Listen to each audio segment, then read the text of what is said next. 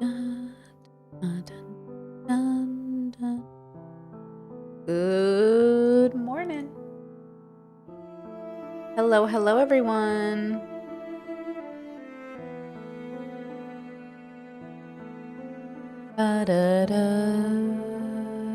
Links in the description for Samantha Dragonati. Ugh, she's so good, bro.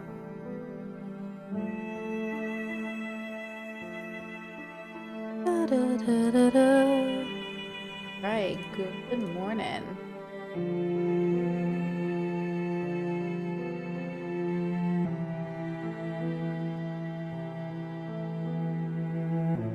Oof.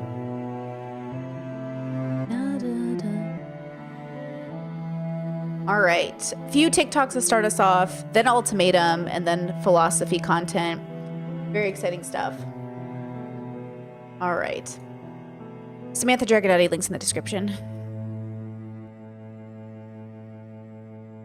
Big pause.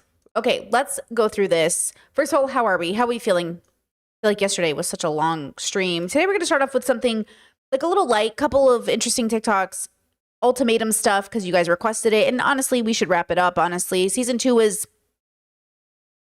Queer Ultimatum was something, let me tell you. But then, we're going to wrap this up to connect to therapy and philosophy talk. Unsolicited Advice has a new video about it, but also it kind of coincides with our review of Queer Ultimatum. This is a philosophy channel first and foremost, but over the years, people have assumed this was like a mental health channel, but mental health is philosophy work, but it's not exactly therapy. These are different things. They have overlap, obviously, but ultimately, I wouldn't think of Socrates as a therapist, but he certainly was a philosopher, So when you think about why therapy talk ends up infiltrating philosophy spaces, it's because there's just like a really strong overlap, So we should talk about it. Chet says, I'm good prepping for a charity craft fair on the weekend. Oh, I love that. Me and my artist community are selling stuff for children's hospitals. Oh, speaking of charity events, Don't Worry Podcast is doing one right now.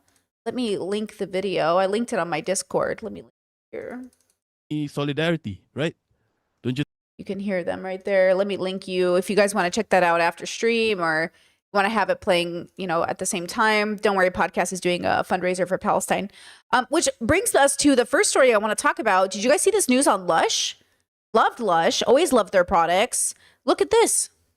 Bath bomb retailer Lush has closed all UK stores and suspended sales online in protest over the current situation in Gaza. The brand, which has more than 100 stores across the UK in cities like Birmingham, Wakefield and Swansea, has also closed down its factory in Poole for a whole day.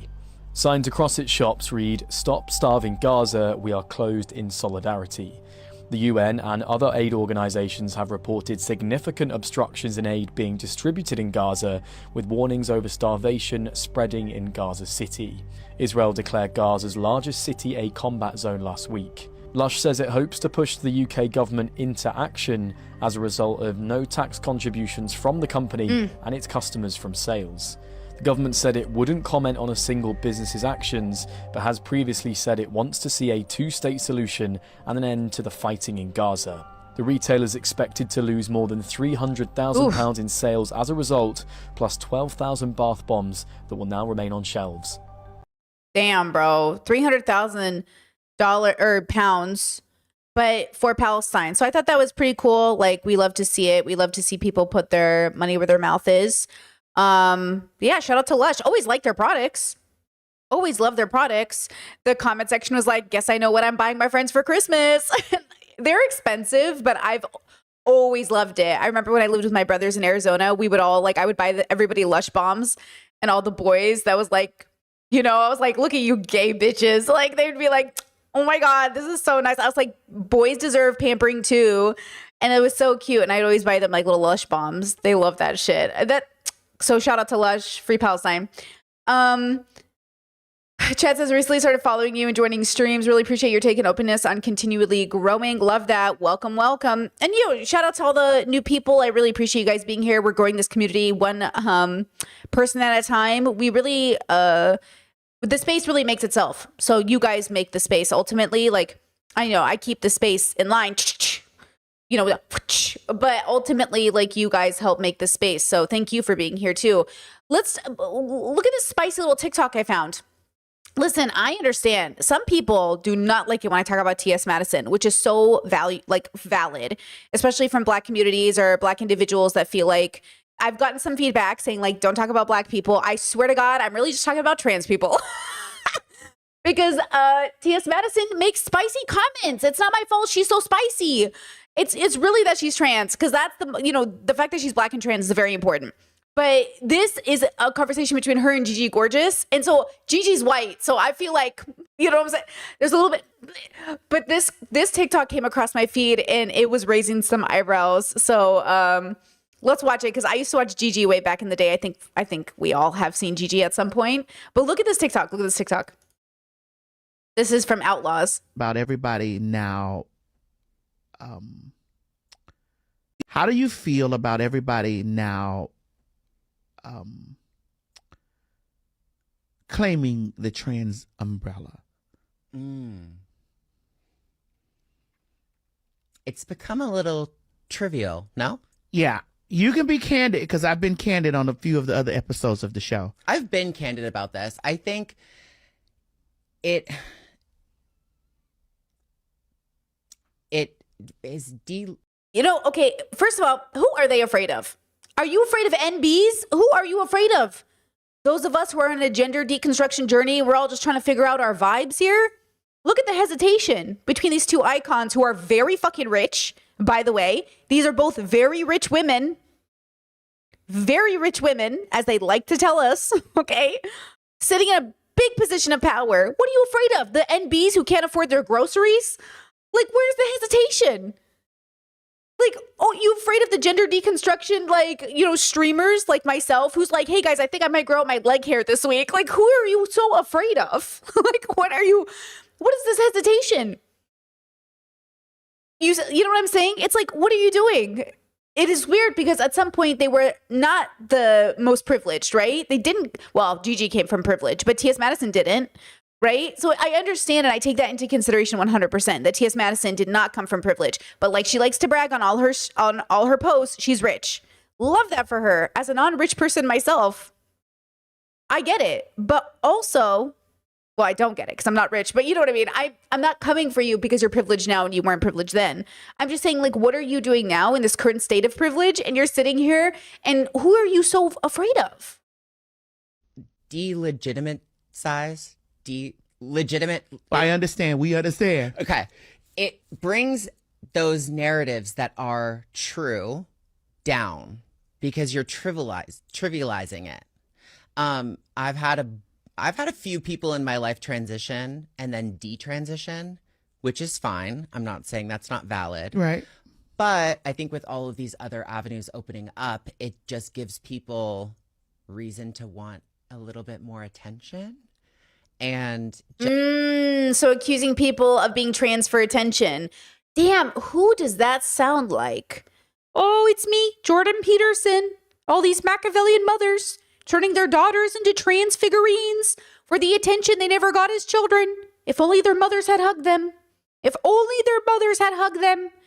Ethan, does your mother hug you, Ethan? Does Donna, the queen of the butterflies, really give you the affection you need? Oh, yes. I've been saying this forever. These girls, these prepubescent children, don't get enough love and affection, and they end up trans for attention. Like, what? Just claim something that they aren't for attention, is what I'll say. But I think I can most majority of the time clock it. I don't want to speak out of line because it's rude, but because we're trying to respect everybody. Yeah. And we do that because it's not always valid though. Yeah, we do that. We try to respect everybody. Just say this. Yes, some motherfuckers are out here looking for attention.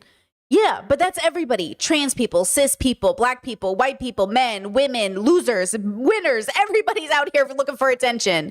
The question is like, why are you making it such a big deal that NBs or non-transition trans people are the major focus? You know what I mean? Like, okay, but like, who cares? You act like social media isn't all about attention at the end of the day. Like, you didn't use your transition as a way to get attention. Literally, Gigi Gorgeous was a flamboyant makeup artist at some point, flashing their life, being from a rich family, transitioned online, and became more famous because they transitioned. Yeah, you brought attention to trans experiences, which was valid and beautiful, right? Like, T.S. Madison is bringing representation. That's beautiful. But why are you acting like you're not in Hollywood? Like, you're not on social media? Like, there aren't just bad actors everywhere. Why do you keep punching down on already a suffering community because it doesn't fit into your binary narrative? Like, sometimes I do feel like sometimes elders in all communities think that because they're minorities, they're deconstructing. You have to continue deconstructing. Like, you might have been very progressive for the time you were young, but if you get old and you don't keep deconstructing, you'll just be a conservative. This is exactly conservative narratives. Conservatives give the same narrative. They'll say people are just transitioning for attention. All these detransitioners, which, by the way, the functionality of detransition is completely valid, right? Like, it's a completely valid experience, but it doesn't always mean you're going to detransition because you're anti-trans. A lot of these grifters or a lot of these people on the internet that detransition and then make a career off of it through conservative, like, platforms, yeah, those people are not helping, right? So again, I just don't know why we're putting this into the ether as like trans people or as LGBTQIA people. Like, why are we contributing to the narrative that trans people are doing it for attention? How does that help? That's how I thought Gigi Gorgeous was happily married. It just came in. Gigi actually is separating from their partner. I believe they're either finalized the divorce or heading towards. So that's why Gigi's back on social media too. So Gigi made a video. She's back. She just, she just explained that like the marriage naturally dissolved. They love each other, but it came to an end. So they are divorced or getting divorced. And we try to validate everybody's identity. We don't want to invalidate anybody's identity because we do know both of us have lived our transition lives. Like, I understand this, but there's way too many clips of T.S. Madison being a little too obsessed with this particular conversation. It feels like you need to have a support group in private that help you through this. Because I think I've been here too. I think we've all gone through the stage of like white women coming out, pretending they're trans, but like not feeling like it's good enough. I think my very first podcast is about Elliot Page and questioning whether Elliot was really like just doing it for attention or not. And oh God, was I wrong? So like Elliot Page is a trans icon. So like I get it. We all go through a stage of questioning people and like wondering how we feel about things, but eventually like you got to take it off. You got to take it off the internet because it's not helping our communities. And it's something that we are emotionally going through, but we realize it's a problem with us. It's not a problem with them. It's not a problem with them. It's not a problem with people's journey. It's a problem with us. Like, I understand being upset at the grifters, but you know what I'm saying? Like, give examples. If you're really mad about someone's experience, give an example of a grifter or something. But ultimately, just being vague and just like putting it out there, like, oh, these people who want attention, who are you talking about? Now it just sounds like you're attacking trans people. Being doubted, I'm sure. And publicly. Yeah. Like, people have seen us, go from A to Z. Yeah. Or they've seen us go from broke to rich. Or they've seen us to talk about our transition journey somewhere if they followed us for a long period of time. Yeah. There's so many people that I think now that are getting up saying, hey, I'm trans. For a paycheck or a storyline? Yeah. And I think that that's what the government has latched onto, and they're demonizing like all. But you're doing it. You're playing into it right now. You're allowing the government to move that narrative, and you're actually agreeing with the government.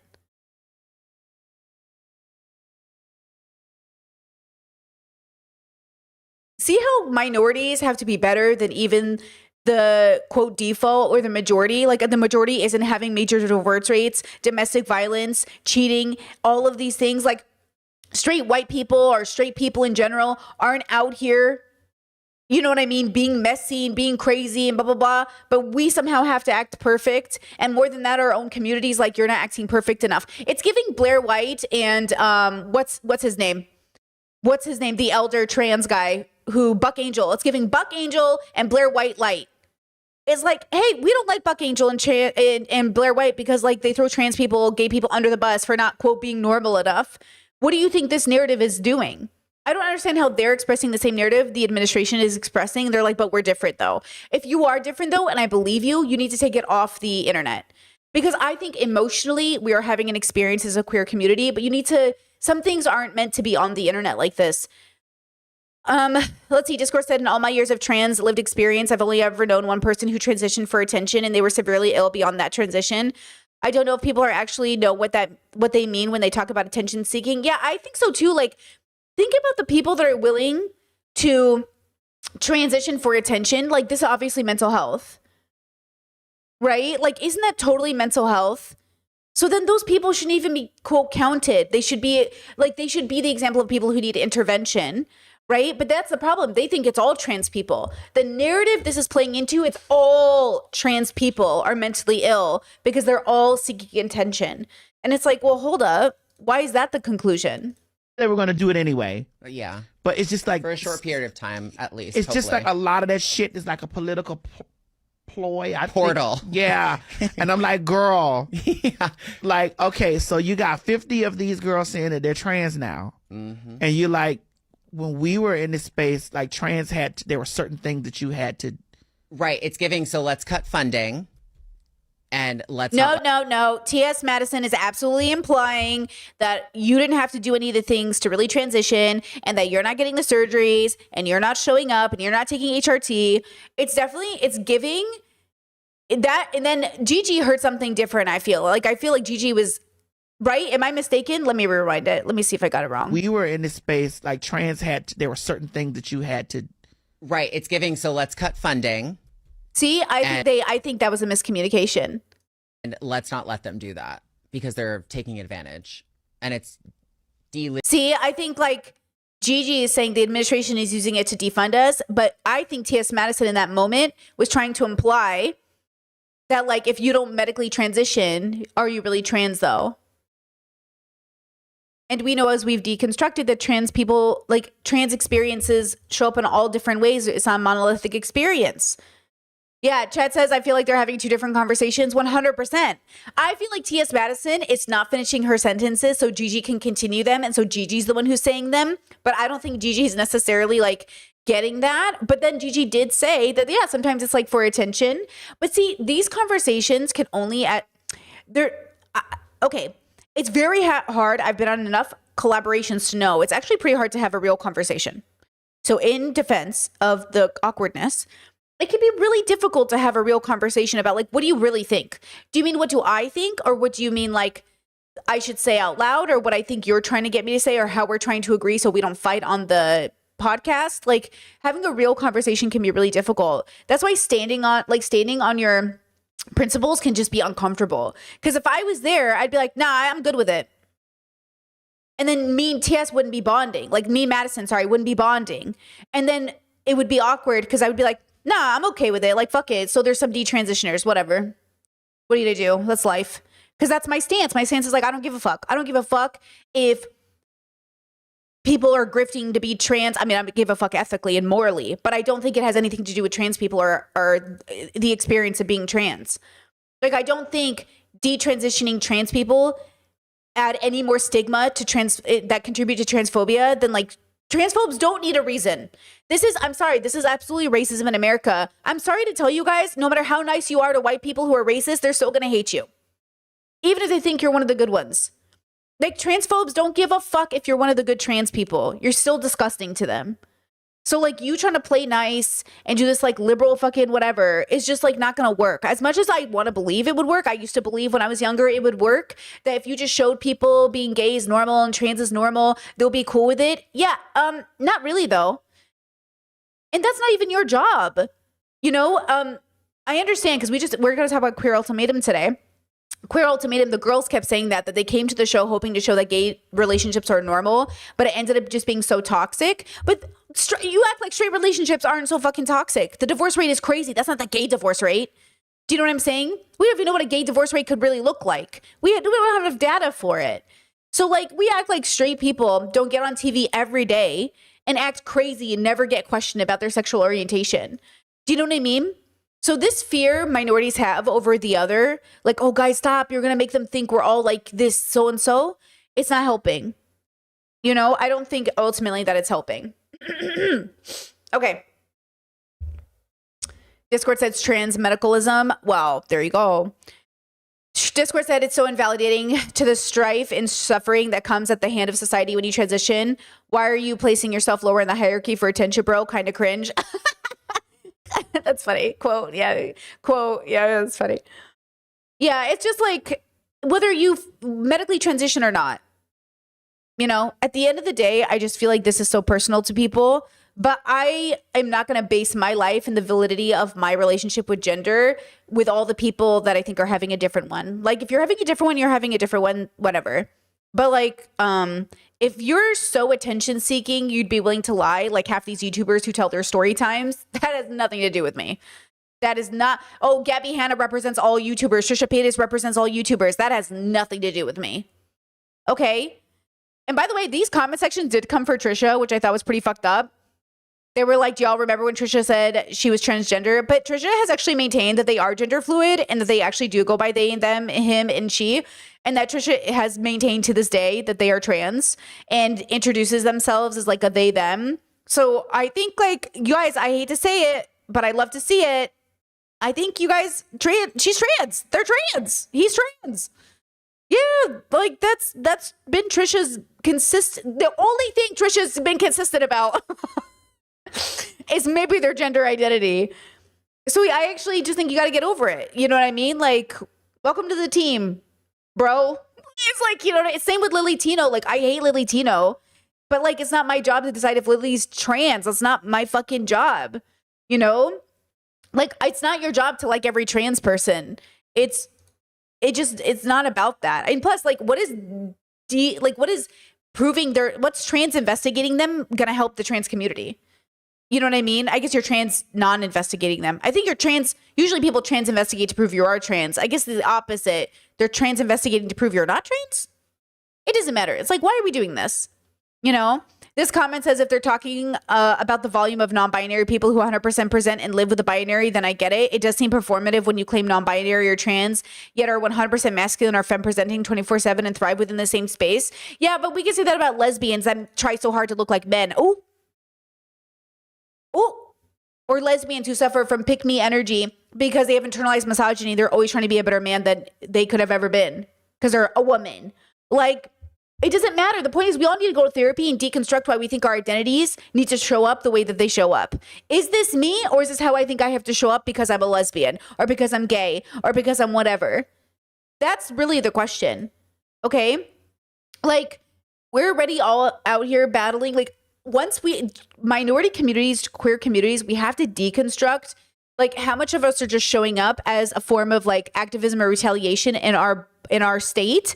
But if we weren't constantly in a perpetual cycle of standing up for ourselves, how would we really show up? That's why I want you to meditate on this. How do I show up in public as a statement? And how would I show up if I wasn't making one? And who knows what that will be? I'm not saying the answer needs to look a particular way. I'm saying it's okay to wake up and make a statement. It's okay to wake up and just show up as yourself. You know, it's okay to just be. It's okay to just exist. Okay? Chad says, my family wants to be supportive of my sibling, but we are worried and confused. About what?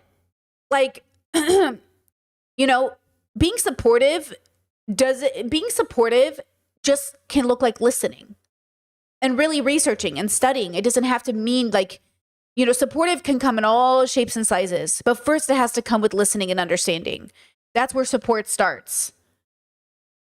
And then we make the best decision that we can make with the best tools available to us, because ultimately, like, that should be the goal, right? But a lot of us are pressured to do things we don't even want to do. And sometimes that's a part of growing up.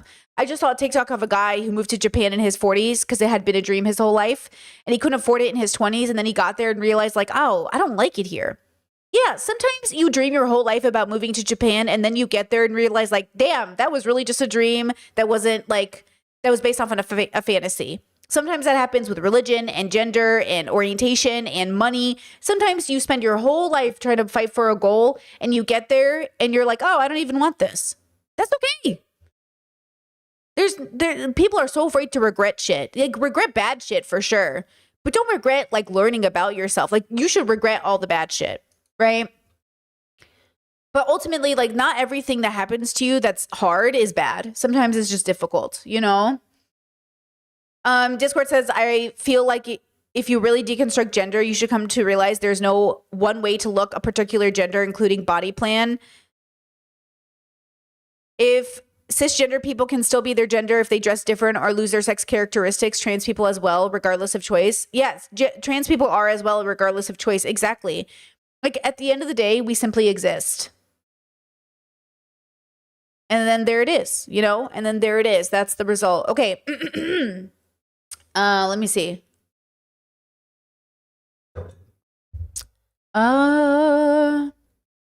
This chat says, this one says, I feel like they want to say they're talking about non-binary people, but they don't want to offend anyone. Well, the experience of binary trans people is not similar to non-binary trans people. It's like, I don't know what that means, right? Because non-binary trans people can also do surgeries, can also physically transition, can also have difficulty at jobs, can also struggle with ID, can also feel dismissed. Like, it just depends. Sometimes being the binary makes you more acceptable. Like, sometimes the irony is non-binary people who do go through partial transitions or not transitions, like in a traditional sense, are less accepted than binary trans people because at least you're, you know, fitting into the binary expectation of the said gender. Like, a lot of trans people hold a lot more privilege, you know what I mean, by fitting into the binary than the ones who don't. And at the same time, like, I don't know why we're playing this game of who's suffering the most. It's either all of us or none of us. Like, all of us or none of us. You know, we need to accept that, like, at the end of the day, it doesn't, the legality of it, the protection from the government, all of those things have nothing to do with whether or not it's messy and complicated. It's not, it doesn't need to be the government's business. You know what I mean? If you're on a gender journey, it's the government's responsibility not to kill you for it. You know? Ugh. Anyways. Baden says, as social primates, I think attention seeking is natural. There's different relationships to be had with attention, though. Some positive, negative, for sure. I mean, absolutely, right? It's like healthy narcissism, negative narcissism. It's like there's unhealthy, healthy, unhealthy, healthy. Like, there's just, that's why you got to deconstruct and know which one you're dealing with. Because you can definitely, like, cognitive dissonance trick yourself into thinking you're dealing with one rather than the other. But ultimately, I just like this narrative is frustrating to me. Okay, watch this video with me. What do you think about this? Yeah. Princess treatment or bare minimum? Okay. Putting gas in her car. Oh, that's bare minimum. Bare minimum. Is it princess treatment or bare minimum to put gas in her car? What do we think? So they're a couple and they've been together a while.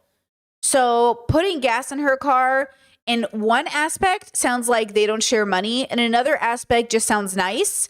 Like, you know, my dad always, like, if he takes my mom's car, would like fill it up with gas, or like even my siblings, like if they use your car, they fill it up. It's like a nice gesture. You know what I mean? But it feels like not that big of a deal. It feels like, yeah, that makes sense to me. Like, why wouldn't you fill up her gas tank? Because, like, you're in a couple. And do you know what I mean? Like, I feel like that's okay. Yeah, bare minimum. Like, I don't know. It just doesn't feel like that big of a deal to me. But that's because I would do it. I would also do it for, like, non-romantic partners. Do you know what I'm saying? Okay, next one. Opening the door for her. Oh, that's bare minimum. Bare minimum. I open the door for everybody. See how I'm gonna have this conversation and force everybody to realize, like, you should be doing this for your friends sometimes and your family members and your community on occasion. Not because they're entitled to it, but because it's about being kind. And this is your life partner. And if this is your life partner, then yeah, these are bare minimum stuff. Minimum. Bare minimum. Paying for her nails and her feet. Bare minimum. I pay for all of my partner's pedicures and manicures. Because we share money. See how it doesn't matter? That's bare minimum. Bare minimum. Also, how many times have I paid for my sister's nails? Tons. Okay, how many times has she paid for my nails? Tons. Next. Bare minimum? Yes. Hey, blink twice if you're in danger. Sending gifts just because. What do you mean? Of course. Who doesn't send gifts just because? Are you guys not giving gifts just because? Are you not giving your partners gifts just because? Or your friends? Or your mother? Like, are you not giving gifts just because? Who isn't doing that? That's bare minimum. Bare minimum. I'm well taken care of. Giving her head every night before bed. Okay, maybe this one we're not doing with family. You know what I'm saying? Maybe this one. Giving head every night. You know, if we're in the mood, if we're both consenting, if we're in the mood, bare minimum. Bare minimum. What do you mean? That's not princess treatment. That's intimacy between partners. What are we talking about? That's literally just making love to your partner. Yeah, that's kind of like the whole perk. That's like the whole that's like the whole, you know what I'm saying? What? That's bare minimum. Bare minimum. Remembering her birthday. Yeah. Yeah, God forbid, bare minimum, bitch. Remembering her birthday? Chet says every night though? Well, only every night if we both want to. You know, it has to be consensual, but also you got to be in the mood. But like, why not every night if you wanted to? It doesn't have to be every night, but it feels like, why not every night if you want it to be? It doesn't have to be, but you know what I'm saying? It feels weird that that would be special, because isn't that just like intimacy between partners? You know?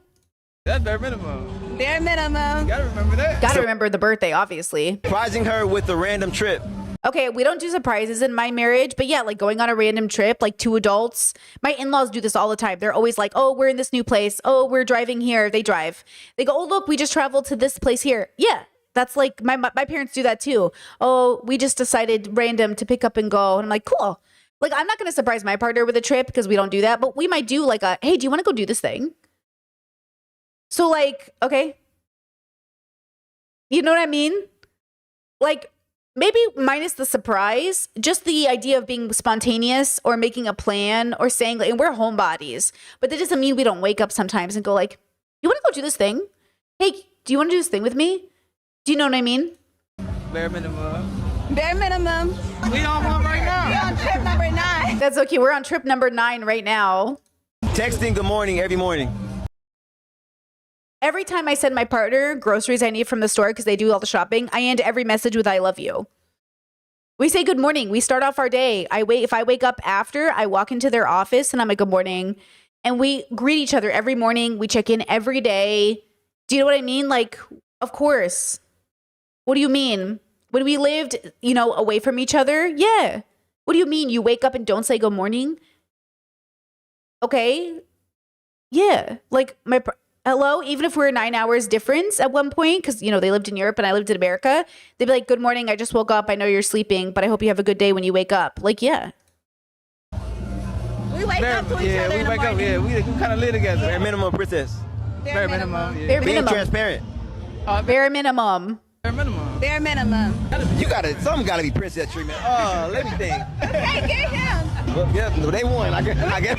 Like, yeah, all of that is bare minimum. Y'all, that's what a relationship is. That's what your relationship should be. It should be communicative and thoughtful and considerate and willing and excited and consensual. Like, yes, that's what, guys, that's like, I'm not saying their relationship because I don't really know it.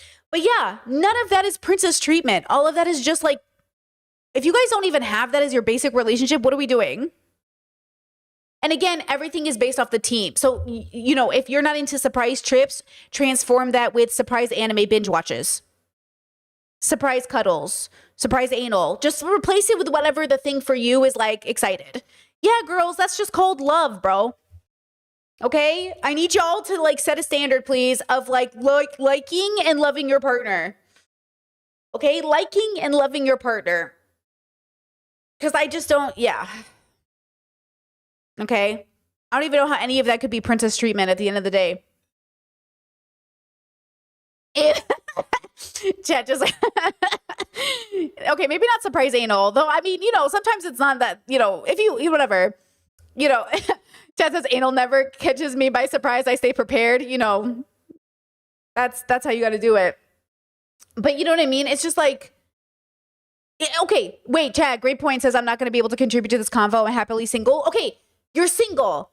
Do you not do this for yourself? Exactly. Don't you fill up your own gas tank and surprise yourself with some sushi and surprise yourself with a trip and give yourself a mani-pedi? Exactly. No, if I'm already doing this single, ain't no way it's going to happen in my relation. Like, it's not going to happen in my relationship. Do you know what I mean? It's like, if I'm already doing this in my own life, why would this not transfer into my relationship? That's what I mean. When I was single, I was living my exact best life. Now that I'm partnered, it's like a cherry on top. You know? Jess says, don't you give yourself head every night? Exactly. Are we not giving ourselves head every night? Like, what's going Anyways, I just thought that was so funny. Like, why is this so hard for people? Why do people process this as like literally princess treatment? Like, if you're strangers, like I could see if you're strangers, but then I wouldn't probably let a stranger treat me like that. Do you know what I'm saying? But if you're in a relationship, then yeah, that's what a relationship is. Yeah? Chad says, are we not giving ourselves surprise anal? I mean, are we not? Are we not doing that? Like, you know what I mean? Anyways, is my light not literally sitting on top of my box of anal plugs right now? It is, by the way. The light I use for my stream is literally sitting on top of my box of anal plugs. The light stand isn't tall enough. I had to use something. Anyways, listen, okay? Listen. TMI. My mother-in-law came in here one day and I was like, oh my God, I hope she didn't notice that box. You know what? Fuck it. I'm an adult. I'm an adult, okay? Discord says someone gave feedback that you don't talk as much about black people. Did they say why? No. They said I talk too much about black people, specifically about T.S. Madison. They said to stay out of black people business, which is so valid. I don't want to be in black people's business. Guys, I'm trying to stay in my lane here. It's just sometimes when you're black and gay, I want to talk about the gay part. But obviously I will never speak to black struggle, black community struggle. That's not my business. I stay in my lane. But I respect it and I want to hear I want to hear about it and I want to learn about it. And I do watch a lot of black content creators because they're, you know, good. Like, I don't know. But sometimes I do see overlap too between black communities and Assyrian communities. So I do also feel a little bit like comfortable, I think, watching black content creators because there does seem to be an overlap between like Arab communities and black communities, even though we're obviously different. We're obviously like also culturally sometimes similar. So I find myself gravitating, I think, towards black creators because of that. But I know I'm not black. There's just like a lot of shared patriarchal, religious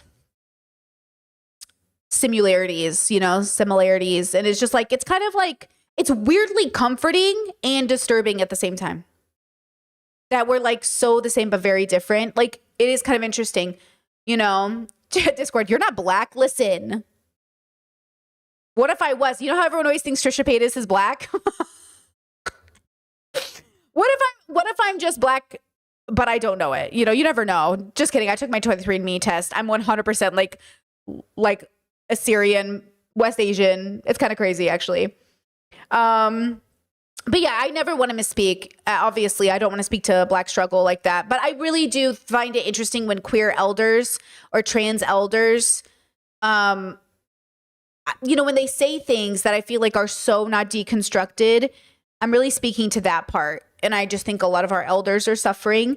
And especially since like a lot of our elders, like they really did have it rough, especially if they were brown or black. Like they had it extremely rough. And I think sometimes because they didn't have the resources and because they're older, there's just like a natural stagnation that occurs that younger people have to kind of call out, but then recognize the wisdom from our elders still exists. There's like some part of that that's just true. But anyways, yeah, that's that. Okay, so now what I want to do is I have a few videos here of Queer Ultimatum stuff. So if you guys watched my review of Queer Ultimatum, you'll be up to date with everybody.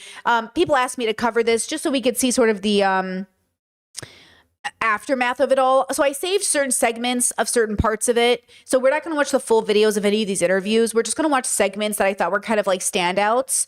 And I want to talk about it. Thank you for watching my review of Queer Ultimatum. I really enjoyed doing it.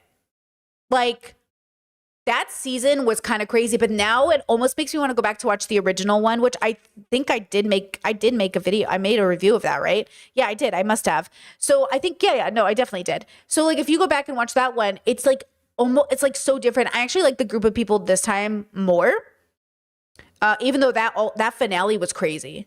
That finale, girls, Marita, we're going to start with Marita today. That Marita, that was, even AJ be like, Marita, rude. Like, Marita, like, I hate you. It's like, oh, do you know what I mean when I say I don't hate anybody? I don't tell people I hate them. Like I used to be a person who hated people. Like, oh, I hate this person. They did me wrong. I fucking hate them. I hope they die. Like some negative shit, like really negative, angry shit. And now I'm just like, I'm really sad about this. Like I'm really disappointed, you know? But to look at Ashley and to literally say, I hate you.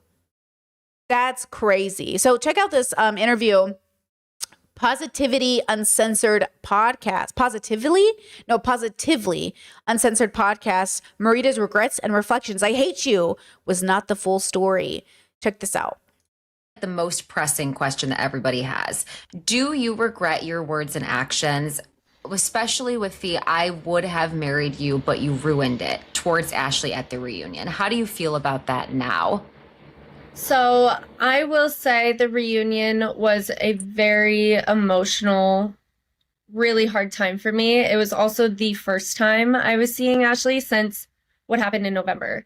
And I think like our conversation was being Oh, was Queer Ultimatum filmed in November? Because that means Trump wasn't president yet. So they had no clue what was coming, which probably made them take gay marriage a little bit more for granted, to be honest. Not that they should get gay married or married in general because Trump might get rid of it. That's not a good reason to get married. But I was wondering where everyone's humility was with the fact that this administration was threatening our civil rights, you know? led because it was being facilitated by somebody that wasn't involved in our relationship, in the situation at all. So is that what's Marie not shown, or the host? Yeah, Marie. Okay, got it. What's not shown is like Marie was poking at me about how I was dragging Ashley's name through St. Pete, and like there was so much more that Marie was like pressing me on, and it just got me more and more angry because I'm sitting here trying to defend myself when I know the truth and what happened. And then Ashley and I talked about this too. Like she lied about me cheating on her 5 times. Oh, Like that never happened. I have never cheated on anyone in my entire life. oh, And the fact that she said that while we were talking about the situation of her cheating on me, she was deflecting and trying to degrade me to a place where I'm energetically not at. Like I would never cheat on anyone. that would feel really weird if I was like on a show and someone's like, you cheated on me 5 times. But during the episode, it didn't seem like Marita didn't. You know what? I don't know who to trust. To be honest with you, I don't believe Marita and I don't believe Ashley. I don't believe any of them. Because Marita says you cheated on me and Ashley goes, you cheated on me like 5 times. I don't believe any of you. You're both accusing people of cheating? Nah. Now I'm out. See, now I don't know. I don't trust neither. So I'm just here to observe. But I do not believe any of them now, because now I'm just like, I need receipts. I need evidence. I need a documentary. Otherwise, like, these are strangers on the internet who are both slinging accusations at each other, right? Also in this interview, I don't think it's in this section. I think it was earlier. She talked about like Ashley's possible alcoholism and some of her struggles. And it felt a little bit like Marita was weaponizing an illness, or she could be a victim of an alcoholic, because Ashley was also in a really bad abuse relationship. So I'm struggling a little bit with like, who's great question to ask yourself. Are you a good and safe narrator? So who is the narrator in this story, and can we trust them? I think I work really hard to make sure my narration is correct. Chat asks, Brittany, I know you have an ASD diagnosis. Do you still have BPD, the BPD diagnosis, or was that an ASD misdiagnosis? So my primary therapist, like an actual therapist I worked with, continually diagnosed me with BPD on the first session, but she was really, really good, and DBT saved my life. And I don't know if I went back now that I'd get diagnosed with BPD. I'm pretty sure I wouldn't, which makes sense. Most BPD people recover really significantly with the right work and the right intervention. But my ASD doctors that diagnosed me, they weren't like continuous care doctors. They were like a specialized diagnosing women with ASD kind of thing. And so when I went through them, it was like 9 tests or whatever, an interview, like a whole essay. I had to like do this whole, it was a process, but we talked about it and they asked about it. Like, how do you feel about that diagnosis? Like, how do you feel about it? And genuinely, I think BPD would have been a perfectly fine diagnosis beforehand. I just think like it's important that I say out loud that I think personality disorders are more like constructs created from circumstance. And I don't think it's something like ASD, which is more like how your brain functions. So I don't think of my BPD as something that's permanent. I think of it as something that is in relation to my environment. And so for me, it would make sense that my BPD, like my partner never feels like they interact with my BPD, but they feel like they see my autism every day. So it's like, yeah, you know what I mean? Like, BPD was just like an experience I was having, and I don't have that experience, but I have I've been the same autistic experience I had my whole life. That's persistent and here. That, my friends, has not changed. You know what I mean? So, yeah.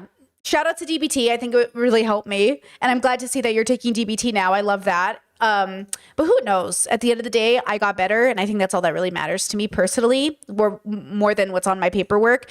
But I feel like when I was in the height of my BPD era, I wasn't the most solid narrator of my life, but not because I was totally wrong. My therapist really helped me. She's like, Britt, you're in a pretty bad position, yeah? And I go, yeah. And she goes, she tried to explain to me that you're in a bad position. Let's get you in a better one. But ultimately, your narration of your story is just more negative and suicidal.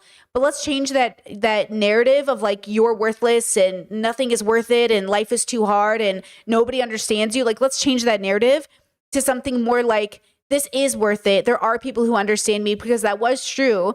And there were plenty of reasons to exist on the planet that didn't have to do with the validation of the world, and more with the community I had built. So I think what I saw throughout Queer Ultimatum was who is narrating what story and who can I trust with their own understanding of themselves, right? And I think what I learned eventually was that it was my job to recognize when people were fucking with me, when I was fucking with myself, and what was true and what felt like it was true. And that's kind of the thing that I still to this day work on. Especially in a world where BPD is so stigmatized or autism is so stigmatized, they use any excuse to discount you. So on top of that being I'm a female presenting person, on top of being female presenting, so then people discount you for just talking.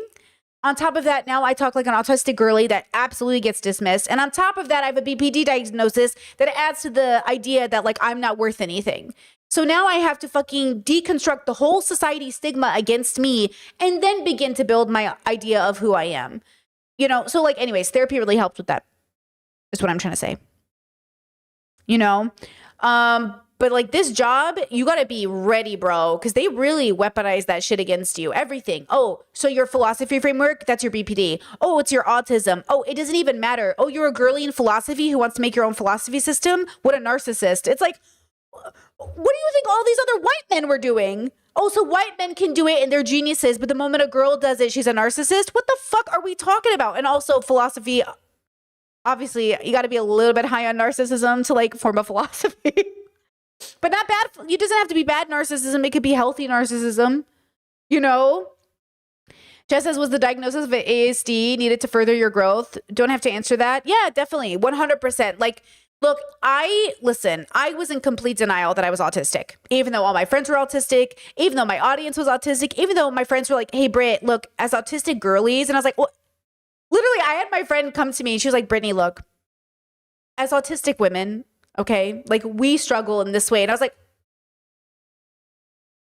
and she goes, yeah, you. And I was like, I'm not autistic. She goes, I don't think we need a diagnosis for that. And I was like, I was like, wait, no, are you serious? She goes, you're autistic. And I was like, and then I was in denial. I was in total denial. I was like, nah, I just got weird riz, bro. I'm just a weird person. I'm just quirky.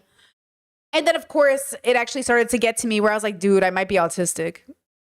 And then I got a diagnosis to confirm it, because now I can reframe everything in that lens that allows me to be softer, more compassionate to myself and others. You know what I mean?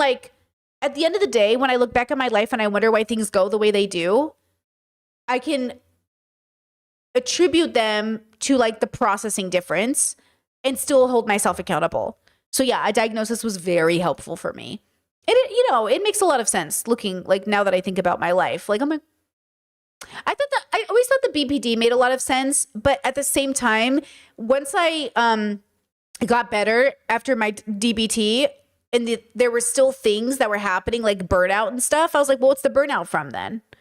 And what's this? Why do I notice patterns and things in people? And like, why do I have sensory issues? Like, why am I getting tired at things that never made me tired before? And then I got a diagnosis of fibromyalgia too, right? So chronically ill girly plus autism plus BPD, it's just like, talk about a stereotype. Like, talk about a stereotype, but then it makes sense. So then it's comforting. So yeah, the diagnosis helped. I wonder how many of these girlies got a diagnosis. Cause like, let me tell you, ain't no way there's not a diagnosis somewhere in this group of people. Okay. Anybody, I have never. And for her to just scream that to try to like get the heat off of her, we talked about this. Like, that was hard for me because now I feel like I have to defend myself for something that's completely not true. And we're going to put out a public statement like next week, I think, about this. But we talked about it. Like, okay, so it looks like Ashley is going to have to maybe come to head with the reality that maybe that wasn't true. We wish we talked about the reunion. We wish we talked about the whole entire situation before even going on the reunion, because we're at a place where like we've talked it out, we've hashed out the details, we're cordial, and like we can communicate about things. But at the reunion, it was just so heated, and it got out of hand. Was that your choice if you're able to say that you guys didn't communicate, or did they ask everybody to not speak that had split up prior to the reunion? No, I mean, I just personally was no contact with Ashley. Not able to do it. Absolutely understand. Okay. And like, I almost wish that I did have a conversation with her before going on air because of like the anger that I was holding. And I mean, which, by the way, someone brought up a great point about Marie, that Marie had just seen the episode, so she was angry again. And I want to say, like, your anger is valid. I'm never going to dismiss your anger. It was just like the ugliness in which it displayed itself, which I understand. I've been angry too. That's the part where we need to heal it and not justify it. You know, like making sure something is valid doesn't justify it for the next time, right? So it is one of those things where I could see why everyone would be very angry before the reunion. It's valid. Like, what was said at the reunion was hard for me to even digest. Oh, wait a second. Chad said, I'm pretty sure Ashley's been on a different podcast saying she stands by the accusations. So who knows, girl? Uh-oh, who knows? Just because it just felt hypocritical, knowing what happened. And like, people are calling it like this grandfather, grandmother die-off situation, like battle. But to me, I'm so it's sorry. like, yeah, no, like, and people will say what they're going to say, but it didn't mean, we didn't mean to turn that into a fighting match. But like, her bringing up her grandmother dying in that moment, of course I care about Mimi. Of course I had a relationship with Mimi, and I would never say that I don't care. But it was at that point where I was like, why are you bringing this up when like you weren't there for me in my time of need? You know, some people in the comment section said this whole interview felt like Marita was just very self-centered and could never understand Ashley. And that's how it did feel throughout the whole edit of Queer Ultimatum.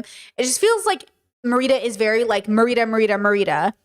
Like, she doesn't understand something about like maybe the give and take, you know? Discourse said, but you did just say you don't care in front of everyone. And I know, like, that's the problem. Maybe she was so angry she wanted to say the most hurtful thing ever. But then that's the point, is like, we want to be able to stop ourselves from talking when we're that angry, because like, what a thing to say. I don't care. You cheated on me. I don't care your grandma's dying. It's like, that's a crazy thing to say out loud. But then at the same time, like, if she's just trying to hurt Ashley, you know, but then she has to live with that. She has to own the fact that she said that. And that's not, you know, I don't want her to hold it over her head forever, but I want her to embody a reality where like, yeah, that wasn't okay. I failed as a person, you know? Like, I failed as a person in that moment according to my own values, but maybe it's not a part of her values, right? I don't know. Also felt like very like, again, like just a little bit of deflecting, like that, like bringing that up now, you know what I mean? Like during a state of high emotion, coming right off of claiming that you did something that you didn't do while talking around things that she actually did do while your grandfather was passing. I can imagine, not to just say, you can say whatever you want to our partners. And like, it's just so funny because like, okay, I'm going to say this out loud, but I'm brainstorming with you guys because I think about my own past relationships. If we had just dated until like we realized we weren't compatible, so like day one or within a month or within 3 months or within 6 months and just left it at that, it would have been great.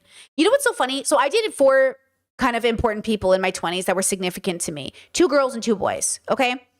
The 2 girls, the breakups were like really clean. They weren't, well, they were, one was a little bit messy, but it was relatively clean because we broke up and I blocked. And then I never talked to that person again. So that was easy. The first girl I broke up with, we went to IHOP or Pancake, or is it IHOP or, yeah, IHOP, not Denny's, IHOP. We got pancakes and then we hugged each other and went bye-bye. Okay, that was great. But both were just like, bye, never talking to you again. Fabulous. The 2 boys were kind of similar in a sense, except the first one was like, once we were done, we kind of like fucked around a little bit for a little longer because we're messy. And then I basically was done. I never talked to that person again. And then I moved on to my next relationship, which was on again, off again for 5 years, as you know. The battle of the bisexuals, that 5-year relationship was, let me tell you. And that relationship, I think if I had just, because I go back in my journals and read about it, okay? When we were just friends and fuck buddies, we had a big falling out for like a weekend because I wouldn't say I love you. This person was like, you got to say I love you. I was like, I'm not saying that. And his partner, because we were all poly, was like, if you don't love him, then I don't want you around him because like, how dare you not love my partner? And I was like, I'm not doing this. This is weird. You guys are weird. But they were introduced to me from a friend of a friend, and they had fundamentally impacted my life for the better. Like I had really transformed as a person. Like a lot of my bubbles were popped being with them. Okay. So I did have some good stuff about it. But if we had just broken up that weekend, if I had just been done, like I felt like I should be, like my friends and family were like, be done with them. I was like, yeah, you shouldn't treat somebody like that. My life would have fundamentally changed. I wouldn't have been this person. And that's what I should have done, right? Like that's what I should have done. But instead he called me drunk and being all gushy and being all kind of romantic-y and saying like, come on, let's like try this. And I was so toxic and desperate that I was like, yeah, maybe this is love. You know what I mean? But if I had just stopped it then, right? Then life, you know, but it is what it is. Same with these girlies. If Marita and Ashley had just broken up when they realized they weren't compatible, then Marita wouldn't be on national television screaming, I don't give a fuck that your grandma died. But since you all did not break up, now, forever, on Netflix, you will be screaming to your ex, I hate you, and I don't care your grandma died. And I'm just saying, girls, okay? If I can save you from anything, it's breaking up before you end up on Netflix. You know what I'm saying? That's the whole point of this monologue, is like, if we could just, in our minds, realize, like, okay, if we, you know what I'm saying? If we just break up when we really understand we're not compatible, then we don't have to have all of these great stories. But at the same time, we don't, because we're learning a life lesson, and the life lesson ends up being a YouTube video. You know what I mean? Let's see, chat says, question, I'm not trying to be sarcastic. When people say peace and love and then they say something kind of ouch behind it, is it similar to saying no offense before offending? I mean, sometimes, depends. Sometimes I say peace and love as a way to couch something. And then sometimes, like, it depends on the situation. Sometimes you say it authentically, like, hey, peace and love, bro. I like, it is what it is. And then sometimes you're like, with peace and love, you're a bitch. With peace and love, you're a bit of a bitch. You know, it just depends. You know, it just depends. Chad says that's the new saying, break up before you end up on Netflix. Girl, break up before you end up on Netflix. I think it's all situational. I say a lot, like I usually leave hearts at the end of my comments and people think I'm being passive aggressive. And I hated that when I realized, like, they're like, Brittany, I know you're being passive aggressive. Leaving a heart after your comment, I was like, is this autism? I literally was trying to leave a heart to say, like, love. Like, I'm trying to, like, squash the beef. And I didn't realize people thought my hearts were passive aggressive. I still put hearts on my comments. Because, like, you know what I'm saying? Because tonality is so difficult, but there we are. There's no repercussions, but just to sort of understand where you're coming from, I'm sure that that's a lot to process. Yes. Yeah, I would agree. So I just wanted to offer you you know, some grace there. So these are just like the last few questions. And these are, and some of them are coming from Reddit. Looking back at your relationship with Ashley, what do you think you would say kept you in the relationship for so long? I think just like the love that we shared. And it's so true. I know you guys don't. I mean, that's ultimately what keeps us all in toxic relationships. I want you guys to process that information. Most people do not leave their toxic relationships because there's literally even an ounce of love that keeps us there and convinces us it will get better. 100%. You know? 100%. Like the memory of that person, the way you remember them, the good times. Like in the same way that when your life is horrible and you remember the good times and you have hope for the future, that's what keeps you alive in times of like really big struggle. It's also what keeps you in a bad relationship. Okay? Jess says, Britt, one of my favorite things I've seen in your comment sections is you spamming the cupcake emoji and people say you're avoiding saying anything. Like, bro, she's saying you're useless. Like, bro, I'm just saying eat the fucking cupcake. It's because they think they're actually having a conversation with me. Sometimes I roleplay conversations because I see comments and I go, don't engage with this comment, Brittany. And I go, but if I did engage, this is how the engagement would go. Because sometimes in my fantasy, people actually want to have a good faith conversation. But in reality, they don't. You know, like in reality, they don't. And it's like when they do, it's great. But so sometimes I'm just like, ooh, and the way I would say, ooh, this, and the way they would say this, and then we'd be like, oh, we see each other, and then it would be beautiful. You know what I mean? It's just like, I do dream about the world where everyone understands each other and everyone vibes. It's just not the world I live in. Get to see that, but like we had a bond that was really special. And even if it wasn't the type of love that I wanted to feel, it was still like love. It was connection. It was a bond. It was like we lived every day together. We were each other's person. And like looking back, I think that's why I kept telling myself like, no, this is where I should be. This is okay to feel this empty. It's okay to like make excuses because, you know, at the end of the day, she loves me and this is what she brings to the table. But now I'm like, you know what? If I'm not getting what I need out of my partner romantically, I shouldn't have to apologize for walking away. Right. Or no, I mean, definitely. Like definitely. Like I talked to my partner about this. I told him about Marita, and I said, you know, is there ever a time in our relationship where you feel like you're not getting the love you want? Like, do you ever feel like you're compromising? Because we always have these conversations all the time. They're never one, we have the conversation once and we never have it again. We have it all the time because we're checking in with each other, right? That's how you make sure you grow in the same direction, girls. You have the conversations, okay? And I give the example. I say, Marita feels like she's not getting flowers from Ashley, and Ashley feels like, why should I have to get you flowers? What do you think about that?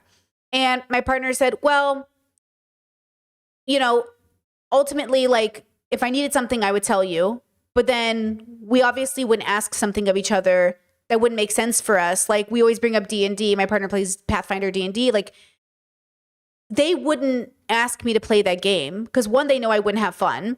And two, they were just like, you'd make it harder for me. Like, I want to enjoy the game. I really like it. And if you came because I was trying to force you, it would be weird. Now, in my previous relationships, my friends and my partner tried to get me to play D&D. And I was like, guys, I don't want to play this. And they're like, but you love storytelling. You write things. Like, you would love it. And I was like, I don't want to do this. I know myself. I don't want to do this. And they would be like, why? You're being a party pooper. Come on, do it. Versus I was just like, I don't want to do this. And then you're the friend who's kind of like, I don't want to shit on your game. I'm happy you're happy. But like, why do I have to be here for this? Okay. I'm obviously married to somebody that would like, yeah, I'm not going to put you through that. But also they don't want me to. They wouldn't want me to because it just wouldn't make sense. So they would find like the other ways we feel fulfilled in our relationship romantically. And then I do those things. So Marita and Ashley felt like they lost an opportunity, right? To actually be there for each other in ways that make sense. But sometimes you can't be there for the wrong person. Actually, all the time. Guys, you just can't be there for you can't be there for the wrong person. And instead of it just accepting you were the wrong person, it's like, why didn't Ashley just get her flowers? The same reason your husbands aren't getting you flowers. They're not your person. You keep thinking like, yes, some of your husbands are just fucked up and lazy. Not that I believe in the concept of laziness, but most of the time they're just not your person. Okay? And my partner was like, you like flowers, but you just get yourself flowers. I was like, literally, though my partner does take me to flower shops in Croatia for me to get flowers. To be fair, like this one here behind, I specifically was like, take me to a flower shop. I'm new in Croatia. I don't know how to get around. Take me to flower shop. And so they found me a flower shop. They like, because obviously they never bought flowers before for themselves because they're not a flower girly. And they were like, okay, they found me a flower shop and I went and I picked out my flowers. And like, that was really nice, right? But like at the end of the day, I was getting myself flowers. But my partner helped me. I was like, flower shop, let's go. And now I know how to get there by myself. But you know what I'm saying? Like there's almost like a cruelty to forcing your partner to do something that isn't natural or normal to them. And then there's a difference between asking your partner to step up and help make the team flourish. You know? Chad says flowers are just a symbol for bigger issues with expression for intimacy. After asking so many times, Ashley getting her flowers would feel forced. Exactly. It's like if you're suffering from intimacy and connection, then like it's never about the flowers. Like I titled that episode. It's never about the flowers. It can't be. Just like with my ex would say, you're not going to respect me until I make more money than you. It's not about the money. It's the fact that I just worked a 20-hour day and when I come home, the house is a mess and dinner isn't made and you're playing video games. And it's not about the video games because my current partner plays video games and still manages to make sure that I have tofu in the fridge, that I have food to eat after stream, and that the house is clean. It's not the video games. It's you. It's your lack of participation in the relationship that doesn't help facilitate like a joyful situation. And that's okay if we're not like meant to be together, but let me break up with you. And then there's this whole thing like, why are you breaking up with me? Like Marita wouldn't let Ashley break up with her. She was mad. I came to marry you. I was going to say yes at the ultimatum. I can't believe like on ultimatum day, you're breaking up with me. Marita, let Ashley break up with you. This is the irony, right? You're the one complaining. You're the one saying that like, let them break up with you. To be fair, I used to be avoidant personality girly where like I was like anxiously attached and avoidant. I was like anxiously avoidant where like I would anxiously like cling to my partners and then I would avoidantly be like, fine, leave. Bye, bitch. Leave. I'm independent. I make my own money. Leave, bitch. I'll start again from scratch. I don't care if I have to move to a new town. Leave. And that was the thing is like ultimately now that I'm healthy and centered, I would just say like, hey, thanks for going on a date with me. Feels like we're not compatible. And I know that's upsetting. It's not you specifically, it's just our value differences, but hey, good luck. And then they'll be like, I can't believe it. You don't want to talk about this. And it's like, nope. I don't want to talk about this. Like, but thank you. You know? I wish Marita and Ashley had just broken up before going on the show. Nor should you have to minimize the things that you're asking for. With that being said, how has your dating style or approach to love changed now that this experience is over? No, I love this question. Yeah, so right now, like dating to me is super just like fun right now. I wouldn't say like I'm looking for anything serious because the next person that does pursue me, I need to see like they're all pretty much. Like I've sat in front of multiple women and I'm like, listen, the next person that I will actually give my energy to is going to be somebody that has to be made like a human form of gold. And I think that's what I deserve. And I mean, I feel like, what does that even mean? Everybody should look at them. The hand of Midas, when Aladdin meets his dad and he touches everything and it makes it gold? What does that even mean? Themselves and look at what they know that they possess in terms of love and romance, especially hopeless romantics, and just not settle. I mean, that's the lesson here is like, there's more out there. And I feel like if you need to unlatch yourself from a specific situation in order to find that, then it'll be worth it at the end of the day. I think that a lot of people can relate to having been in this position. I think that a lot of people could currently be in this position. So I really appreciate you talking about that. I really think you should be in a healthy, cohesive relationship and you should aim to have high compatibility. But I think it's like, I deserve this. I deserve this. I'm entitled to this. I think I should have a perfect relationship. I think you should have a joyful relationship 100%. right? Like I want to make it clear. I think it's the tonality in which Marita is expressing herself that makes me a little bit annoyed. It's not the fact that she thinks she deserves a healthy relationship. It's not the fact that she wants a relationship she feels good in. It's not the fact that she wants a partner that feels like they're compatible. It's the aggressive like narration of like, yeah, I deserve something better, which I've been in myself after breaking up with a partner. Absolutely had this attitude, 100% with you. Okay. But eventually it's like more like, hey, we're not compatible and we're fighting so hard for this thing that's never going to work. I love you. I'm going to let you go. I think it's time. Like, I think it's really time, you know? And in a lot of ways, like, I think this is like,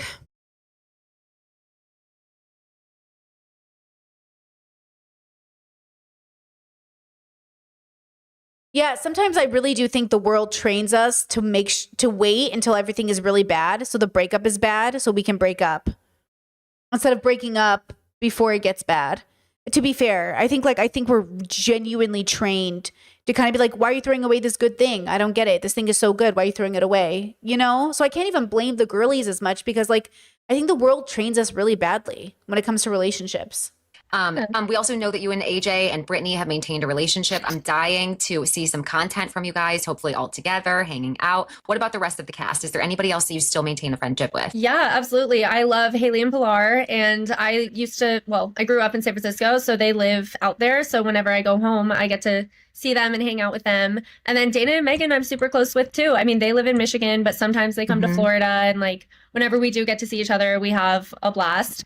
Mel and Marie live in Orlando. I would say like Ashley was a little closer with them.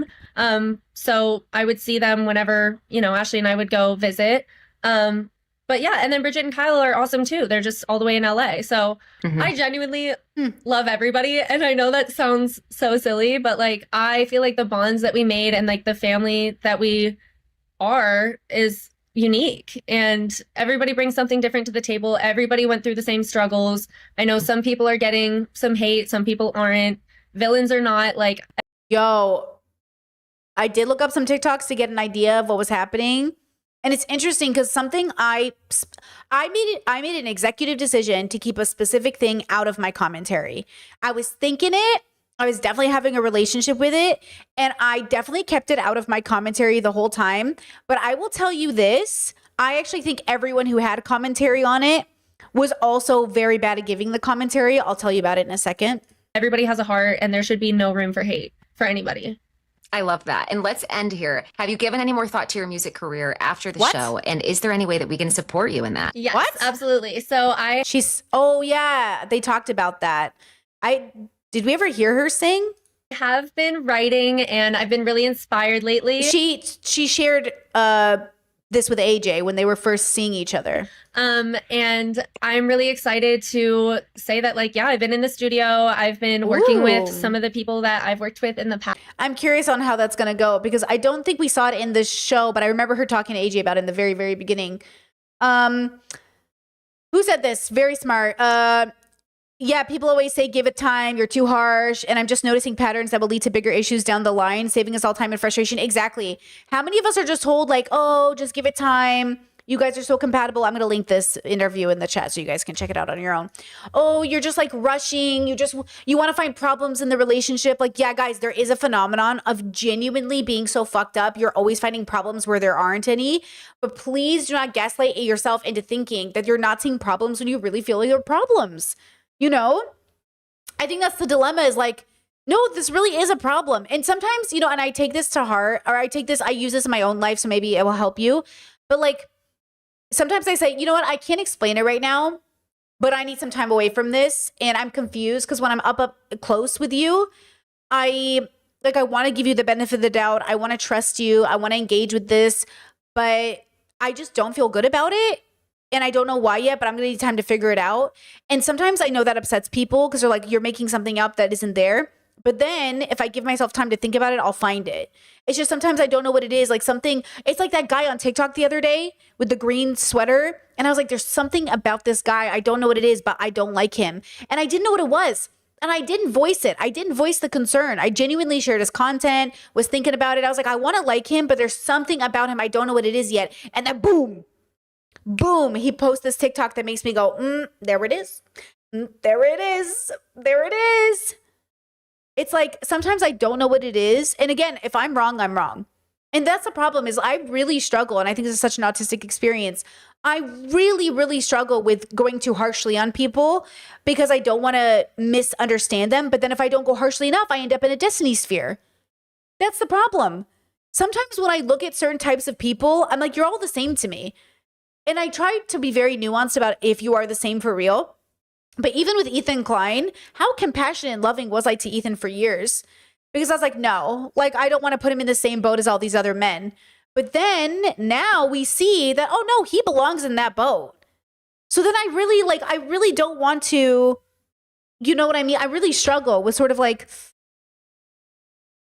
I want to, but like, I want to think the best of people, but also, you know? All right, give me 2 seconds. I had tea, I had Zitavita. I was drinking all morning today, girls. I had water today. I got to pee so bad. Give me 2 seconds. I'll be right back and we'll go through these interviews. Ooh, girl.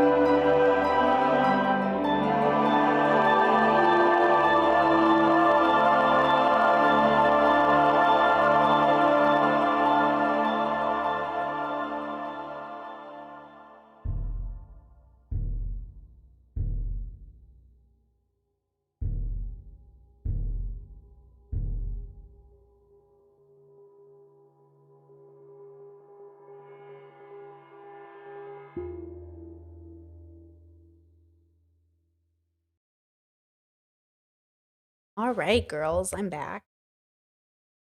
My partner was telling me about all the tofus they got for me.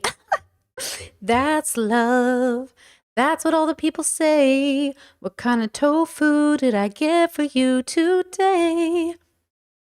Okay, now this podcast is Wrong Sauce. Don't know them. The Ultimatum Queer Love Season 2, Mel spills the tea. Okay, let's talk about this. So there's two parts of this that I want to talk about. Let me see here. Okay, first, we're not going to go over it, but one thing that I've noticed, and I do want to talk to this because I think hold on. Maybe I will do it. Fuck. Okay.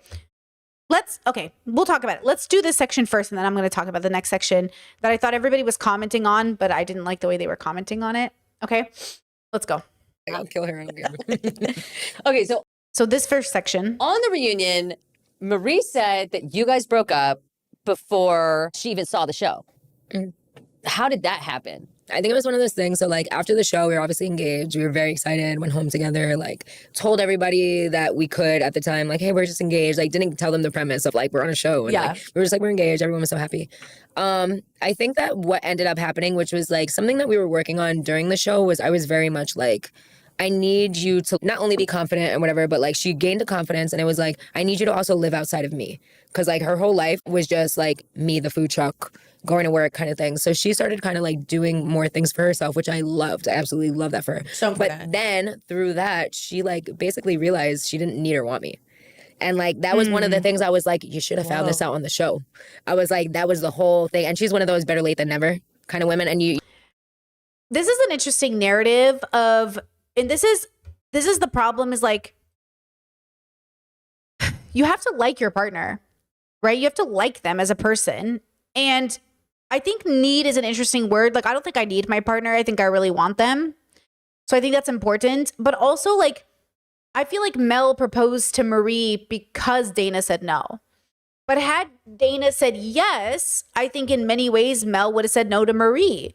So I think like there was like a like for people who've known each other since middle school. Listen, I've known a lot of people since elementary, middle school, but I feel like these people who've known each other for so long, totally just never really seeing each other. It's kind of interesting. You don't see that. You don't hear that. It's not one of those things where like I can never like guide my viewers through, but it just happened. And like I said, we had been friends for 10 plus years. So we even tried still living together. So we were broken up, still living together. And like, Wait, how does the break? I've done that. I've definitely guilty breaking up with somebody and still living together. Ooh, I've done that. It's messy. It's hard. It's not good. I do not recommend. Breakup conversation happen? Like she I comes to remember you. this. Yeah, she literally took me out to lunch one day. She took you She to took me lunch to in public? She took me to lunch because she knows I'm crazy. The amount of times I've been at a restaurant and I've listened to a couple behind me break up. Oh, girl. First, if you're at lunch, Yeah, people no, have done it to me. you- This is what you say. You're like, take him to lunch. Yeah, she took me to lunch. Crazy. And we're sitting down. I'm like, oh, I'm so hungry. Because mind you, during filming, this is like not too long after the show, but I was 20 pounds heavier. So I'm eating. I'm an eating bitch. I would eat my meal, her meal, all the meal. Yeah. So like she took me out to lunch. I'm like, oh, I'm so excited. We're going to get, pierogies and all the shit. So we sit down, we order food. And she basically was... Chad said Repsion was about to swoop in. My partner did that to me yesterday. We were talking about Repsion, and he was like, and we're just like, listen, are you on a date? Like, I'm so sorry that you become a meme in my relationship, but you really do. We really do meme toxic people on the internet. I'm so sorry. That is officially one of our new favorite, like, are you on a date? Is it going well though? Is it going well? Oh no. Just like, hey... I don't know fully what she said because I kind of blacked out. Paraphrase. I do. No, are you kidding? kidding? I didn't believe it. I really didn't believe it. But she was basically along the lines of like, I don't think this is working. I don't want to be together anymore. Like the things. And we're not. Listen, I think you're allowed to make fun of toxicity. I think you should be able to mock toxic behavior without it being bullying. Because I know in some way it's like petty, but like for the love of God, that's so fucking toxic. Okay, like let me make fun of it a little bit. Like let me mock the toxicity of this decision making. Like I know it's petty. And look, it might feel like punching down, but I really feel like at this point it's not. Do you know what I mean? Like, girl, what do you mean? Discord said, why do people think it's a good idea to take someone to dinner to break up with them in public so they don't beat you up? so they don't hit you. Some people get violent during a breakup. Some of you all cannot be trusted during a breakup. Some of you break shit. Some of you hit people. So that's a good reason why. I think it's a safety thing. I think it's well, how much could they hurt me in public? I do. I think even subconsciously it is a safety thing. I thought that I wanted, I no longer do. And I was like, okay, hold on. Working, I don't want to be together anymore. Like the things I thought that I wanted, I no longer do. And Good for Marie. I think Marie was good for doing this. I was like, let's eat, and then we'll talk about this later. Yeah, like no, I literally was like I really didn't believe it, and like so we almost kind of never had the full conversation of like what she like was missing or needed or where she was going, like because I didn't believe it. I really didn't. I was just like, okay, like we'll talk about it later. Like obviously I was like crying a little bit too because I'm like, of course, you're like you've oh, been begging me. Yeah, I'm like, okay, like you just wanted to marry me, and now you don't fucking want me. Like what? Well, that's so interesting that the whiplash is hitting Mel, considering Mel put Marie through all of that. You know what I'm saying? Like, why?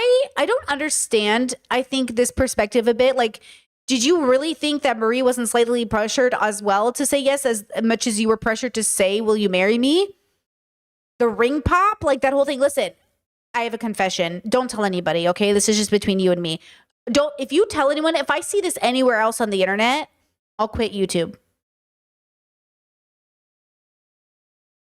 When I was a wee bit of a lesbian, when I was a wee bit of a chap, when I was coming up back in the day, back in the 1800s, if you will, okay, when I was a wee little baby, I also thought it was quirky to propose with a ring pop. But did I propose with a ring pop? No, because I was a grown-up when I got married. Okay, I was a grown-up. But did I think that was romantic? Did I think there was a part of it that was silly and yet wholesome? Yes. But did I do it? No. Okay. Discord dies from cringe. This is very funny. Listen, go ahead and gay judge me. That was years ago. I'm old now, guys. That was when I was a wee bit of a lad, way younger. Okay, but listen to me when I say this. When I saw her propose with the ring pop, I almost told that story during the edit, but I didn't. I was like, I'm saving this one for stream. It's so stupid. Like, that's when you know the marriage was dead, girl. You proposed with a ring pop. The marriage was dead. You know, you don't have to propose. Look, this is my wedding ring set. We picked them out together. This is my set. Okay, they're two white gold bands. One's a little bigger than the other. Okay, we have both 2 rings, and we love it. They're like our favorite fidget toys. They're like perfect. Like they're a fidget toy. You know what I mean? They're really nice. They're so good. I told the lady, I was like, can I have these be scratched? I'm going to be using them all the time. I'm going to be cleaning my bathroom with these rings on. I'm going to need something that, it was great. Okay. Like really great. Okay. We each went 50-50 on the ring. So like technically I bought, my partner's and then my partner's bought mine. But like realistically, we went in on our rings together and it was great. Like we bought them here in Croatia. It was like a really great experience. Okay. We proposed to each other. We each proposed to one another. Like it was really gay. But it wasn't, I didn't want a diamond. I didn't want a stone. I think they're kind of like, it may be secondhand, but I have an issue with the ethics around it. But like maybe secondhand would have been cool. But yeah, like in general, we're both not ring people either. Like we never wore rings before. So this is our first set of rings that we've ever really worn for real. I tried to wear rings when I was younger, but I never liked them. But now I think I might get into rings a little bit. I don't know. These definitely are changing my mind. They're helping me change my mind on rings. All of this to say, proposing with that ring pop was crazy. Chess says, I lost my wedding rings. I miss fidgeting with them. We make bets of when we think we might lose it. Our rings. We're like, when do you think we'll lose our rings? Because sometimes I take them off to make cookies or to make stuff like dough. And sometimes I'm like, man, I might lose my rings one day. We're prepared. We're emotionally prepared. We're just going to go right to the ring shop where we bought them and buy replacements. But we're fully prepared. My dad, let me tell you this story. My dad has a hobby. My dad is a musician, has a hobby, and he plays the clarinet, and he makes like he as a hobby like will make like little parts for these clarinets, and he's got friends who play the clarinet. So my dad ships this part to a friend of his, and it goes on its way. And then my dad at the same time loses his wedding ring. So my dad's like, where is our wedding ring? Like, where is it? My parents also just have bands. Realistically, they have one that kind of has a diamond, but like the one my parents actually wear are their bands. Okay, my dad's like, where is this wedding ring? I can't find it anywhere. The package gets sent back to him, okay? And the wedding ring is in the packaging of that box. But I remember asking my dad, like, how do you feel losing the wedding ring? It's like you've had it for decades. He's like, I mean, it's just a ring at the end of the day, but it'd be nice to know where I lost it. I'm like, yeah, like it's kind of one of those things where like you're attached to it, but it's not going to ruin my whole day if I lose it. Anyways, he got his ring back. So, you know, it was meant to be. But also the story my parents tell about their rings is that they didn't have any money. So they melted down a bunch of their gold jewelry to make those rings. And I'm like, that's so gay. I love that. You know what I mean? Uh-oh, anyone else hearing random mic static? Is it because I'm hitting my mic? Do you guys hear anything? Do you hear the static? Do you hear it? Can you hear it? Is it here? Do you hear it? Can you hear the static? Psst. You're homosexual, gay, trans icon. So trans and gay and iconic. The fuck is that? But then I was like, I did ASMR, and then Mel's like, what the fuck was that? no, she'll just come back. She's just going through like or whatever. Like she'll whatever. She fucking never came back, bro. Oh my God. She never came back. Like I really didn't believe it. That's why we lived together for a little bit after, because I was like, okay, like I'll just wait. Once you're ready, I'm here. Yeah, Okay, okay, so crazy. At what time did she see the show? Like while you're living together? No, we weren't living together anymore. Okay, so that was after that. Yeah, so like she had broken up with me, didn't believe it. We kind of never had the full conversation. I was living with her for a few months. She was never home because she was whatever doing whatever she's doing, finding Where herself. did she work if she wasn't working at the food truck? Right. So she had other jobs as well with the Oh, food what? truck. The girl can't get a job? Okay. And that was another thing too, is like she also wanted to like take a step back from the food truck too. Yes. Which was one of my first indicators of like, oh, something's weird, but maybe you just need like, I don't know, to be independent. Rediscovery or Yeah, something. be independent, whatever you need. But yeah, so she had other jobs. But yeah. So then things started happening. She was like never home, and like we weren't really talking. She was kind of avoiding me when I was like, well, can we talk? What's going on? Like whatever. And yeah. Listen to me when I say this as an independent girly and a tourist myself. Listen to me when I say this. Nothing is more clear a breakup is happening than when a girl starts focusing on her career. Okay? Nothing is more clear to me that a breakup is about to happen than when a girl makes more money at work. Okay? Like, nothing is more clear to me a breakup is happening than when I spend more time outside the house than inside the house.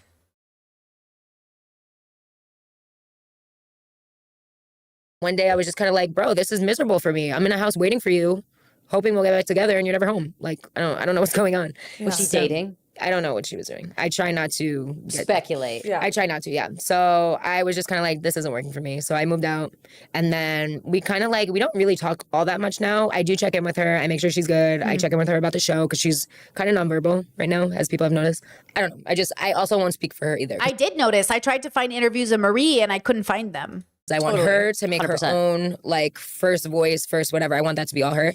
But yeah, for me it was, yeah, we hadn't been living together. I moved out, she moved out. We kind of checked in with each other here and there. Do you think she heard anything about what had happened on the show that might have triggered her into getting angry? I don't think so. And also, like, I had told her that Dana and I had been more intimate than even the car scene, that everybody's all gung-ho and whatever. Like, in that moment, I wasn't unveiling everything that may or may not have happened, whether it was this, that, or the third. Why? But I'm going to tell you exactly why.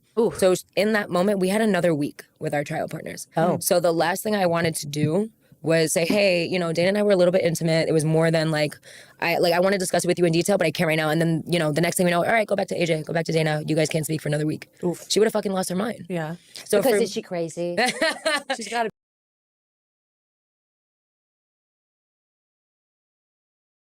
What? no, but for another week. I want to discuss it with you in detail, but I can't right now. And then, you know, the next thing we know, all right, go back to AJ, go back to Dana. You guys can't speak for another week. Oof. She would have fucking lost her mind. Yeah. So Because for, is she crazy? She's got to be. no, but she's a sensitive girl. Okay, so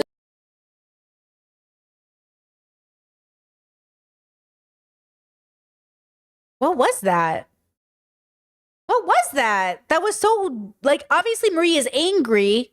She admits she's triggered. I was very critical of Marie's anger, but not critical of Marie's like mental health. Like, of course she's angry. You know what I mean? Like, what is this interview? Like more sensitive than Yeah, crazy. she is sensitive. Dark as well. sparkle. She's not gonna go She stab needs a little dark. Ew. As if Mel didn't have this whole fucking thing with Dana, confessing her love, literally on the verge of leaving Marie. Like, why are we all pretending like Mel wasn't the main issue in that dynamic during the show? Not that Marie's anger was like not unhealed, but like it was also kind of reasonable. Like it was guessable, like obviously, but that was like deeply cruel and unnecessary. Sparkle, I wouldn't have liked her. Yeah, yeah. A little bit, Okay, a little bit. okay, okay. But yeah, no, for me, I think that I really think, okay, so I do better with anger than I do with feigning innocence. I would rather you be angry than pretending you're not an issue. Do you know what I'm saying? Like, anger to me is a really justified emotion a lot of the time. Sometimes I don't think you're angry enough. But like at the same time, like, hey, like we're angry. Let's let go of that anger. Like when I talk about Marie's anger, I'm saying it's hurting herself. I'm not saying that I couldn't deal with somebody who's angry like Marie. I've been that angry. I get it. You feel really wronged. But the way they're talking about Marie's anger, like she's just crazy, as if none of that shit happened to her during the season, makes no sense to me.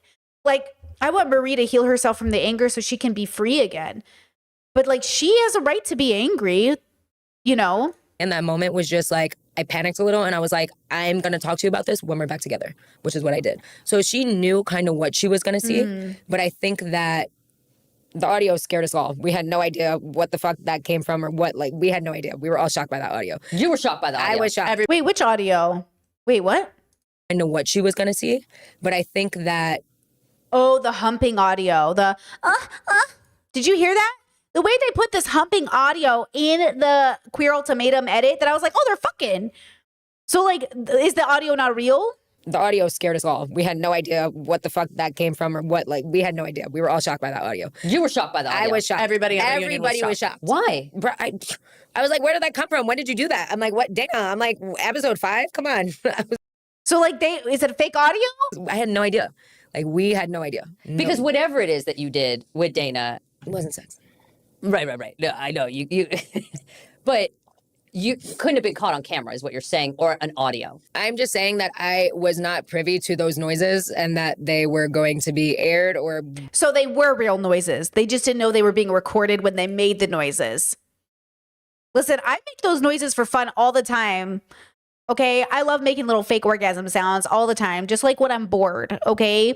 But I don't think they were fake, and I don't think they were memeing like I meme. I always meme. Okay? I'm a memer.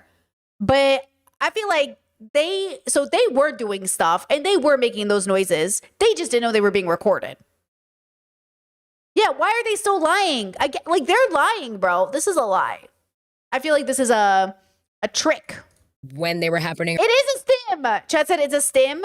It is a stim. You know? Chad says, I mean, some people moan while kissing.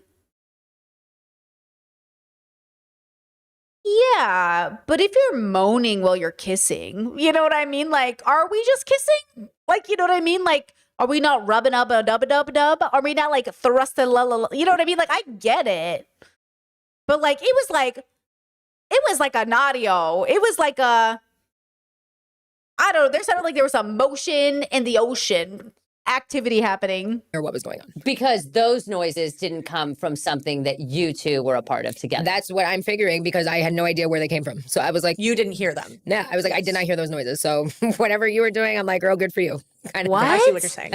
Is she implying that like Dana was moaning on her own and then they assumed Mel was with her? Like Dana was masturbating on her own? Who is she talking about? It was like, I did not hear those noises. Yeah. That's what I'm figuring because I had no idea where they came from. So I was like... You didn't hear them. Yeah, I was like, I did not hear those noises. So whatever you were... Maybe Dana was solo masturbating and then she was making the noise and then the editors made it sound like they were doing it together? I'm like, girl, good for you. Kind of thing. I see what you're saying. Because you're saying you did not have sex. We did not have sex, no. Right. And what is not sex to you? We went through this. We had to watch the reunion. That's true. I talked about it in depth. No, I know you went through it. Do you think scissoring is not sex? I think scissoring is sex. Okay, so scissoring is sex to you. Definitely. You're pro scissor? I mean, definitely. Like if you're scissoring, like, I mean, is the genitals up against each other? Are we even, what if we're scissoring with our pants on? Because I feel like I've done a lot of scissoring with pants on. I feel like that wasn't really sex so much as it was definitely sexual. Chad says, no, I think she's saying the audio is Haley and Megan. Well, there was 2 audios. Wait, there was 2 audios. There was the Megan Haley audio and there was the Mel Dana audio. Or at least that's how I remember it, is thinking, oh, it's 2 different audios. Interesting. I'm pro scissor. You're pro. I like a good scissor. You like a good I like a scissor. good, yeah. Sure. yeah. You're talking to anti-scissor. I'm anti-scissor, yeah. What? But you know, there's like a difference, right? Like, so apparently Scissor there's and like, tripping. yeah, like there's 2 different things. Yes. And yeah. Okay, so the you scissor scissor or is you the fake thing trip? that the straight people tell us that we do. Exactly. I get it. I just call it that because people are uneducated. Okay, Yeah. so what you do is tripping. Yeah, absolutely. That shit'll. Okay, and so 5 minutes. you, sure. But don't you feel like with tribbing, you have to have the right kind of parts with you and your partner? In what way? What do you mean? Oh. Okay, let's get specific. So if you have 2 innies who are tribbing, it's a little bit more of an athletic adventure to keep the hold and be, you know, slip and sliding. But listen, I like the challenge. Like, I will keep going till you tell. Like, it's one of those things. No. So you're on top, spread holding, Yes, like absolutely. just going I'm in an cramping. athletic. This host gives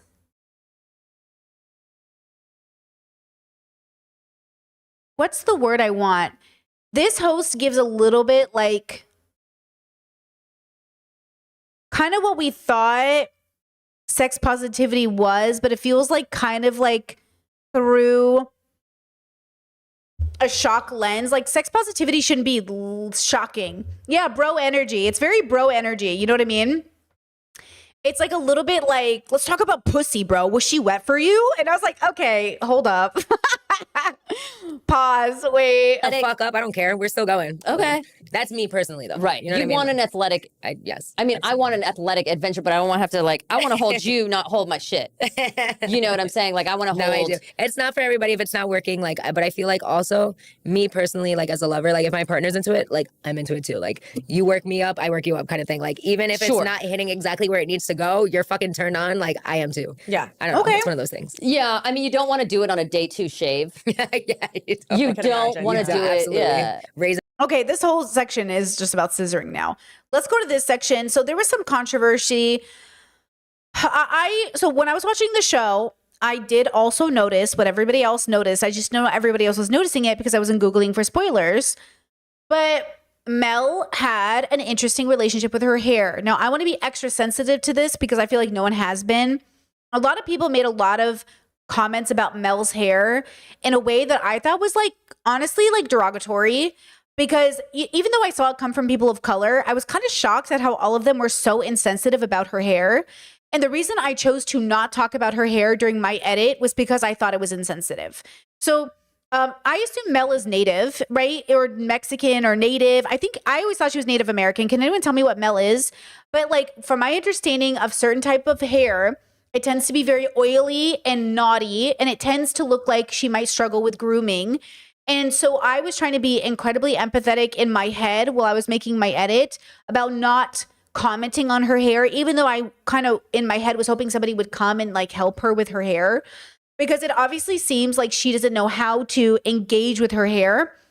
But that's not to say that this isn't a point of trauma. This woman had 4 women in her life she called mother. I doubt any of them taught her how to groom, right? So it felt a little insensitive that people were being like incredibly not paying attention to like that fact that she was raised that way. And so a lot of people went for her hair, were commenting on her hair, were like critical of her hair in a way that I was like, this feels so weird that everyone is, you know what I mean? Like the way they were all just mocking, you know what I mean? I can't tell you how many TikToks I saw, like just like so many TikToks, right? Like if Mel from Ultimatum had hair, like, yeah, guys, like the way she split her hair, her relationship with her hair, you know what I mean? Like, Mel, I need you to stop this. Okay? Come up here.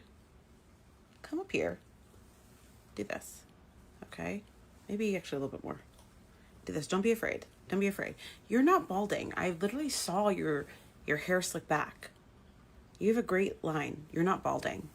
You don't need this. Also, I just really feel like your neck is hurting and I'm kind of concerned. As a nurse, I'm a little bit concerned about that. Okay, so just bring it back. Let's start in the middle. We can start in the middle. And maybe, we have different heads. So go where you're actually get someone else. I was about to say go where you're comfortable with. We already know what you're comfortable with and it's not okay. So we already know what you're comfortable with and it's not okay. Look, I mean this, look, was it great? No.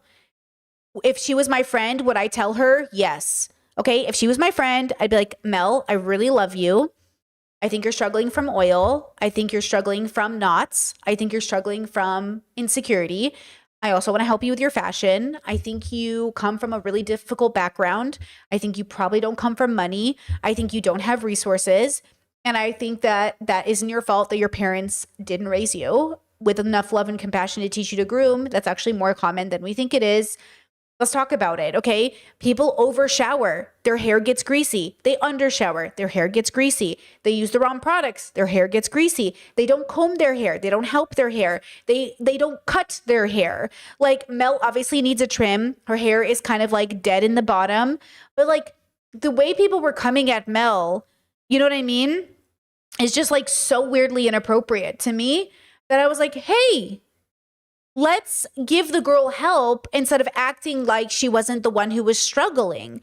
She was obviously especially compared to AJ as an example, who was impeccably groomed, very just looked like she smelled fantastic.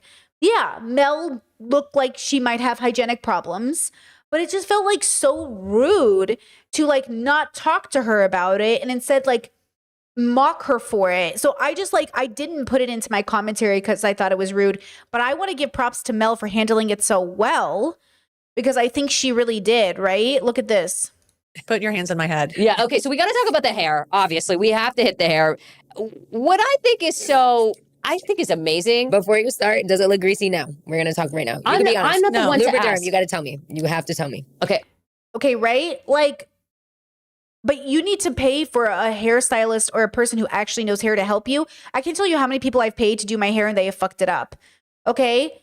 So you have to understand taking care of your hair and learning your hair is a lifelong journey. And as somebody who was so ashamed of her hair growing up, I used to straighten my hair. I used to hide behind my hair. I used to have all different kinds of relationships with my hair. It took me a long time and I'm still always learning more about my hair. You know what I mean? Oh, hold on. Discord shared this. Hold on, let me see. Whoop, hold on here. Let me make sure. Okay, it's okay. It's a picture. It's just a picture. Hey y'all, sound chatting right now. The comments about racism that I didn't choose Brittany. I'm literally black. Wait, hey y'all, sound chatting in the comments of racism that I didn't choose Brittany. I'm literally black. I can't read what this is. That was not seen, but manufactured to be heard based off of edited video sound combination. The Spotify Sex playlist, which is actually full of the most depressing songs you've ever heard in your life. Oh, Smell? Is this her? Smex? Oh, Smex was not seen. Oh, is she biracial or? Yeah. Okay, so she might have a unique setup. But either way, doesn't that just compound the issue with people coming for her hair a little bit? Why are we going for her so hard? People thought it was racist that she didn't pick Brittany. Why would Mel pick Brittany? Did they have a connection I missed? Mel and Brittany weren't matched, right? Am I confused? I'm going to be honest, and I just have to be. If you say yes, it's what it is, but you're No, going to touch it I after. have to be honest. I'm the worst person to ask. She actually is. Because I saw you on the show and I didn't see what they were talking about. You see? That's love. No, for real. But here's my thing. She'll fucking tell you. But I have to be real. My girlfriend has an eye. Okay, we went to Mexico. Okay, we did family There's a trip. story to this. And I'm wearing fake lashes, obviously. Okay, imagine this, and then the other eye, none. Okay, I think something's wrong with you. right. A normal person might think that. Caroline did it just to see if Tippy would say anything. Tippy said nothing. She walked up and was like, "Hey, how do I look?" Tippy, do I look good? And Tippy's like, "You look great. Let's go." Not even. even, but like one, like a lash like this, and It then didn't nothing. look different to me. So, well, this is like. So when All you right, all right, ask so you are me, the worst. I am literally not the one because you when are people the were worst. making Oh, you're right, Discord. It was Brittany and Dana. I'm totally getting flashbacks now. You're so right. Mel and Brittany on the couch. Man, isn't that amazing how you forget already? You're right. I'm remembering the scene of Mel and Brittany on the couch cuddling. Oh shit, you're right. Very interesting. TikTok after TikTok about the The hair, I it was was like, crazy. I didn't even notice it. I mean, it gave me a chuckle because I was like, wow, they're No, very and that's the thing. observant. I'm a good sport about these things. Okay, look at the hair. Okay, obviously the hair needs a trim. The hair is giving I mean this in the non-derogatory way, but it can come off that way because I kind of mean it a little bit like it's a little horse maney. Have you ever I had a horse growing up, not because we were rich, because my parents were weird. There's a difference. We took in this horse who was abused and paid like a few $100s. It was a whole thing. We were not rich. We were weird. Anyways, my parents are so autistic. Let's get a horse. Anyways, don't even get me started. So it's a little horse maney, which means to me and I'm not a hair specialist, obviously, but my brain goes, okay, we got to talk about why it's stringy, why it's like matted that way. She's still parting it at the very side here. Okay, we need a haircut. We need a trim. We need texture. We need to give layers. We need like a whole bunch of things into it. Okay. Like we need a whole lot of love into the hair, but also, is she neurodivergent? Does she have low spoons? Can she not take care of her hair? Guys, hair maintenance is it's like a whole thing. You know, it's a whole thing. And unless you're willing to invest in your skin, in your hair and all these things, it's a lot of spoons. Okay. So I just want to give and sometimes when people have greasy hair, they think they should shower more. Guys, if I overwashed my hair, it would be greasy. If I use oils, a lot of people put oils in their hair. I do not put oils in my hair. I'm a dry girly, but if I put oils in my hair, I'm like dripping with oil. I do not put oil in my hair. And I'm not saying you shouldn't put oil in your hair. I'm saying I have yet to find an oil that doesn't fuck up my hair. So like everyone has a different journey. I've tried all these products my whole I've spent thousands of dollars figuring out my hair. Okay. And obviously, like, this is where she's at right now. And this is like, I'm happy with her. But she goes through modes. I've been cutting my own hair because I don't want anybody to touch my hair. I have too much hair trauma. So like, okay. Oh, and she's chronically ill and she has lupus. Thank you, chat. And she has lupus. You leave this chronically ill girly alone when it comes to her hair unless you're willing to fucking help her. Like, how is it helping her by making fun of her? You know what I'm saying? It's just like, girl, leave this chronically ill girly alone, okay? Like the greasy hair allegations, like the comb over You're is crazy. I incredible. actually embody the comb over. I'm like, I love that because I know who I am. And that's the thing. If you're really confident in yourself, well, here's the problem. You shouldn't be, but I love you. I do think, and this is where it comes to dressing your age and growing up, you deserve a good haircut. You deserve a haircut that embodies your beauty and enhances it.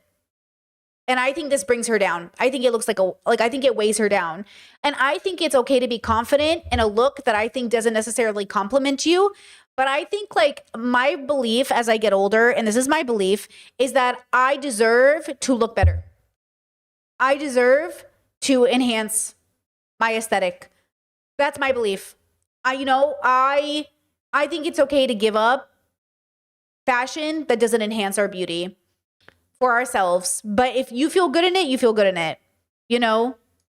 no one can take that away from you. That's so It true. doesn't matter. Like a true confident person, I don't give a fuck. Make a million TikToks. Like it doesn't bother me. Yeah. But I love that. no, it's true. It's true. I have to say something. All right. Please. I actually think that, and I don't care if this is wrong or whatever, but I actually think that people that are so greatly affected, like obviously we all get affected by like a few things here and there, right? Like Right, that's of normal. We're course. all human. But I think people that like literally will not do things or like will not say certain things on like a public level because they're so concerned about like how others perceive them, I think that they're weak-minded. Yeah. And that's how I feel. No, You're right. bro. It's embarrassing. I really do. And they're in their grandma's basement on fucking That's how I TikTok. feel. And that's what they do. And that was one of the things people said to me because they're like, are people being nice to you? Like when you do your meet and greets, are people being nice? Do they like you? And I'm like, yeah, because the people who hate me, they're still in their fucking grandma's basement. Yeah, they can't typing, afford to come. Typing right now. Like if you want to see me.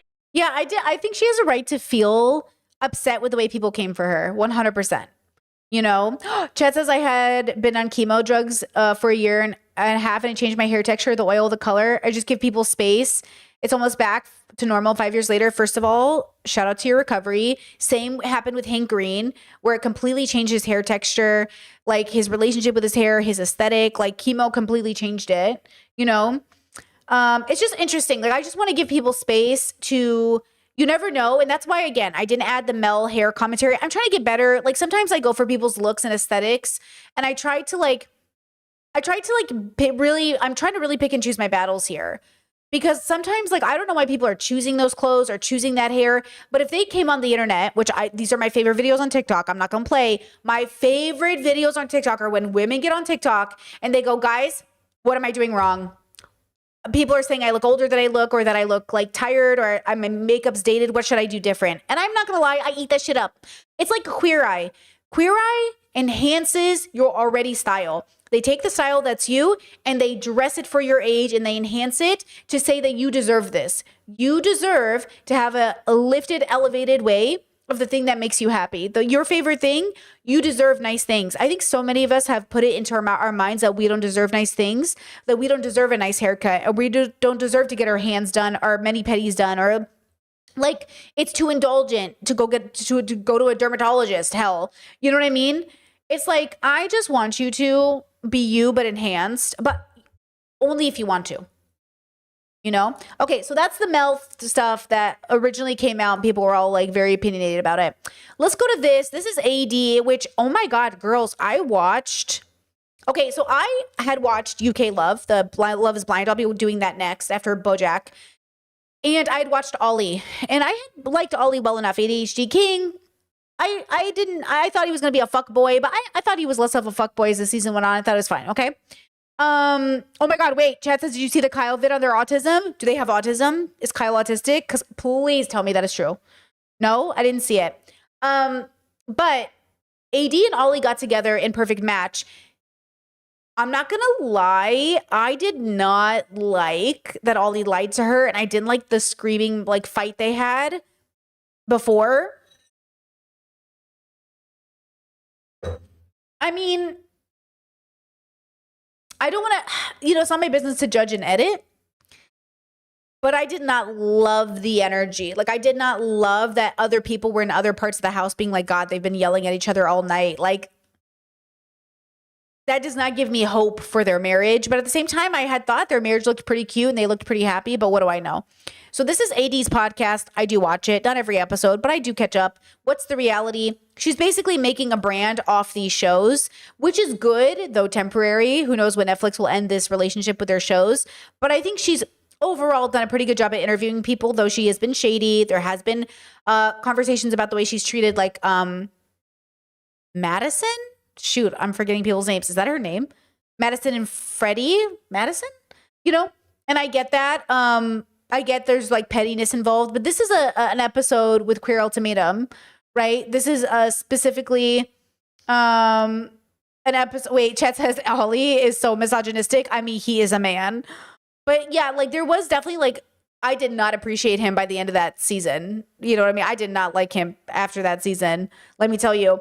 But this is Brittany and AJ's journey on the show, and then there's Megan and Dana. So I've skipped through to 46 minutes in, just a heads up, and I'll link this so you guys can check it out if you want. Hold on, I didn't link the other one. Let me grab it. Yeah, That's how I feel. You're right. It's embarrassing. Let me link both these pods so you guys got them.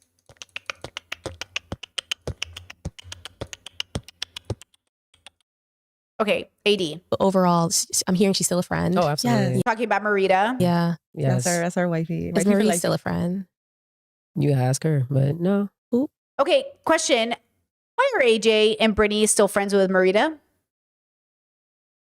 Brittany and Marita must have had a really good time. Chat says Kyle said they don't have autism, just socially awkward. Okay, Kyle, sure. Just kidding. I respect it. Okay. No, I think that my last conversation with Marie was, obviously wasn't shown, but my last conversation was, look, the ball's in your court, because at this point I completely stopped trusting her because of the fact that I found out that she was literally telling her ex that I'm unsupportive. I'm not there. And I'm not there because I'm walking my dog 3 times a day. Like, I work from home, so how am I not there? Right.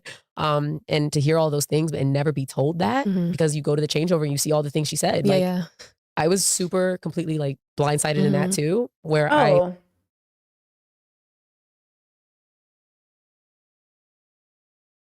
I think Marie did feel abandoned though.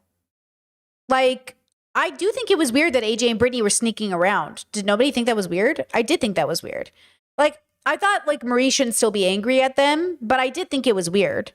And I did think it was like a little bit weird that everyone dismissed that Marie felt abandoned, because Marie was really happy at the beginning. She was really into AJ, or just into the situation, but it felt weird to have AJ sneak around and then when they were caught, actually talk about it, right? You know what I'm saying? Wait, Discord, didn't we already go over this before? The unkept thing?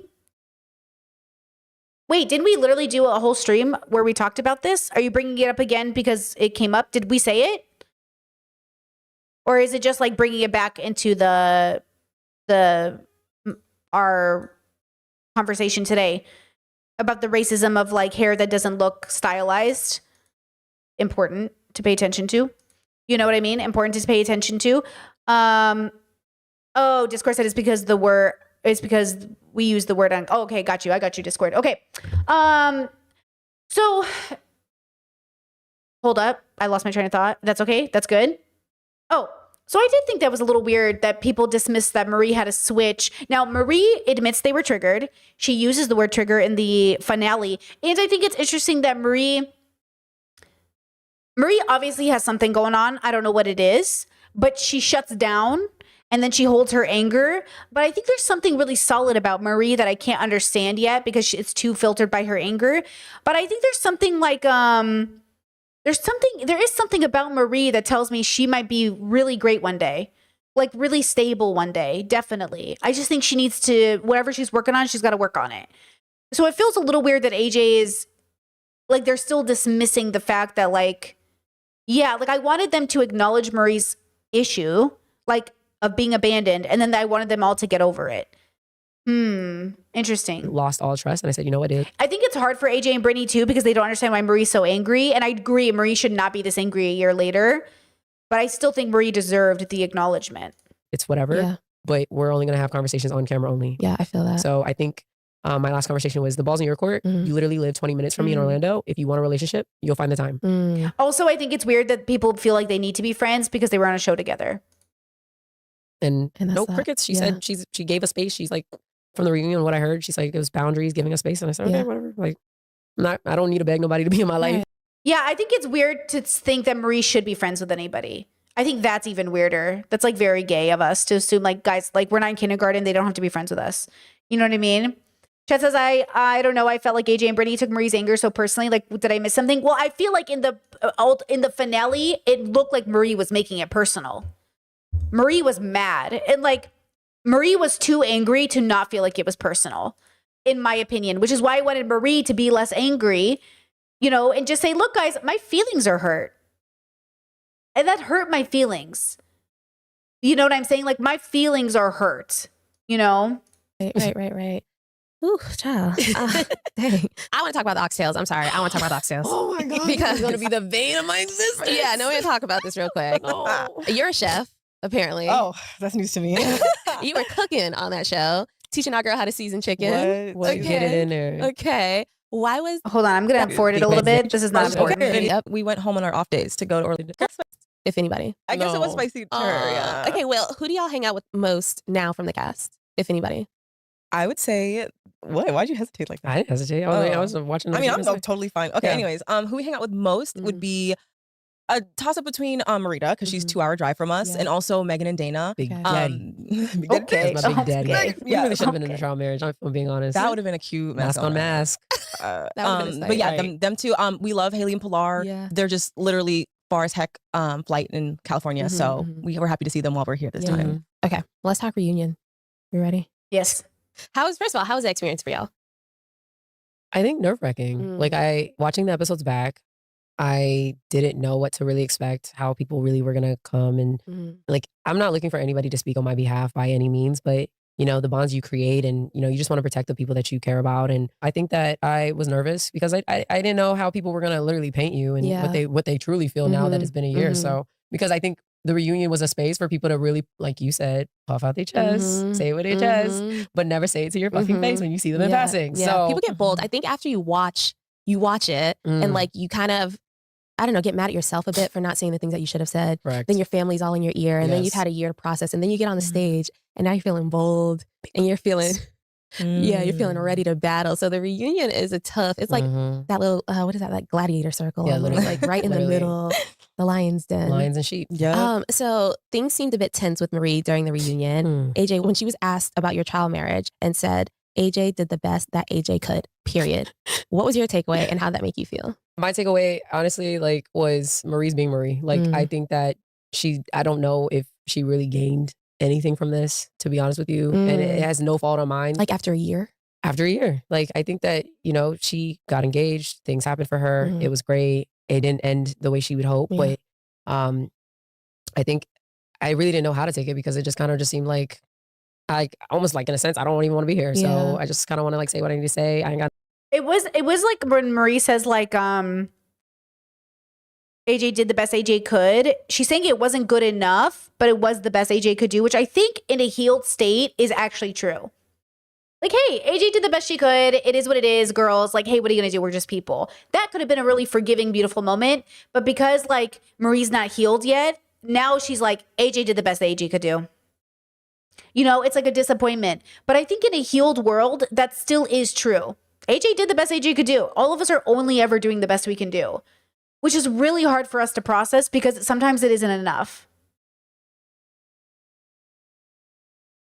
And that's the part that I think we have to recognize. And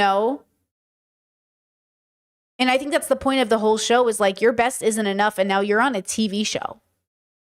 No beef with you, letting you know I got no beef with you, but like subtle digs in a way because you got beef. Right. But you don't want to present the meal. Like, come on. So yeah, Marie wasn't trying to be petty or passive aggressive. Marie was trying to hold back, I think, which is different. I think Marie was terrified of being Marita, which is interesting that Marita let it all on the table and everyone decided that was okay. But God forbid Marie was that person. I think better of Marie for keeping her mouth shut than Marita for vomiting it out.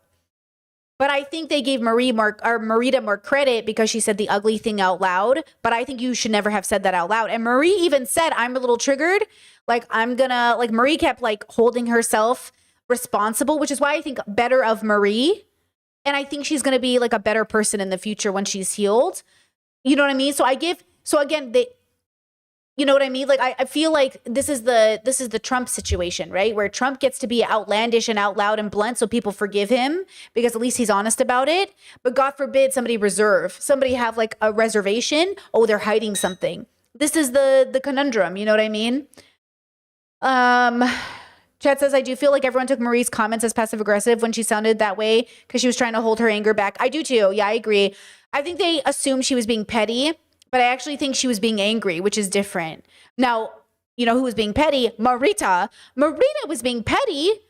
You know what I mean? Marita was being so uncalled for the whole time. But Marie was being combative. Marie was angry. Marie was actually jabbing Mel, which is interesting because she said, Mel, you feel like you're jabbing me. I actually feel like Marie was jabbing with anger. So everything she said came off angry. Like, okay, hold on. Guys, acting. 1, 2, 3, and scene. Wait, I don't want to be mean to you. I lied. End scene. No. I was going to be mean. See, I can't do it. I don't want to be mean to you. Never mind. I was going to be mean. And then I was like, I'm not going to do that. Literally, I can't do it. I'm too, no, you make me so happy. Listen, we're in a good relationship. I can't. But Marie, every time Marie ended a sentence, it was like venom. It was like venom. I was going to hurt your feelings and I can't do it now. I'm sorry. My bad. Listen, every sentence ended with like a knife poke. And I was like, ouchies. No, stop. You're hurting my feelings, bro. Chad said, pretend it's destiny. I don't even hate her enough. You know what I mean? I don't even hate her like that. I don't hate that girl enough to go for her like that. Especially when her own son is dragging her online right now. She doesn't need my help. That's not funny. He really ruined that boy. Okay, he really abandoned his child. His own child is on the internet grabbing him by the hair right now. Let me tell you, I don't need to do anything. Okay, listen, Marie, just like the venom, was really painful. But at the same time, you know what I mean? Was Marie wrong, like in what she was saying? Like, I actually think it's important to say, like, were you guys actually together though? Because listen, was Ashley cheating? Was Ashley cheating though? Was she though? I don't know. I don't know about that. You know, who knows? I couldn't take her serious. I wasn't sure if she was saying that, like actually saying that because that's how she felt, or if she was being sarcastic, which I wasn't. Listen to that. Listen to that. I wasn't sure if she. But don't want to present the meal. Listen, like, come on. listen. So I couldn't take her serious. I wasn't sure if she was saying that, like actually saying that because that's how she felt, or if she was being sarcastic, which I wasn't sure. Listening, I was trying to hear her out, and then I'm thinking, oh, AJ did the best she can. I'm like, okay, so she's not blaming AJ for the or going in a good direction, and then it flips and says like. Again, she's still blaming AJ for taking away her experience, or well, she kind of blamed you. Or yesterday she's blaming me. Like you know how in the show itself she was like kind of blaming AJ for the lack of Mel talking to her or whatever. And then today was or yesterday. Well, the problem with Marie is she genuinely didn't know who to believe, because at one point she said to Mel, "I'm really disappointed in Haley." Because I believe you, because I trust you. You're telling me you didn't do anything more. To be fair, everybody lied to Marie. Marie got fucked over in that way, right? So who is Marie supposed to believe? A girl she's known for 10 years or a girl she just met 3 weeks ago? You know what I mean? So in Marie's defense, it's confusing. It's so confusing. And Mel, with her big chest, told her multiple times on multiple occasions, nothing more happened. Well, you know what I'm saying? Like, so to be fair, a little bit to Marie, it feels like I want to be compassionate to everybody, but it feels weird that even now, none of these girls are being compassionate to Marie's position. That's what I want to see from these girlies. That's what we can learn about our whole life. Guys, it's okay to be in the moment and not see it and not get it. We've all been there. But I can't believe after a year, these couples are doing all these interviews. Marie is not doing any of these interviews. And none of you have asked yourself, I wonder really why. Isn't it interesting that all of you are more than willing to chase attention, but Marie is literally staying private and she is letting you run all of your mouths and talk badly about Marie. Well, Marie, I hope, is in therapy. You know what I mean?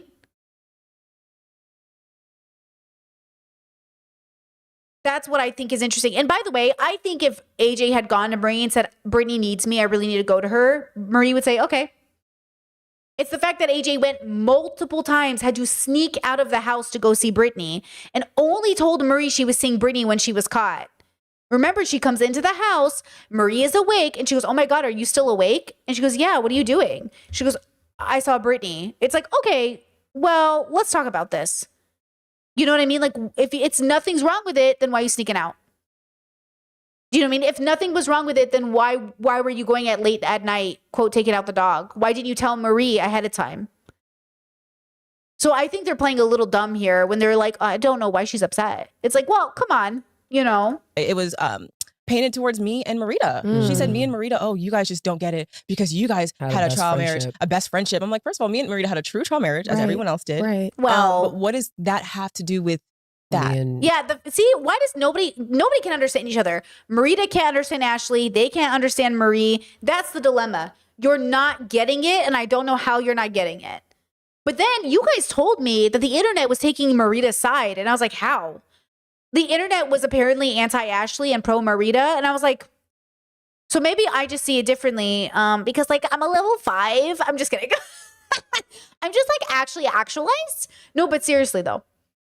Like, it feels a little weird that nobody's getting it. At least from a compassionate perspective, to even explain how it came to be this, you know, this way. Marie. Like, I don't understand what me, and now she's, like, pointing another finger at someone else. Yet the person who's ignoring you, who you're really having an issue with, is sitting a few seats down. Not even across from her. Or yes, Like, across from her. Yes. So I'm Damn, Discord said we had a true trial marriage. Y'all were only paired together because the people you wanted didn't pick you for the trial marriage. Exactly. The whole like, oh, me and Marita had a real trial marriage. No, you didn't. Now, somebody on TikTok said it felt a little bit like Brittany and AJ came on the show ready to leave with each other. They mentioned Brittany's business a lot. They were obviously good the whole time.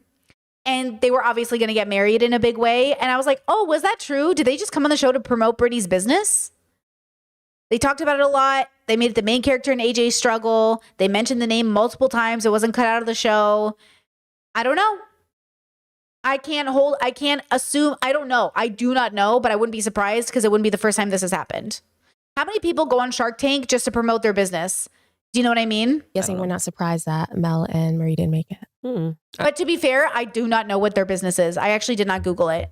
I don't even know what it is. I don't remember. I said that when So I'm guessing we're not surprised that Mel and Marie didn't make it. I said that when I exited the ultimatum. They asked me, "Do you think they should be getting engaged?" I said, "Hell no." And Well, obviously disrespect, not. But watching Marie go through this experience, watching Mel go through her own experience, I literally said, "I think you guys just need time. Yeah. You need time. Whether that was an OTF or whatever, you need time." Yeah. And if you get engaged, great, awesome. If that's what you really think is gonna help, but y'all need time. Do we know how long they were engaged? Did they say? 5 months. Do you guys think there's any salvaging the relationship with Marie? I honestly, You're shaking your head no. No, because I can't get to a place of like trying to help someone that doesn't even want to be helped. And if you didn't even take the time to want to have a conversation and we're 20 minutes down the road in the same city off camera, what is there to salvage now? So honestly, I could see that perspective from AJ's perspective, thinking that I just want to help. I want us to all get along. I think, again, the dilemma is like, I don't want to get along with Marita. If I was Marie, I don't know that I would want to be friends with AJ and Brittany if they're also friends with Marita. Because at the end of the day, you're strangers I met 6 weeks ago. And I don't know that this is necessary for us to all be friends. Because like I definitely wouldn't want to be friends with Marita, which means I definitely maybe wouldn't want to be friends with AJ and Brittany because it feels like AJ and Brittany are friends with everybody. But I also wouldn't want to be friends with Dana, and they're best friends with Megan and Dana. So yeah, I don't want to do that. You know what I'm saying? Like, no. Chad says you mean friends with Mel. No, I mean friends with Marita. Because like as a Brittany, not as a Marie, as a Brittany. Like if I was Marie, I understand. Like. Not if I was literally Marie, if I was Brittany, but I was Marie. You know what I mean? Like if I was in her position, I see Marie as possibly the healthiest, maybe because she's pulling away from everybody. Like I'm hoping, and I'm having, this is an illusion, a delusion maybe of me. I am fingers crossing, hoping Marie is in therapy and she's the only one who's going to end up not like engaged in being famous. Because right now what these shows do, I don't know if you guys know how the shows work. The shows make you into celebrities. And if you're lucky, right, you get to make a living off of being a celebrity. But notice that Marie's the only one not taking the opportunity to do it. As far as I could tell, I couldn't find her on social media and I couldn't find her posting videos about the show. So I think that's interesting. It makes me wonder if Marie had a bubble pop and a realization because she started to have her own job, her own life, and realized like, oh my God, this isn't what I want. It kind of, Marie did do a podcast. I couldn't find it. Where was it? I literally could not find it anywhere. Hold on. Marie Queer. I couldn't find it. Ultimatum interview. Where was it? I couldn't, it's nowhere. And then people are saying she never did an interview. Does anyone know what it's called and I can watch it? Who cut the cheese? Oh my God. Okay, so now this is going to change my opinion possibly. Oh, what's this? Your pretty highlight thing that's coming up. It's gonna come up, yeah. Cool.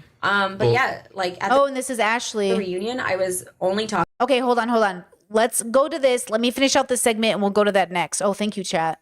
again, no shade, no harm, no foul. Hold on, that's like, me. wish her all the best, to be Yeah. honest with you, but like it is what it is. Yeah. I also told Marie in one of our cocktail parties, like, I'm like, Marie, we're so similar in ways that I wish like we got the opportunity to know to each bond other. over, yeah. Yeah, because hearing her like way of thinking, it made me think how I felt years ago before I worked on myself, Absolutely. before I took the time. I was like, okay, let's not blame other people for their things that they have good going on. Okay, I did that a I lot. I see, did that even yeah. with you, with how she said she has a silver spoon in her mouth. I was angry at her. I was like, well, you don't get it, you don't understand. And I would just be so angry and project it on her when realistically, I'm just mad about my own childhood. So it just, I had to, and I did that with friends, with whoever. And I had to really take a look and focus on where is this coming from? Why is this happening? Why am I doing this? And I did a lot of self-work throughout the years. And she let me in. She didn't just shut me out. She let me show her like what trust looks like because I've seen it from my parents. So So I just wish, and I told Marie that multiple times, and I not like me sharing my story would have changed hers, but I just felt like, I don't know, like there's more to I don't know, just that's not the way to go about it. And I wish I could have talked to her and we could have talked about it in a vulnerable space, but she never really, I don't know, it just never happened. I don't say she never did talk to us, but I guess I didn't reach out either.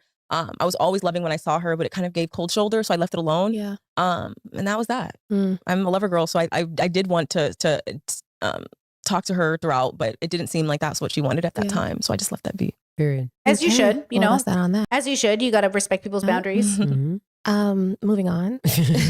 So a lot of drama came up between Ashley and Marita. What are y'all's thoughts on that? It's because I think like, and Okay, hold on. Now that they're going to Ashley and Marita, which I actually do kind of want to hear, let's go to this one about Marie, though. So this was a couple weeks ago. Talking to X amount of people, and I had no desire. Like, I didn't. Hold on. Do you want to? Are you asking? Yeah, there it is. Yeah. Okay. Are you asking me about the car scene? Is that like a thing that's coming up? It's gonna come up. Yeah. Cool. But yeah, like at the reunion, I was only talking to X amount of people, and I had no desire. Like, I did not chase clout. I was not in it for like. I think both of you are in the same boat on that. It was an authentic thing. Yeah. I mean, your ex is. If you go on her Instagram, she comes off as very fame thirsty. You can tell she probably wanted to go on the show to become a reality star or a public figure in some sort of way. I can tell she's very theatrical, even by her choice of dress, to her actions. Yeah. She wanted a moment, and she used your death of your grandfather as her moment.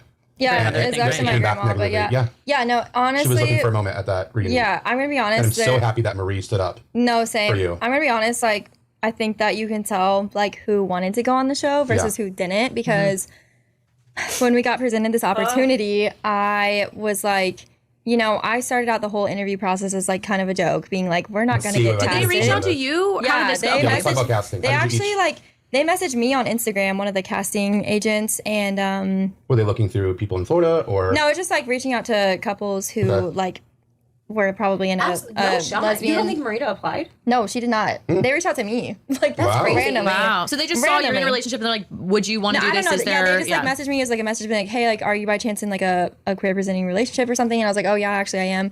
And then we took the first initial phone call. I was like on a family vacation with my family. From my understanding of the interview process, Love is Blind reaches out to people through social media, and it can be blinded. I don't know how they do it on Ultimatum though. Like, hey, are you guys maybe in a rough spot in your relationship? Do you want to do an Ultimatum show? Like, that feels weird. I know for some of the girls, their friends submitted them to the process, but I know for Love is Blind, like you can submit yourself, I think, but I think because there's auditions, but more than that, people reach it, they slide into people's DMs for it.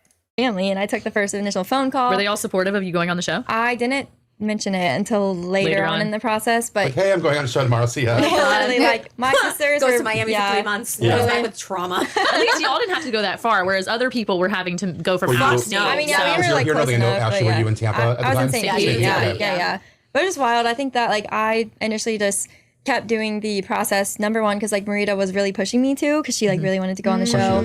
Yeah. And then number two, I was like, no way we'll get it. And like we actually did get kind of sidelined at first. We got sidelined. They gave us a call like once we finished the whole. Sideline meaning we're not going to go with you? Or? No, yeah, they basically called us and were like, hey, like have multiple you couples on guys standby. are Yeah. like Gotcha. on standby unless someone drops out or whatever. And then Okay, so literally someone really dropped Marita out. responds to them and like honestly I'll give it to Marita. She can like she's good Marita's at writing. wooey. She's really wooey. She has really good she is good at persuasive writing. That right? girl, It's that great. girl Yeah. can articulate anything. She's good at just No chat GPT? no, she does I it use that herself. sometimes. She's It's good all- at She does it for everything. I like, oh, Marita's it's good at helpful. that though on her Sold. own. Marita, I'm gonna give her credit for that. There you go, Marita. So Marita She's messaged good. them back. Yeah, and then the next day we got a call, we're casted. And then they reached, but Mel applied for you to be on the show.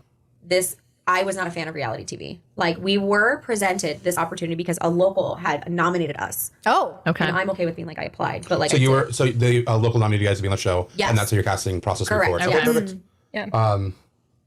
Let's start getting in. Yeah, we've got quite a few Yeah. questions. I know you guys were Quite a posting few is stuff. ridiculous. And Wait, oh my Yeah. god. yeah. So Yeah, I know. actually, Yeah. we have a question okay. from Mel. Mel, what a whore. Stop, fucking Mel. These are the shiny ones. Oh my gosh. Bitch. There's like Yeah. five. my They're face. all Wait, I small. need Yeah, those are I'm some. gonna put those there I because those are really tiny. Sorry, I set my Get it phone. together. some that are You're not like- even on. this is the most. Oh, this has 80 subscribers. Okay, this podcast is so janky. It's so funny. Is janky a good word? Or is that outdated? Can we say janky? Wait, why does it feel racist now? I don't know. I'm learning new words every day are bad, and I'm here for it. Tell me the update, girls. Do we say janky anymore? Why does it sound bad? Anyways, it's kind of a mess. Like this podcast is a mess. On my level. What the Okay. hell? Do we need, do we need a break to refill? Yes. Okay. Clunky, great. Okay. Do I need to touch up my lipstick? Do you? No, I think you're fine. Okay. You're fine.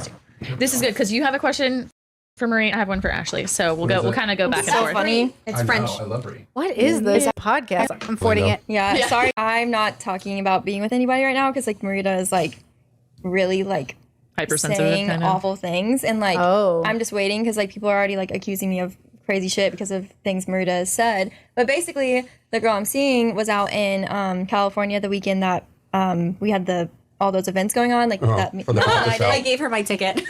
Oh, okay. You were supposed to go. So I you got it. absolutely the fuck You gave not. her, I knew I didn't want to go to that shit. Okay. Oh, so Marie's like fully like, I don't want to go there. I don't want to be a part of it. I'm not going to do any of the press tour. Interesting. I wonder why this podcast. Maybe they're friends. But I mean, no, Allie didn't come to the Netflix premiere thing. Oh. She wasn't. Oh. Yeah, no plus ones, whatever. Was that the thing that had like Love on the Spectrum and Love is Yeah, Blind yeah, and all yeah, that yeah, stuff? yeah. Oh my Can you God. mention Yeah. this is a queer representation thing. Mention like how you felt Ultimatum Queer Love was represented versus like Love is Blind. yeah. Ultimatum Hetero We're about Love. to do LBT Yeah. questions in a minute. Yeah, I'm gonna. But yeah, basically, I met Miranda Cosgrove, and I was like, That's See, Marie, I told you should have went to those events. No, I don't do that shit. No. it was so cool though. I'm not gonna lie, like everyone famous was there. I was like, where? How did I what is get her- here? I saw James Charles She's was there. on the Netflix show. iCarly. What? iCarly. All right, Carly's on Netflix now. Yes, it is. Oh my God. Okay.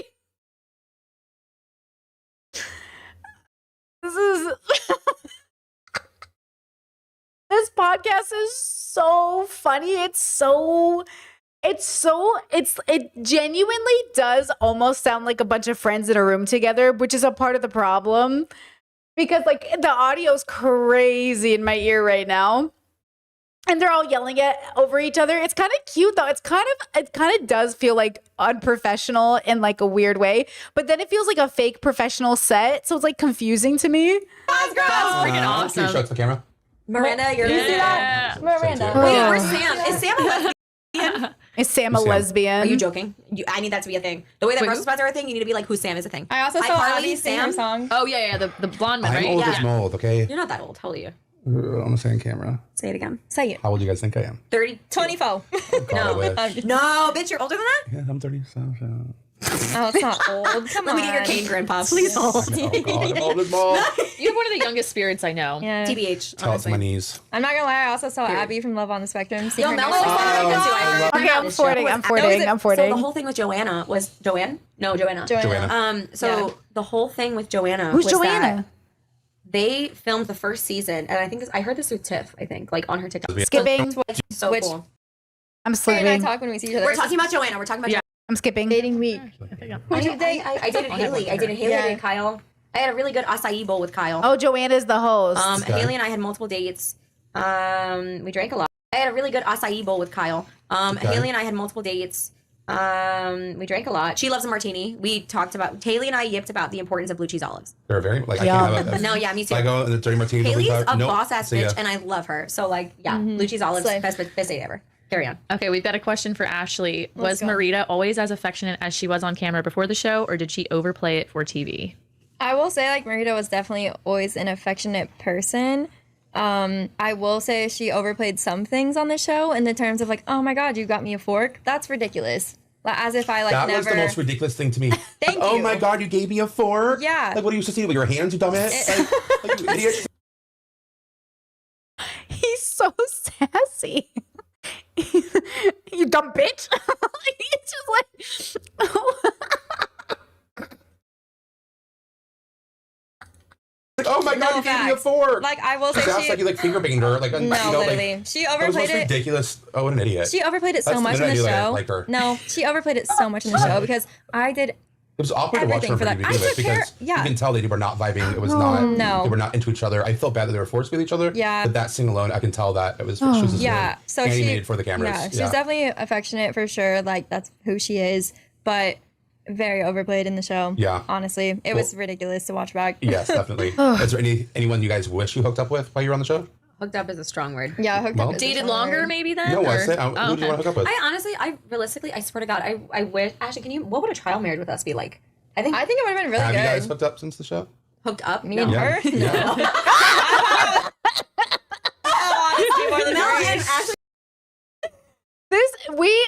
you want to talk about we need to be high for this. We all need to be stoned watching this podcast because honestly, it's kind of funny. It's a little funny. Way more relationship. Nope. She was just not getting So it. when you guys first came to the beach, In Mel's dreams. yeah, Period. I'm kidding. I definitely I'm know. kidding. Mel has a type, and I know it. Period. Oh, It was a joke. Yeah, no, literally, it's not me, honey. Nope. so when you guys first went to the beach, Yeah. your initial reaction to the cats, who were you most physically attracted to when you first laid eyes going to the beach, seeing everyone? And there were some Haley, kids. hands down. Honestly, Dana. I thought she was Okay, hot. yeah, she has a great body. Yeah, No, Dana's she hot. just like Dana's my type too. A T. Like I love like a very like I pretty think Dana and blonde. Brittany Like are very attractive, and I'm surprised more people weren't picking Brittany for her I wonder- appearance. I mean, I mean, there's I- reasons for that. what? What? What? Yeah, I plead the fifth. What? I have nothing. I have nothing. I will say though, like Dana. What was that? What are they doing? What's that? What are they alluding to?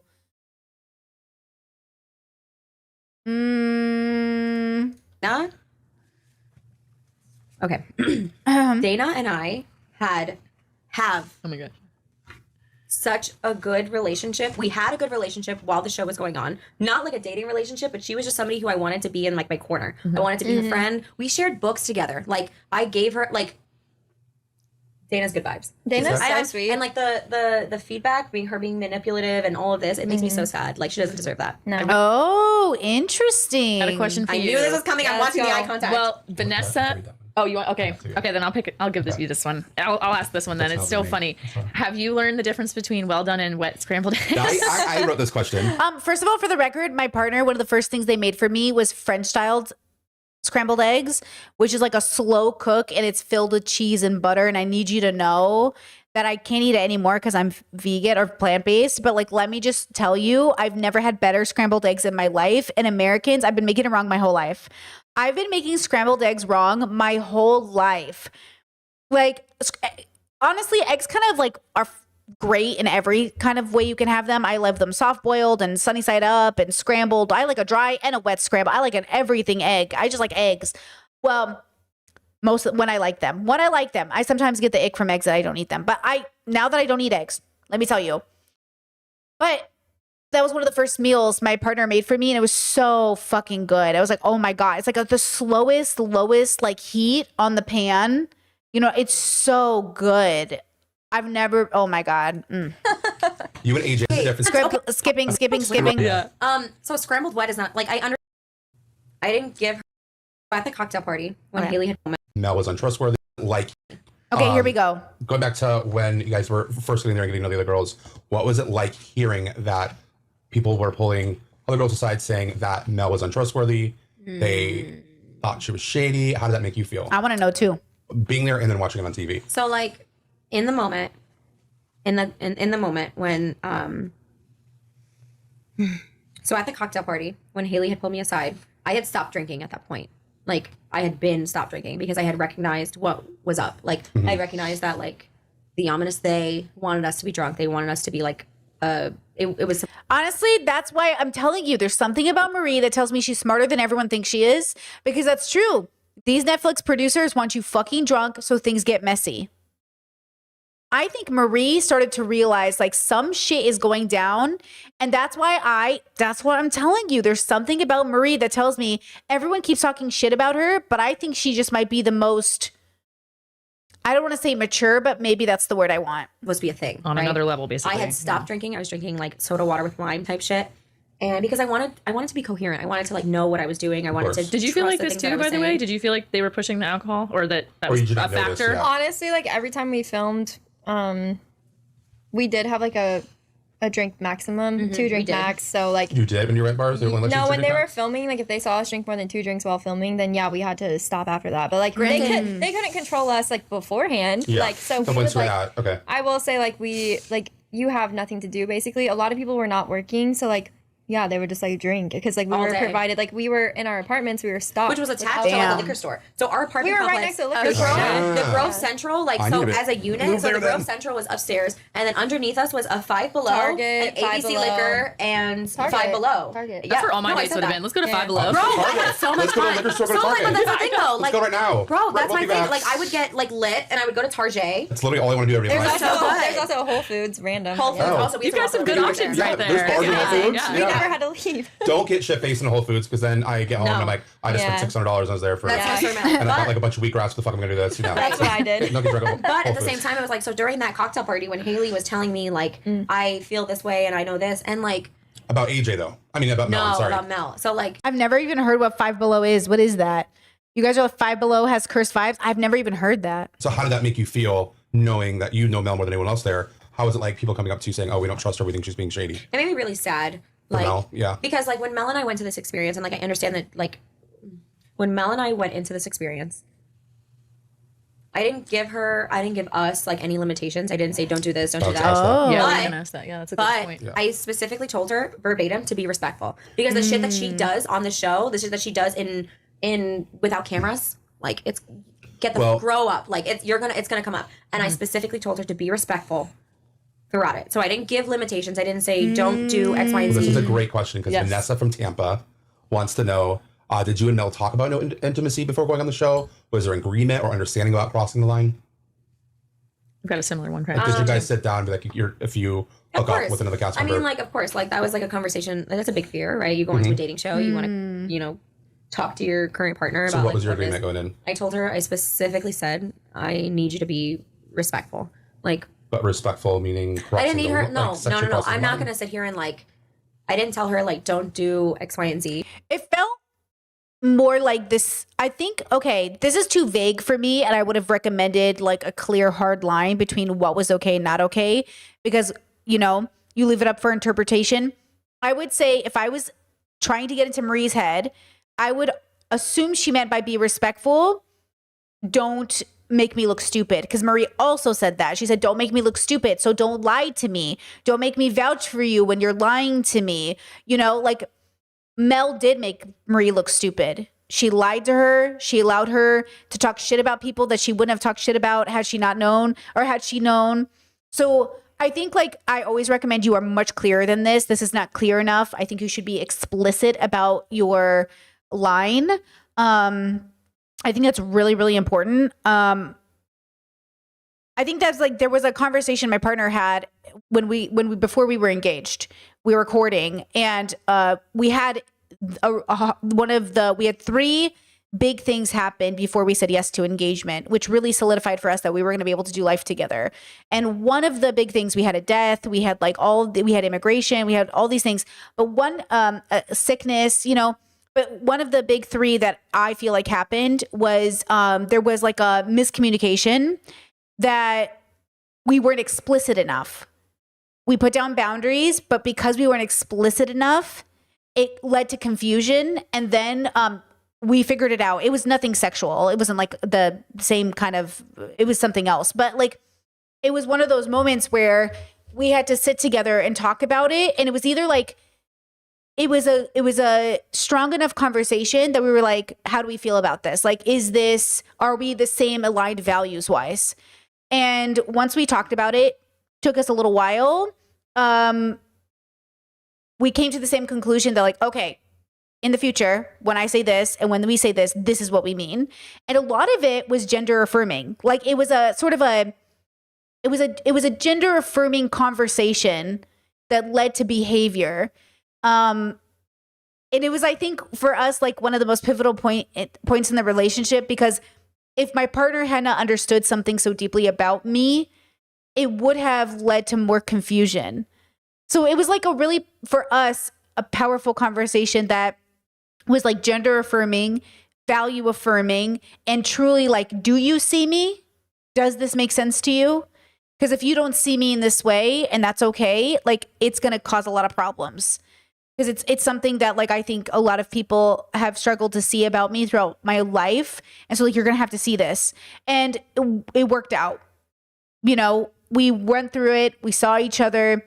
And I think that might have been, I have to ask them if they feel this way, but I think it might have been the first time that we had a relationship conversation that was like put to the test. I think that's true. I think that's accurate. Because, before it's easy to have these conversations when there's no test, but we had been tested. And so now it was like, okay, do we really understand this? Or did you think it was something we said in conversation that was cute? Because you know how sometimes you have a conversation, you're like, yeah, I support you if that ever happened. But then it actually happened. It's like, no, do you support me? Do we support each other?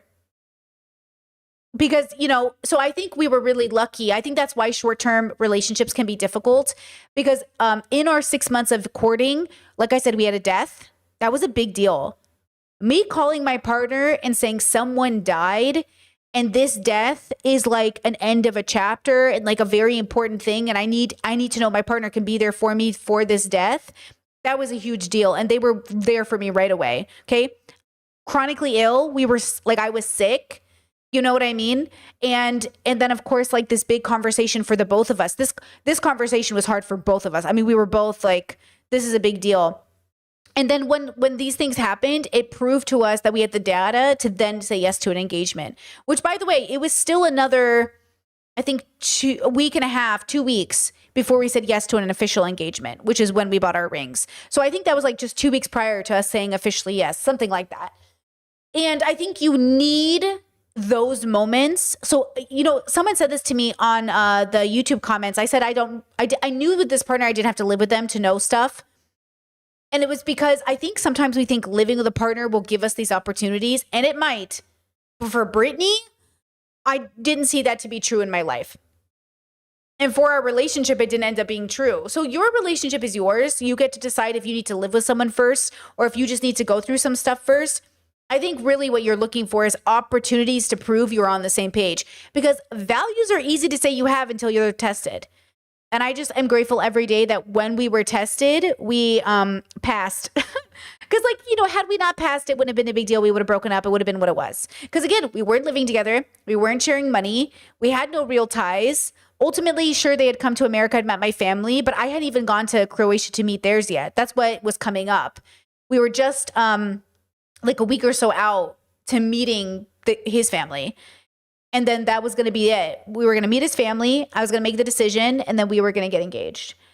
And it all worked out. But I think you do need those. So for the girls, sometimes I wonder for the girls on the show, if this show was the first time some of them had a lot of those conversations, right? Discord says, so testing your partner is unhealthy, but it can be normal and pivotal for the relationship to be tested in some ways, right? We don't test each other, but life will test you.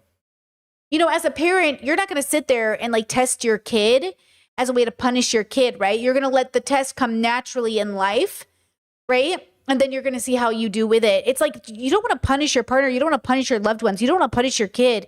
You don't want to sit there and make your life like, you don't want to like, so why suffering? Like all of life is suffering. You learn from the suffering, but you don't go out and cut your arm in half and go, I'm suffering. What will I learn from this? I'm suffering.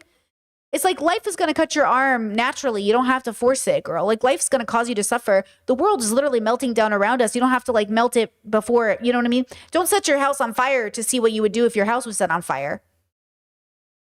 It's like life will test your relationship continuously. So let's say we had three big tests. The fourth big test was immigration paperwork. Stressing through immigration, moving country, moving Indiana, my cat, like doing all of that stuff. Like the world was going to be the hard stuff. You know what I mean? And it continues. It will continue to do that. And what strengthens, for us at least, and builds on our intimacy is the fact that every time the world is crazy, we're just like, okay, girl, it's you and me. Let's go. You know what I mean? Yeah, I think that's the problem. But I think we've been trained from society to test people. Like, you remember when I dated that guy who didn't tip waiters and waitresses and it pissed me off? I didn't have to test him. I just should have listened to the results. But I was so young and I thought we could be different and have different values. But now, absolutely not. Like how a person treats wait staff is like a good test, but it's not a test you need to force. It was a test that just was a reality. You know what I mean? And I should have just listened to the results instead of wishing they would be something different. You know what I mean? I feel like sometimes we either hope for different results or we think like, oh, let me test. But like, yeah, testing is a form of manipulation as a former tester. Yeah, I think testing is a form of manipulation. It's also just unfair to everybody involved. I just think it's so unfair. I think moving with kindness and compassion should be first and foremost. Like do things you would naturally do and see how things happen instead of like forcing a situation, right? All right, back to the pod. Did she give you? No, not at all. Okay. So But you like, guys 'cause we were mutually very much like, be respectful. The shit that you do, you're gonna have to answer for. Well, isn't having sex with someone else not being respectful? I mean, do you It think would that's not- respectful? Yeah, 100%. If I've been dating someone for years and we're going to a show together, and then You fuck you're somebody getting else that's MC respectful? hammered, and Yeah. you're See, no, I don't think so. I don't Looking think a lot of- no, like- I don't. I see. Uh-oh, Marie's playing games. Yeah, Marie made a mistake here. You can't assume that you're respectful if somebody else is respectful. But what you can say with your partner, like, you got to set the boundaries in, girl. You got to say, can you do this? Is this okay? Even with, okay, so in my former life, I used to cuddle and kiss my friends all the time. When I got with my partner, I said, hey, since we're monogamous, are we kissing and cuddling our friends? And we like went line by line of what physical affection is appropriate for our friends. What kind of kissing? What like way of cuddling? Like, you know, what is appropriate? You have to make up those, you have to have those conversations with your partner. Like you have to be on the same page or not on the same page. But not everyone's comfortable with the same thing. And also, like, it's not necessary. Like it's, you know, I don't need to make out with my friends on principle. You know what I mean? Like if I don't have to make out with my friends. It's like not really that important or deep, guys. You know what I mean? So like, yeah, I don't care if one of the rules in our marriage is we don't make out with our friends. Like I'm good with that.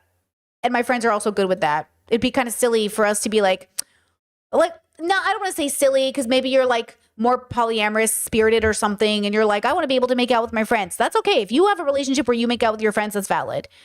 I just don't need that as a requirement for my marriage. So I don't care if that's one of the boundaries we put in the marriage is like, yeah, let's keep intimacy like that to ourselves.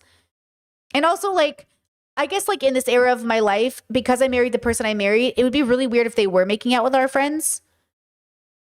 But also if I married somebody else, it wouldn't be weird. Does that make sense? Like if I married somebody else, I could be in a marriage where we made out with our friends, but I did marry that person. So then it would be weird. Because every single person gets their own set of rules. The values stay the same, but the rules change based off of every relationship.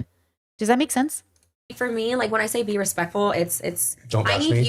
I need you to like want it. Like I need you to want to this is gonna get back to Marie. This is gonna hurt Marie. This is gonna You do don't something to think my relationship. her having sex on national television would hurt you?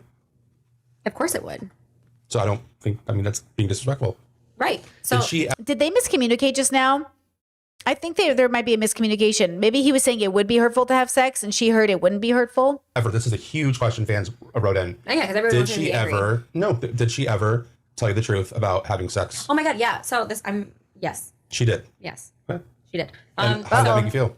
When she told me the truth. And Yeah. was it later or After the during the show, show? right? So the car scene was very real and raw, and like you watch that live. Like that was literally I had no idea type shit. When Mel and I got back to the car scene, in my cute little Hyundai, Velma, that was 2 weeks into your first trial marriage. So we had 1 week left of like our trial marriages. And Mel apparently she had said that she wanted to tell me when we were together, whatever. When we were together within like the first week of us going back in our trial marriage, we were visiting her family in Miami. Okay. And on the drive there, she had told me. She was And just like, so how far into filming was this? we were in the first How many days after the car ride? we were in the first week of our trial marriage. So like realistically that's 2 weeks, maybe. 2 weeks in. Well, I'll say a week and a half. Like So how many days after? Well, I don't know. It was like so like the car scene was how many days after the car scene did she we, tell you? all, each trial marriage is 3 weeks. What is he, an so she investigator? was 2 weeks into her trial marriage with Dana. When I had the car scene with her, when Haley had Okay. told me whatever she had told me. And then Mel had told me that her and Dana had been intimate like when we got back together. And like, you got tipped off by Haley or Yeah, on the show, yeah. on the show. Were So- you able to sense any of this either, like other cast members, or you think it was just Haley because of the Spotify thing? I'm gonna be honest. I talked to Dana and Mel like the most during like my trial marriage, and like, yeah. So I didn't really like get told the logistics of like that. Like it didn't go that far for like me. I think it was more so Haley got told that because like obviously like she was with Megan. with the so Spotify. Yeah. I never heard anything from that aspect of things. I talked to them the most, yes, but I did not like none of Get them. the tea Neither one like of them that, told me yeah. anything about like hooking up or like. But that's I just, actually Do did you- not know. About Like the Spotify, do you guys think production set that up? 'Cause I've never in my life heard anything like Ooh, good question. I I know honestly production like. I'm likes gonna be that. honest. When I was sitting at that table that Yeah. night, I was like ready to flip the fucking table because I was You like, knew "You are production all did it. acting like children." No, honestly, the way everyone was speaking to each other, I was like, "This is ridiculous." I was like, "You all sound like absolutely insane right now." Like that's just like not I'm gonna be honest, when I heard, which I love Dana and Megan to this day, and it's no disrespect towards them, but like when I heard the way they were speaking to each other, it made me like almost grateful that I didn't enter into a trial marriage with like Dana. Because like, well, the Spotify, do you think when it appeared on television, do you think that was set up by production? Probably. I mean, I wouldn't be There's no other way, surprised. right? I don't think that like that How would just it stuck in their automatically TV without happens. They send you Log a it code. in or something. Honestly, like in the bloopers of like not the bloopers or whatever, the reels of like the reunion where they like show people's reactions to the Spotify playlist, they cut mine out again, which like fuck them for doing that, because they showed it in the reunion where they got my reaction to the Spotify playlist. They cut me out, They but they show mine? included everyone else. No. I can't. No, I didn't watch the reunion. Fucking annoying. She didn't watch the reunion. Man, I can't tell Marie if Marie is just a hipster. She's like, I'm not watching any of this shit, or if she's doing it for her mental health. I can't believe she didn't watch the reunion. That's so funny. Jess says, do you think it's a good idea to date just for the experience? I don't know what you mean by that. Do you mean is it okay to lead people on in a dating situation so you can get to know yourself more? No. Do I think it's okay to go on dates and be honest with people? They're like, hey, I'm getting to know myself. I want to see what I'm into. I would love to go out to dinner with you. Do you want to talk about, do you kind of want to like almost date, but I'm not sure that I'm ready to get married. That's different. But yeah, I think like, it's okay to have experiences as long as you're open and transparent, as long as you're not using people, as long as you are being honest with them, as long as you're not leading people on. Some people start dating because they think like every person they meet might be their person. That's okay. Some people date because they're like, hey, I'm just hanging out. We're around. Do you want to get to know me? I just think like as long as you have good intentions, but let's be real, like a date doesn't mean anything inherently. A date is just a meeting of two people that are interested in being more than friends, right? Possibly. So like any person can date. You can date for money. You can date for a free meal. You can date for sex. You can date for companionship. So you got to be aware that like everyone is just having an experience ultimately. I think you should build an experience that's authentic and transparent. Discord said, actually, another question. You mentioned finding someone who's at least 80% compatible, ideally, right? Married 95 compatible. Those remaining percentages should be major value differences, right? Shouldn't be major value differences, right? Right. Exactly. So like, all the girls on the show felt to me like Marita and Ashley felt like a solid 30% compatibility with values, if anything, maybe 20%, right? AJ and Brittany felt like a solid 60%. Haley and Pilar felt like, I don't know, maybe a little higher, maybe like a 70%. You could tell they had like overlap. There was some value similarities there, but Dana and Megan sounded like 40%, maybe. You know what I'm saying? Like, where were the values in that relation? I don't even know. Even here, Marie and Mel, their value differences were off. That's why when Marie said, be respectful, Mel didn't know what that meant because their values weren't the same. You know what I'm saying? Like, you either didn't talk about it, you weren't on the same page, there wasn't an understanding. 10 years of friendship and you don't know each other's values. Like, look, if my bestie, and maybe I'm wrong, maybe there are things like that my bestie and I are miscalculating for each other, I would have to talk. Because I also have a rule about like my values are my values. But like, I think like if someone asked me my bestie's values, I'd be pretty good at explaining them. I think I've known them long enough, all of my friends. I think I've known most of my friends long enough at this point to, I think, guess their values enough that if my friends were like, hey, be respectful, if I'm confused, I would ask. But I think even for my closest friends, I'd be pretty clear. Maybe some of them I wouldn't. Like some of my siblings, I definitely would be a little bit like, our values are so different that I would struggle. Oh, so maybe it's like the values that are similar would be easiest. Yeah. I don't know. But the remaining differences of value, like they wouldn't be big value differences. Like I'm trying to think of examples like, if you're 95% compatible, what could be left with the values differences? Well, they would be big to other people, but not to some. Like example, if I ever became vegan, I'm not convinced right now that it would be a big deal in my marriage. But I think if I was vegan prior to getting married, it might be a bigger deal. But I don't also think so. I don't know though. Because certain things are a big deal to me, like we don't have a value difference for me to give a good example except that one. I think that's the only one that's but see, it's not even the biggest value difference because my partner's like, oh yeah, that's definitely probably the right decision. And I'm like, yeah, I'm just on the journey where I'm enacting it. I think my partner might get there eventually, but I don't care if they do or not. Do you know what I'm saying? But maybe that will change. I don't know. Do you know what I'm saying? I'm trying to think of a good example. I think that's the only example that comes to mind where we deviate right now. But to be fair, it's a very new journey for me. You know? It's just like a very new journey to me. So I don't know. Like I don't know. Okay, good good Discord. I'm glad you said the vegan one is a good one. Yeah, like YouTube chat says playing D&D wasn't much of a value to your partner. No, it was not. And that's a good example of like how hobbies don't have an overlap of values. Like I don't think if I thought it was immoral for them to play D&D, we could have a conversation about that. What if I was one of those people that was like, D&D is full of magic and imagination. I don't believe in that. And then like we would be incompatible. I would be taking away something from them that's so core to them, and then it would be a value. Do you know what I'm saying? Then it would be like, oh, I can't marry somebody who wouldn't let me play D&D. Do you know what I mean? Discourse said I feel this. I'm not vegan, but I think if I ever do start dating at the very least, I think it'd be someone who is deconstructing that and someone who's not shitting on veganism. My partner is so supportive. It's disgusting how supportive my partner is.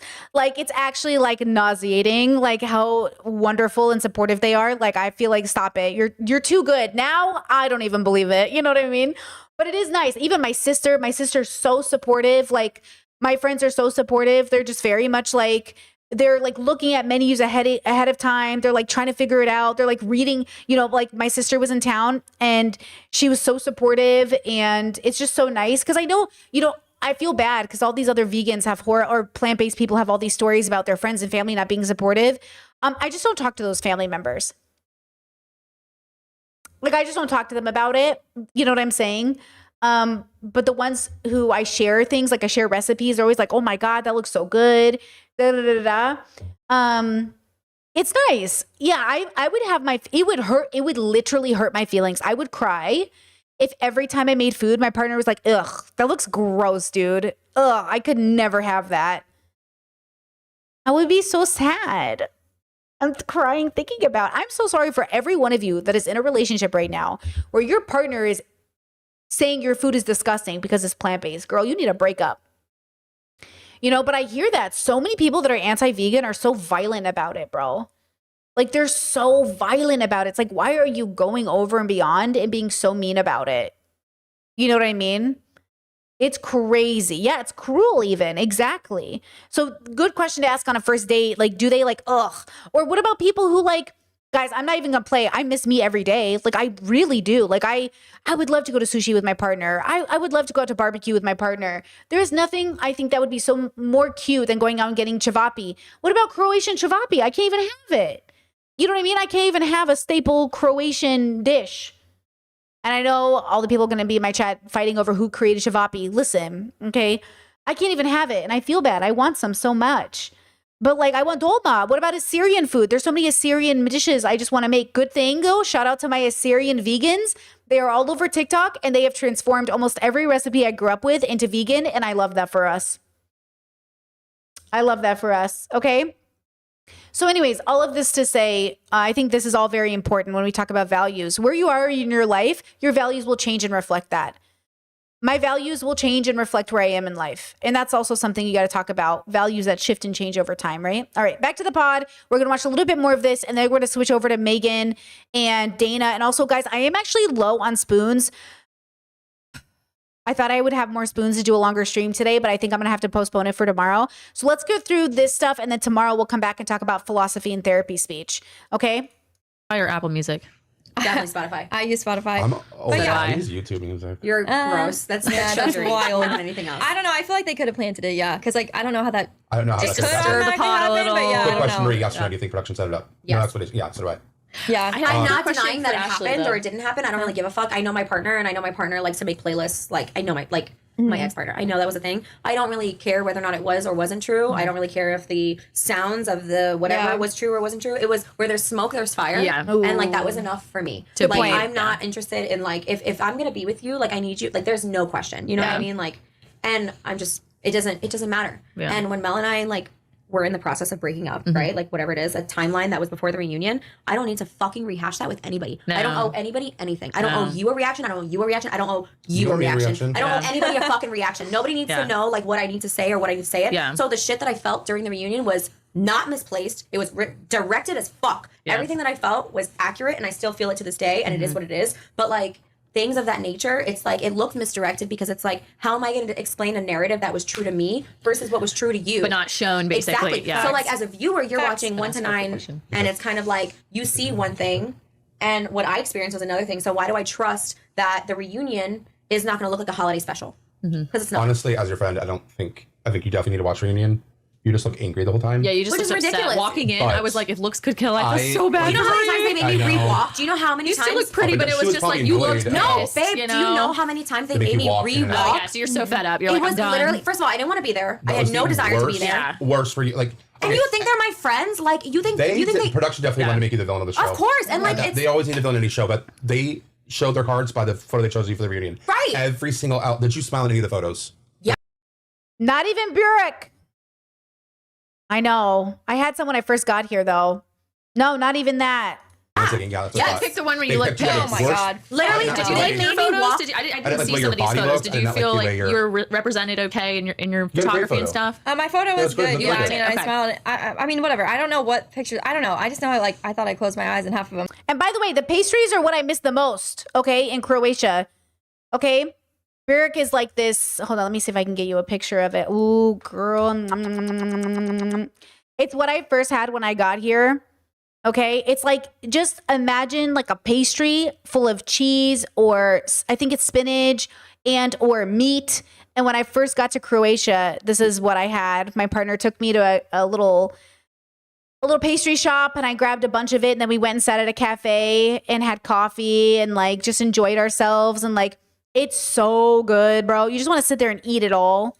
But it's, you know what I mean? Like Croatia, it's like a blessing of pastry shops everywhere, and you just want to walk in and eat everything, and it's so hard. Like that's the part that like can be difficult, but I will say I've perfected this cookie recipe. I've made a lot of cookies this month. It's vegan cookie recipe, and I've like perfected it. I make cardamom cookies instead of cinnamon. It's vegan snickerdoodles, but my partner and I aren't the biggest cinnamon fans, so I switched it to cardamom, which is very common in Assyrian desserts. So I took a spice that I'm used to growing up with, transformed it into cookies, and I've been making vegan cookies, which have been so good. Yesterday I made them, and my partner was like, how many of these cookies can I eat? And I was like, you can have like 4 of the cookies. And they're like, 4? But like, you're only gonna get 2. And I was like, oh, I've already had like 3. Like we're sitting there. It's like, you're only gonna get this many. I made 5 for us each. I try to give us even numbers of cookies, but like I make little batches of like 10 sets of cookies, and then we each get like 5. You know, I try to give each other 50-50. And then I was just like, don't worry, boo, I've already eaten my cookies. But like it's nice. And then now I've been making vegan cookies, which is like really exciting. But I want to try making vegan Croatian food as well. Like I think that would be fun, because like I said, vegan Assyrian food is a thing. It's real. You know, it's really real, and like it's happening. We're here. So But whatever, you know, like how many times did they make you walk down that carpet? I did at least like 4 or 5 times. Bro, when I tell you, they made me walk down that carpet at least minimum 6 times. Yeah. You're like fed up by the time you walk in. She's not a superstar. She's not into it. Like she's not for reality TV, and I think it's beautiful, and I think she should know that. I think she's like Marie's a little bit acting like other people don't love it. Some people love this shit. It's not me, it's not Marie, but some people love it. I bet AJ and Brittany, because they look so good, were loving it. I bet Marita was loving. I bet she was like, look at my mermaid dress. I'll walk down this aisle 7 times if I have to. Some people love that shit. Some people love the cameras. They love the spotlight. They love it. It's not for me, but I don't think you're better because you don't like it. Do you know what I mean? I don't think it makes you a better person because you don't like it. And it sounds a little bit like Marie's judging in that way. Like she keeps judging this guy for being on YouTube Music and everything, or not knowing who Sam is. Like, who cares? First of all, I didn't want to fucking be You there. wanna I be there. had to be there. Look And at like your reunion photo. It's like, I'm just here to fulfill my contract. That's literally. the vibes. And then on top of that, it was That's like the worst photo and that's I've like my ever whole seen. thing too. He's so negative. He's so annoying. Really, but I gotta like him. He's kind of annoying though. He's kind of negative for me. Like he's almost like playing into it, where he's like, oh my God. But like also, I am very like hard on my sleeve kind of a person. Yeah. Like if it really comes down to it, like I'm not gonna sit here and fucking be hee hee ha ha with you if I don't fucking like you. Don't touch me. Don't Yeah. look at me. Don't fucking like. Don't talk. you still so angry? So angry? Like so angry girl for me. Like it's like a little bit too much self-righteousness, a little bit, no humility. Like I'm still waiting for Marie to heal. To me. I'm not your friend, and I'm not going to pretend to be your fucking friend. Like, I will never, even throughout episodes 1 to 9, which I wish people held more like accountability for, because episode 10 is an episode. It's an episode. It's factored in a way. So even if I was to, I mean, you're filming hours, and they They're taking clip this it much down. of it. but furthermore, it's like, even if I was to speak my truth on like what my relationship with AJ was not at all what was represented in episodes 1 to 9. So how can I have a reunion and speak on that when you didn't even represent me correctly? It wasn't matching with when the that other narrative, episodes. with the narrative that you created wasn't what I experienced. Now that is the reason to be angry, is how these fucking Netflix and all these people will twist the narrative to fit the story they're telling. That part is reasonably frustrating, right? I think that is so, I could never do it. That's why I say, girl, didn't I say that the whole time? I said, give me a YouTube live stream drama any day.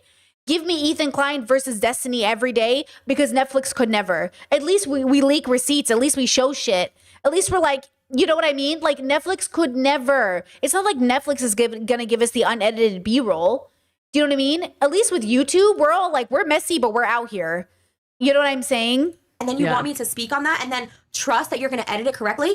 Bitch, I was the only one that said anything, and honestly, I didn't fucking say enough. No, literally, as someone, like, I didn't say enough. As someone that was like constantly in contact with Marie during her trial marriage with AJ, her anger towards Brittany and AJ was warranted.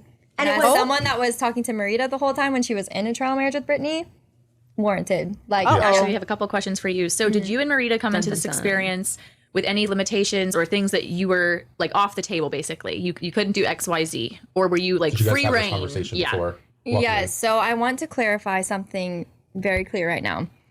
Marita decided, like, her and I talked about it, and she made me issue her the ultimatum because she was like, hey, since I'm the person that has always kind of had wondering eyes in our relationship, you should go on the show issuing the ultimatum as if you want to marry me, because like it makes more sense that way. And I'm gonna be honest, I wasn't in a place where I like wanted to marry her, which is like why I think I came off on the show the way that I did, because I felt like I was lying. I get that completely. And so I will say there were boundaries, yes, in the sense of she actually told me before going on the show that she did not want me to speak about any of the incidents of like where she cheated.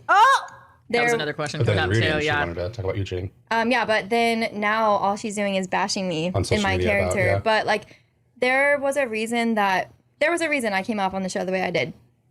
I couldn't talk about like Shut the front door. Shut the front door. Yo, give me YouTube drama any day. I love reality TV, but it is so heavily edited. It's not that it's scripted, but it's kind of scripted. It's that it's edited crazily. So we just watched this video of Marita say, I think it was a month ago, the Marita podcast, say, me and Ashley, we're gonna make a statement. I never cheated. I've never cheated in my life. And here's 2 weeks ago, Ashley saying, actually though. And look, I don't know who to believe. Once again, we're zooming out. I don't know who to believe. I don't know. Something's here. Do I get more authenticity from Ashley and Marie? Funny enough, yes, I do. Do I think that's accurate? I don't know. But something is going on. Something, I'm going to say this out loud, but it might be wrong. AJ and Brittany give perfectly curated because they are perfectly curated. Their fashion is on point. Their language is on point. The vibes are on point. They're very well put together. They're a bit of a power couple, which always makes me suspicious. But at the same time, I like them well enough. But then they kind of remind me, in contrast, of like people who... It's just really curated in a sense. So then I wonder if they don't want any beef and they want to come off as like people who have no beef. But then maybe that's the frustration of the beef for Marie, because Marie's like, why aren't you angry enough? You know, something like that. I don't know, though. What do I know about anything? Chess says, I know that Amber and Barnett said on the podcast from Love is Blind season 1 that the producers would pressure them to talk about certain topics like finances and stuff. I think I do recall that as well. That was a crazy season. We should go back and watch season 1. Oh, should I do that? Actually, pause. I have a friend coming in October, so I'm going to take some time off of work. Maybe I should pre-record season 1 of Love is Blind, because that would be fucking good. To show you the differences of the seasons. I haven't watched that season since I started watching the show so long ago. Ooh, that would be so fun. Okay, noted. Note to self. Chad asked if I was still doing my 30-day challenges. I'm on a break right now. I just started doing yoga and lifting weights again. I was on a break for a while. I was like, girl, when I tell you there were not enough hours in the day at a point, but now it's vibing. We're back in vibe. My partner even said like, oh, have you been lifting weights? Like I see definition. I was like, thank you. It's new definition. You know how it is. But I took a break for a while, but now I'm back in some stuff. So I'm pretty excited. I'm feeling pretty good about things. So I took a hiatus. Let's see, Brittany, are you people watcher sometimes? I look, but I don't lurk. Listen to me when I say I'm the queen of people watching. You know how Brepsion was like, oh, I like to people watch. Sir, that wasn't people watching. That was people disturbing. That was not people watching. People watching is minding your business and being far away and just observing humanity for what it is. People watching is sitting on a bench, eating ice cream with your friends and just enjoying things. Girl, I love to people watch. My friends and I used to go people watching is great. That was people interrupting. He got involved. You're not supposed to get involved. You're not supposed to be a character in the lives. You're supposed to just be observing and being like, oh, people are so great or people are so weird or like, I do not mind people watching. I mind the audacity of people interrupting. I cannot believe you know what I mean? Like, sir, ridiculous. Chet said you're my only source for Love is Blind and Ultimatum, so please do watch it. I feel so out of the loop otherwise. Oh my God. Okay. Season 1, girls. I'm telling you, that's it. I was wondering what I should be recording for you guys. That's it, girl. It's so good. It's so different. You really understand. And by the way, season 1 couple, the most Lauren and white guy. Anyway, they're pregnant. They're having a baby. And they're the longest married Love is Blind couple. They were like the star couple of season 1. And you know what I'm saying? Wait, you said there's a queer Are You the One? Wait, what's Are You the One? Wait, did I say something or is that a new show? Because there's also a queer lesbian show you guys recommended on Hulu you wanted me to watch. There are so many lesbian shows that I gotta watch. It's insane. Okay, let's finish out a little bit more of this segment. Then we're gonna switch to Megan and Dana. No, Are You the One is quite old. Oh, I also, for YouTube members, am looking for older shows to watch as well. Because once I finish BoJack Horseman, I'm gonna need a new show to watch. So let's just keep it in mind. Oh, it's non-binary, gay, lesbian, and everything? Wait, that sounds so good. I'll look into that. Like the one issue that was like the biggest issue in our relationship where like I lost trust in her in like the year of like 2022 or 2023. So this is like your second or third year into dating basically? Or yeah, and it was actually a very big incident where she emotionally and like physically cheated on me, and I have receipts of that. I actually I have receipts of all of it. And it actually was a huge struggle for me going on the show because like going on it I couldn't speak about any of the real issues in our relationship. That's why to the show? Yep. Oh. This is why I had to portray. That's why they portrayed us as we were. Like they portrayed me as like not wanting to show up romantically for Marita, which is like not accurate. I showed up for. Hard to be romantic with the person who cheated on you. Even though I've definitely been in that position, and you try to show up and you try to be romantic, and you realize no matter how romantic you'll be, they'll never actually want to be with you or actually want to make the relationship work. I never liked Marita. Her romantically like all the time because I knew that that's what she wanted. Mm-hmm. I actually have multiple videos and pictures to prove that. Like we dated for 5 years. Yeah, there's no way I didn't just not buy her flowers or something ridiculous. And if that was such a hot issue, that would have been an issue year 1, not year 5. Exactly. Like there's a reason I stopped showing up for Marita, and it's because emotionally I was not secure. Like she made me so sad, and like I'm gonna be honest, like she was. And Ashley has already been in an abusive relationship. So my theory is that Ashley hasn't had enough, like, Ashley was like severely abused in her former relationship, right? Physical abuse, emotional abuse, cops were called. So my theory is that Ashley is like an abuse victim who's still healing and didn't not that Marita was abusive. Well, I think cheating is abusive, but that there was like a insecurity, like something really deeply. They were unable to establish like a healthy foundation. And I'm not saying that Ashley's perfect. I don't know if she actually cheated or did anything, right? Marita accused her of it. Though it sounds like they weren't together at the time. So then my theory is that Ashley was in a cycle of being with another toxic partner. And then that's what ended up happening, right? That sounds like that makes sense to me. That Ashley it makes sense that sometimes we have a cycle of toxic partners because we're victims, because we're not healed, because we're unsure, because we want to believe people are good. Ashley's also 5 years older than Marita, so that's really interesting. There's maybe an indication of a stuntedness there, possibly. But she's still responsible for going to therapy and getting the help. And yeah, Chet says catching up. Marie's mother, was she discussed it all? Given that that's why she has a lot of anger built up, her mother took her own life. That is definitely something that should be deconstructed. That's why I wanted to hear the words therapy. I mean, your parent doesn't just take their life and then you just go on with your life. Like, I hope she got counseling. I hope she got some help. And, you know, I hope there's something there. Now, I just want to say, because Dr. Kirkanda always talks about how, like, healing from grieving isn't linear and sometimes it can come back. I want to say that, again, my philosophy on grieving and on missing people might be misconstrued or misheard by people. I know we had a conversation about it before. Everyone has a different relationship with it. But I do think, like, you know, when someone dies in our life, it's hard, right? Like, I'll be honest, I haven't needed therapy for every suicide in my life, even if I was impacted by it. But I think sometimes when people die, you need therapy. You know, I didn't need therapy after helping my friend die from cancer and like taking care of their body after, because, you know, I was having like more of a spiritual relationship with the whole process of life and death. Like but I think sometimes when it happens, it makes sense that you would need some closure or for some therapy for it. Everyone's different.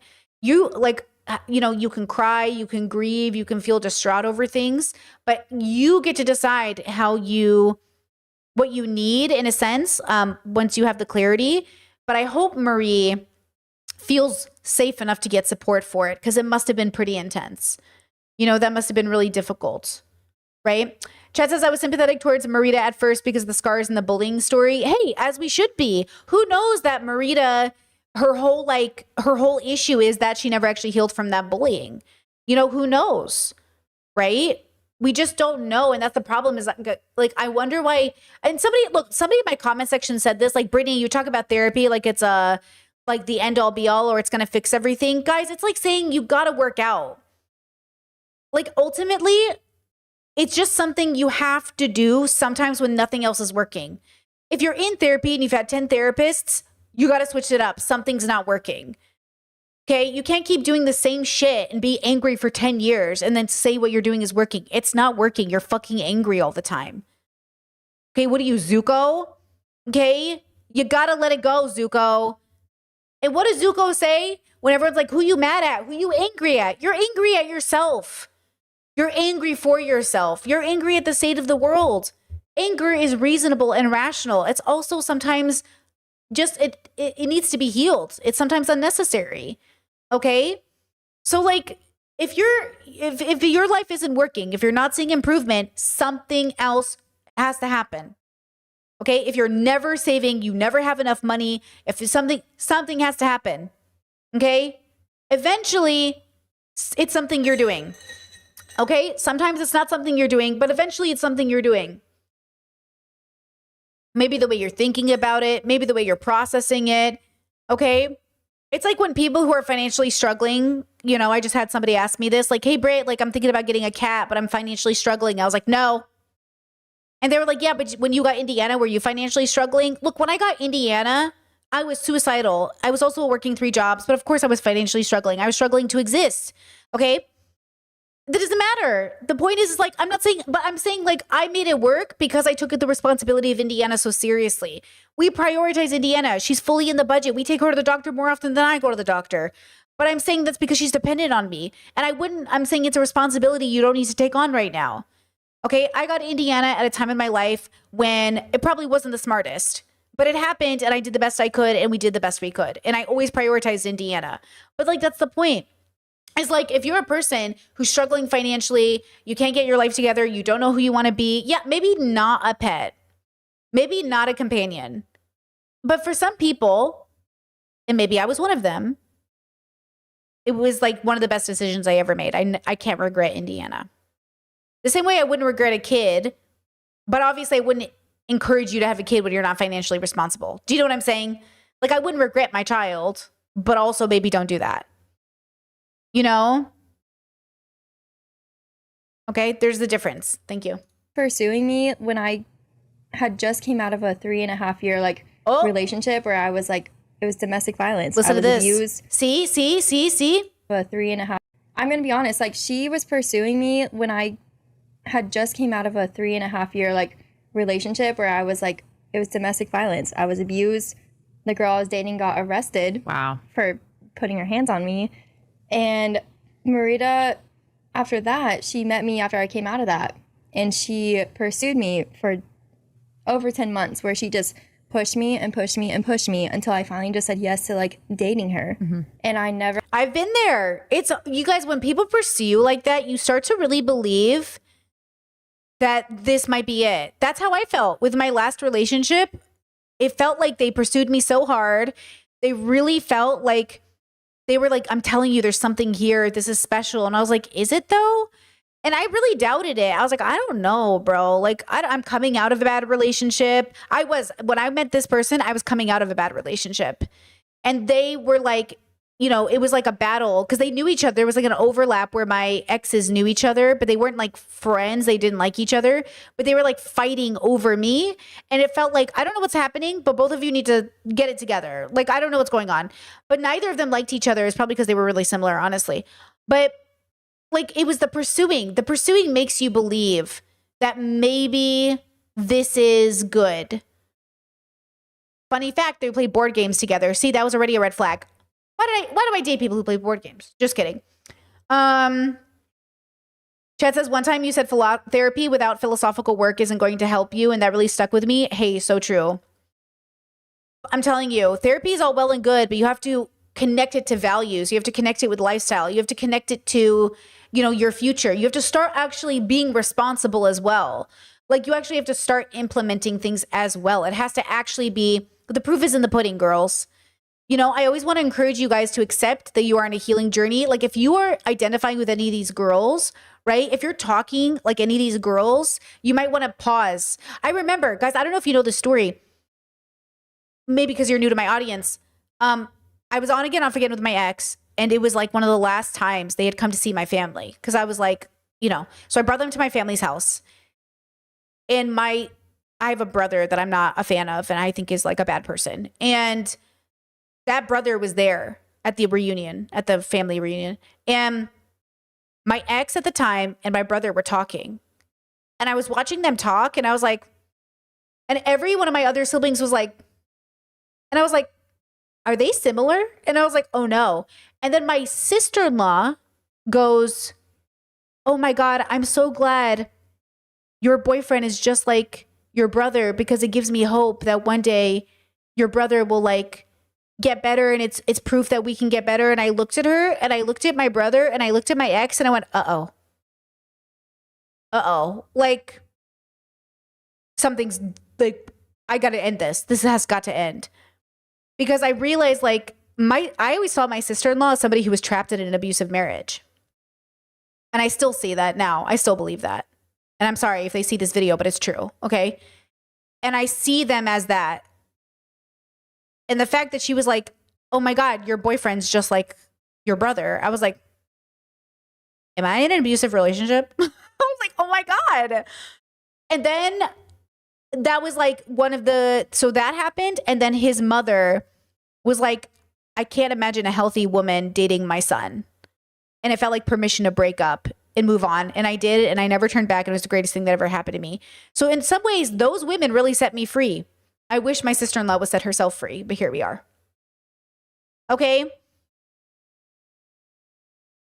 It is what it is. It is what it is. You know, obviously not my farm brother. I love my other sister-in-law. I have two sister-in-laws. My other sister-in-law is in a great relationship with my farm brother. They have a fantastic relationship.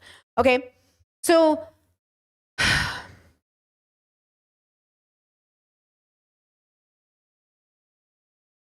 I think sometimes it's hard because like you think you're so smart, you think you're so capable, you think you're so bold, you think you're such a Taurus. There's no way. There's no way I'm a Taurus. I don't put up with bullshit. Yet here I was. Girls. Here I was, you know? Chad says, sometimes I think, is it really irresponsible to adopt a dog when you haven't got the money? I mean, whatever life you give your pet would be better than it already gets, right? Or is that a stupid way to think it that way? I think in an ideal world, we would have responsible pet owners, so we would never have dogs that need shelter or get killed by shelters. The amount of irresponsible dog owners are why we have so many dogs and animals that need homes and don't have them, because you are breeding animals you can't keep. You're having dogs like they're fucking like decorations, you know? So I think a big part of it was like a big part of life is harm reducing, period. Like, I don't know if that's true. I don't know if you adopting a dog would be giving it a better life if your life isn't able to support that dog. I don't know if that's true. But like, who knows, right? Let's see. But you can make that decision, right? Like I said, I don't regret Indiana like I wouldn't regret a child. But at the end of the day, would I recommend that Brittany to do it? Probably not. I'd say, girl, you have a lot more you need to focus on a lot of other things. And also, it's a huge responsibility. Like having a pet, going on vacation, not getting certain apartments because you have a dog or a cat, surgery prices, like the quality of the life you want for that dog, you know? Let me see. Chad says, just watch one of your older videos of meeting your person. Would you really have had a child alone if you didn't meet your current partner? Well, also if I didn't get sick. If I hadn't gotten sick, if I made my income goals and I met my financial goals, I would have been able to adopt a child alone. Probably, yeah. If I still wanted to be a mom, if I was financially set, if I had met all of my responsibility goals, I would have had a kid and I would have raised that kid around the siblings that I trusted. And I would have given that kid a village there. But I don't know. I can't predict what future Brittany would have done because I got sick, right? Like you have to remember, me getting sick was a huge primary reason for the change in my body. I had a change. Like my body changed on me. That feeling of wanting a kid completely disappeared. And I had had it since I was a kid. I had wanted a baby when I was like 9 years old. I wanted a baby. Like, you know how people talk about being parentified, like having to wake up in the middle of the night to take care of your siblings who are kids? I volunteered. I would get so excited to wake up in the middle of the night and take care of the babies. I just wanted to be a mom so badly. I wanted to be a parent my whole life. And I think people really do have a calling. I just think like fulfilling that calling within reason is key.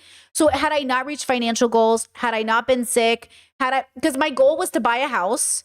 My goal was to fix my financial goals, buy a house, make sure that was done, have enough in savings, and then look into adoption.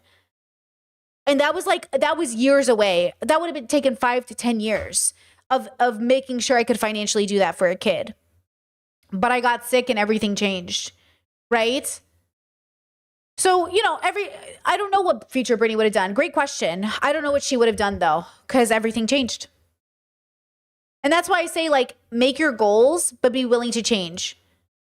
Maybe I would have just sponsored kids. Maybe I would have fostered. Maybe I just would have worked and volunteered and like been a queer advocate for kids or something. Maybe I just would have been like a big brother, big sister, there would have been so many options for me, but who knows? Chaz says, do you feel like something was stolen from you? No. No, I don't. I don't really believe in like missed opportunities. I don't really believe in FOMO. I don't really believe in this idea of like what could have been. It's just like, it is what it is. And like, that's okay. I think it was hard. I went through a mourning period. I think it was really difficult. But I think, like I said, like when I was done grieving, I was done grieving. And now everything's vibing.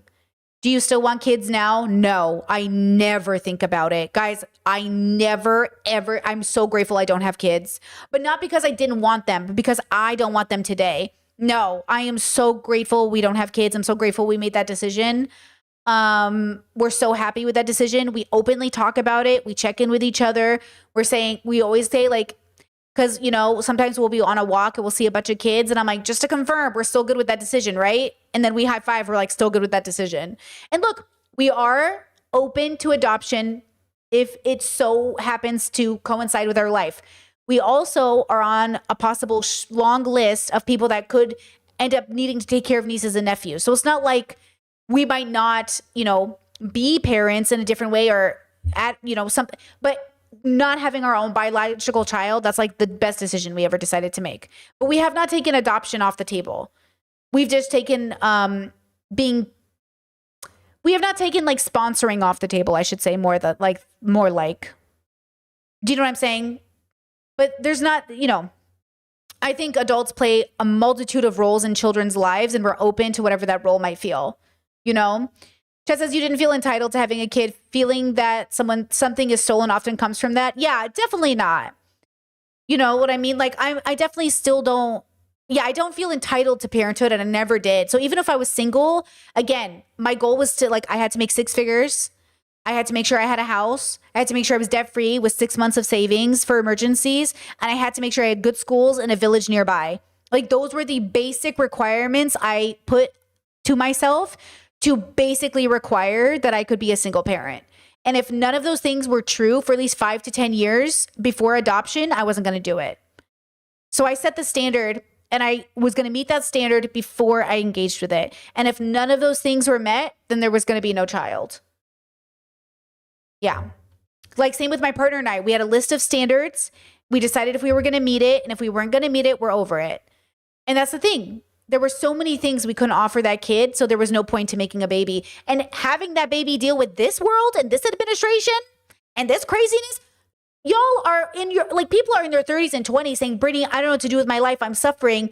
Why y'all think about kids? You know what I mean? Like, you're an adult and you can't even handle it. You want to bring a baby to the universe? Ain't gonna be me. Ain't gonna be me. Absolutely not. You know what I mean?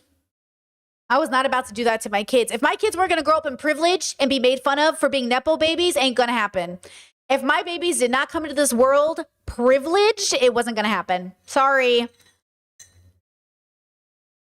My babies were going to be made fun of. People were going to be on the internet saying, you're privileged, you're white, you have money, all of that, all of it. Cause we're both white, but you know what I mean? Like all of it. Like my kids were going to be bullied, and it was going to be good. And they were to say, we are privileged. And my parents did that. And I was going to say, exactly. So be quiet when other people are speaking.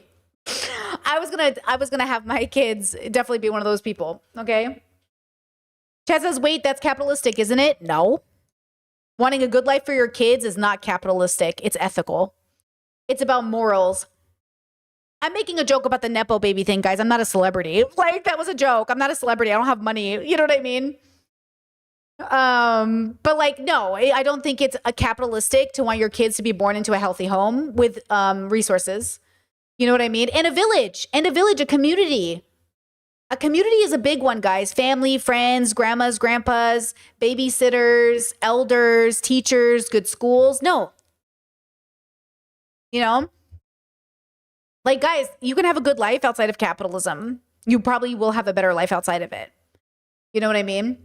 All right. Yes, and I want my kids to have a better life than me. Exactly. You always want your kids to have a better life than you had. Exactly. All right, back to this pod. 2 more seconds and we'll switch over. I got the time to heal or acknowledge the fact that the importance of healing is obscene. The importance of taking time and understanding what you're feeling. I'm gonna be honest. I don't think I even recognize that I.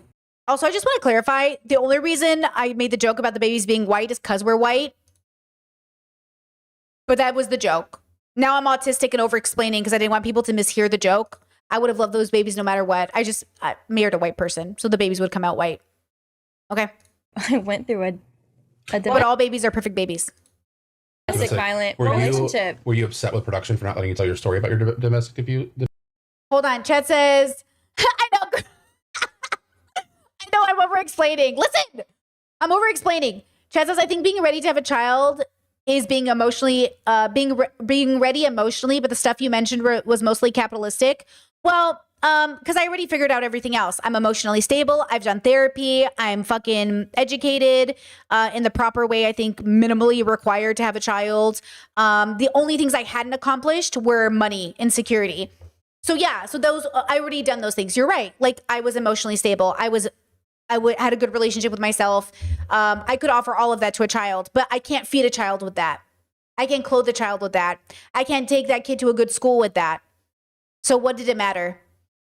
I could never have provided a good enough life for my kid with emotions alone. So I needed the other half, which was financial. So for Brittany, my money, listen, we're going to talk about this tomorrow. For people who think like therapy isn't good enough, I still can't pay my bills. Brittany couldn't pay her bills until she went to therapy. My money never made sense to me until I went to therapy. I was burning out every 2 years. I was working 2 to 3 jobs my whole life. Okay, my whole life. But I couldn't maintain work. I couldn't solidify income. I couldn't build a savings until I went to therapy, right? So there's something to be said about, values and stability. But yeah, like I can't feed my kid with a hug, Chad said, should people struggling under capitalism or living in poverty have kids? We've talked about this, but we got to get to Megan's bun. I know we got to get to Megan's bun. I don't want to make a prescription.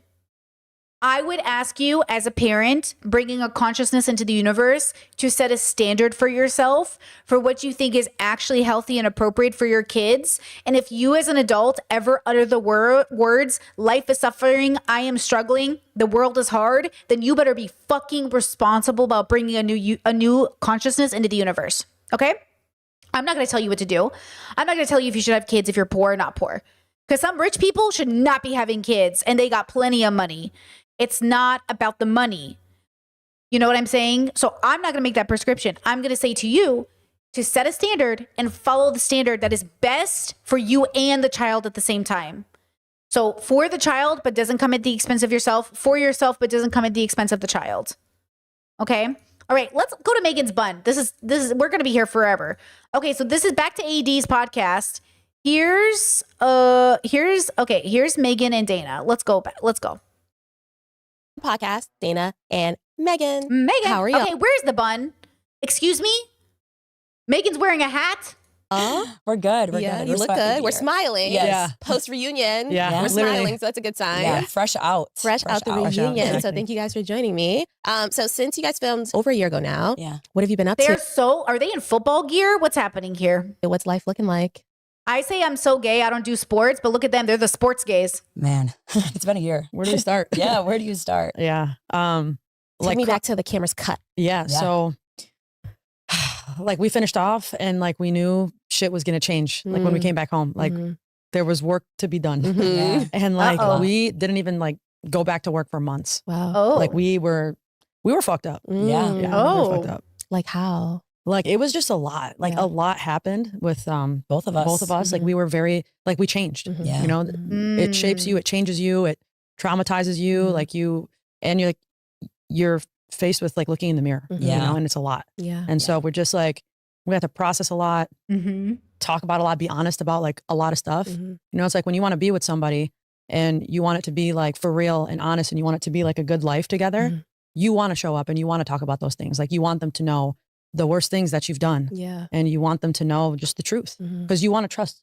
who you're with. Yeah. And I think both of us, you know, we lost a little bit of trust in one another. Yeah. Unfortunately. When you break something so badly, right, and you burn it to the ground, quite literally, it's like the scariest place, but in a weird way, it was like the only way from here is up. Like, we had nothing to lose at that point because we lost everything. Yeah.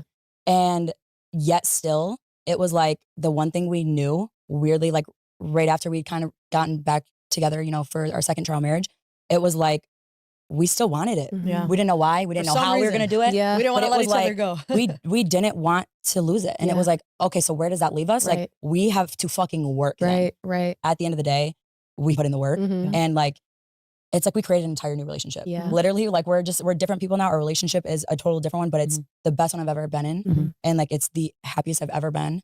And like, it's just crazy. Like, but I'm so proud. Like, Wait, tell me how So it's proud. different. Tell me how it's different.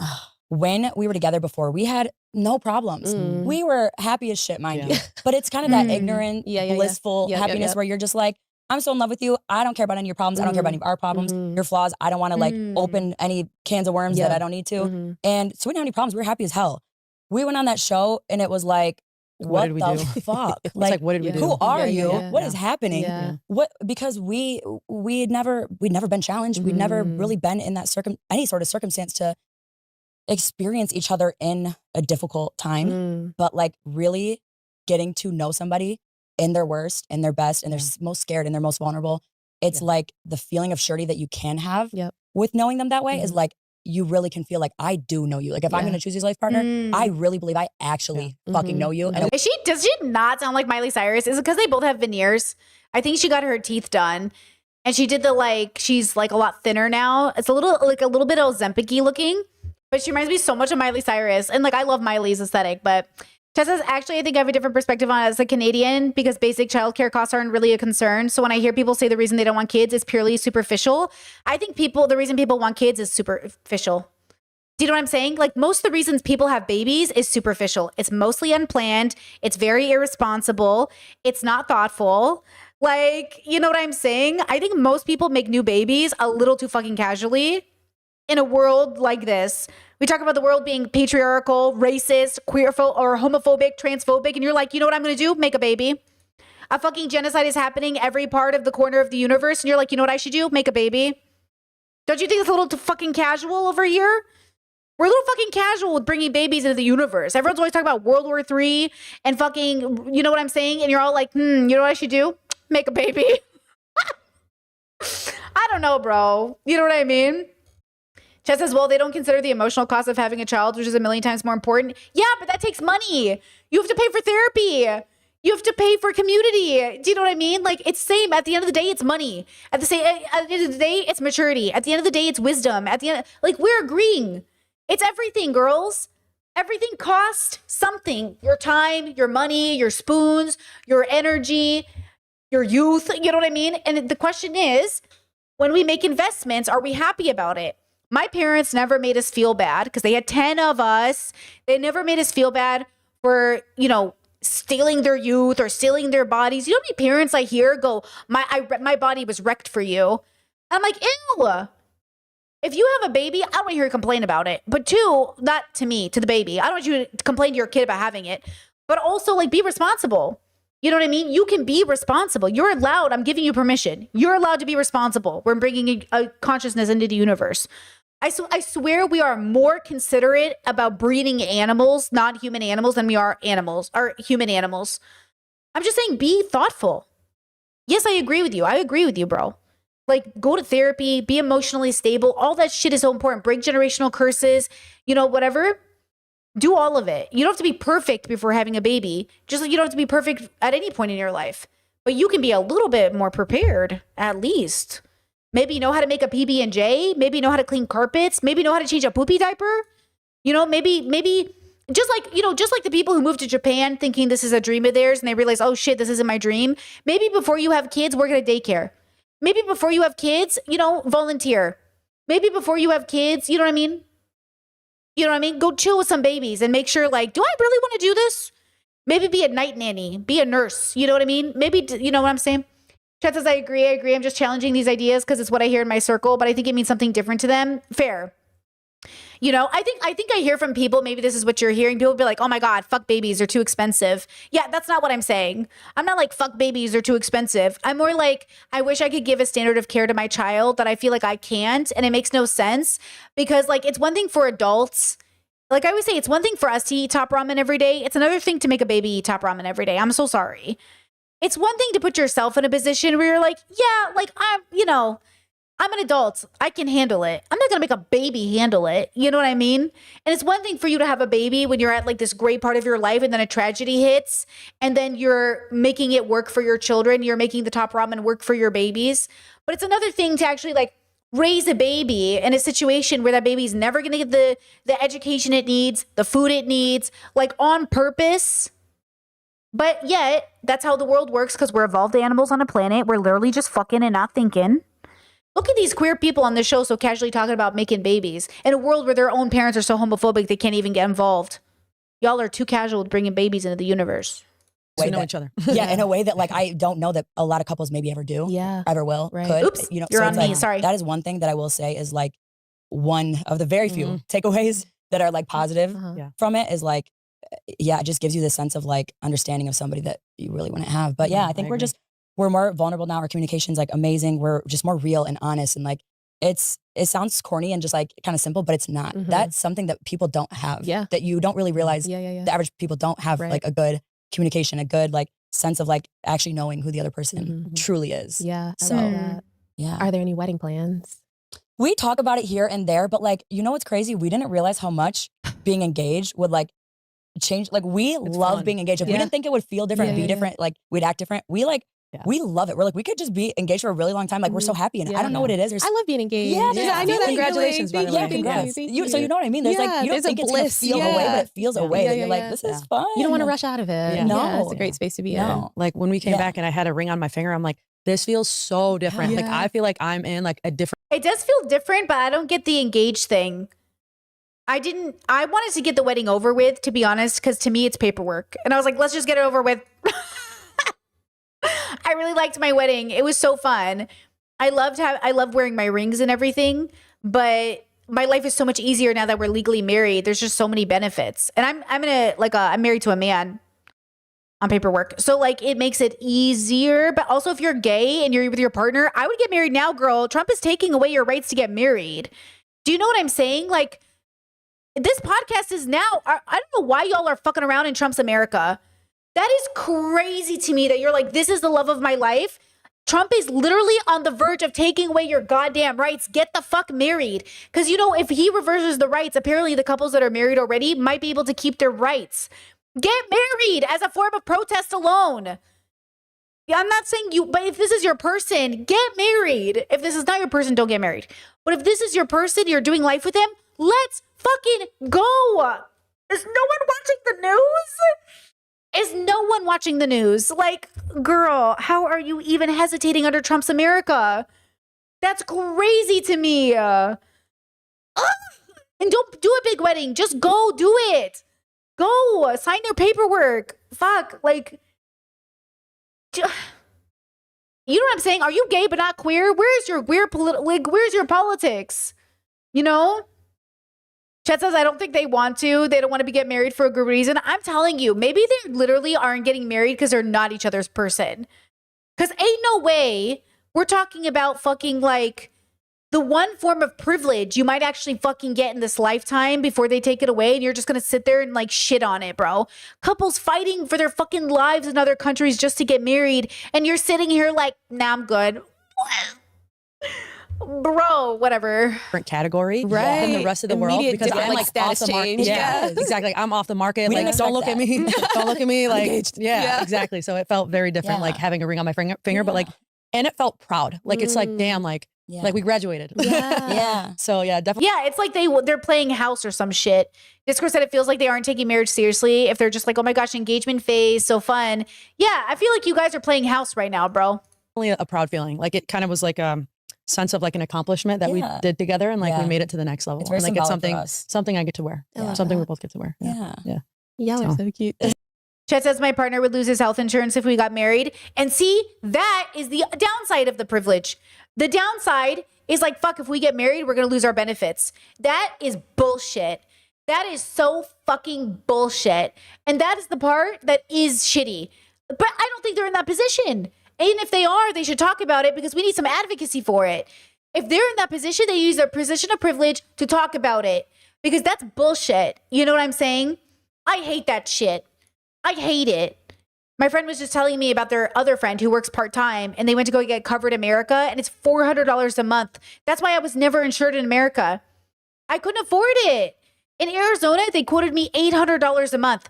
$800. That's why I spent $16K out of my own pocket to get diagnosed because it ended up being cheaper because the $16K, so the deductible was $10K. So I would have had to spend $10K to even reach the minimum, but I had to spend $800 a month to even get there. So in the year or 2 years that it took me to get diagnosed, I would have been having to pay $800, reach 10,000K before they even covered shit.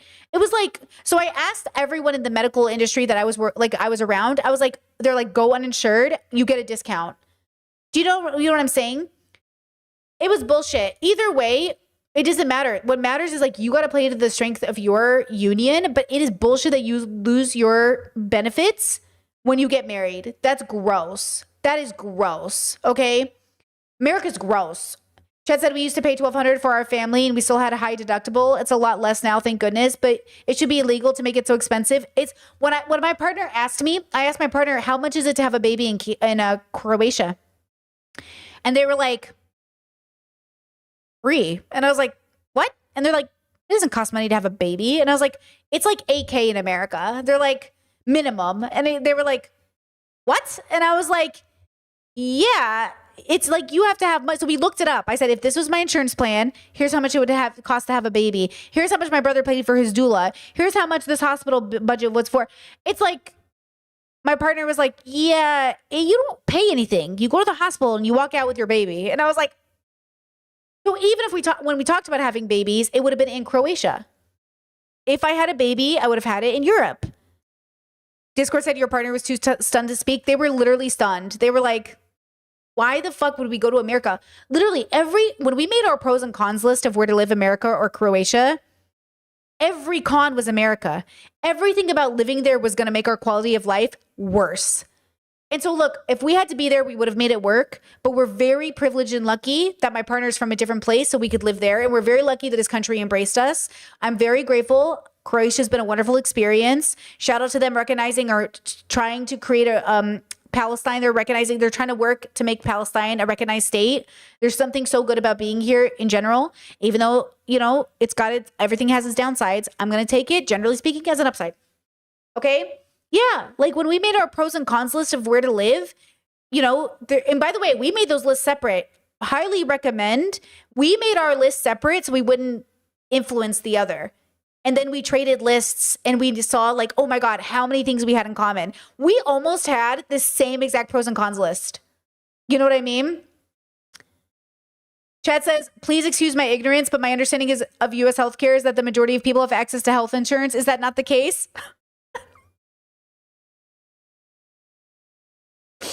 No, girl. I don't know if it's the majority, but no, girl. I didn't have health insurance for years. How many people in America have health insurance?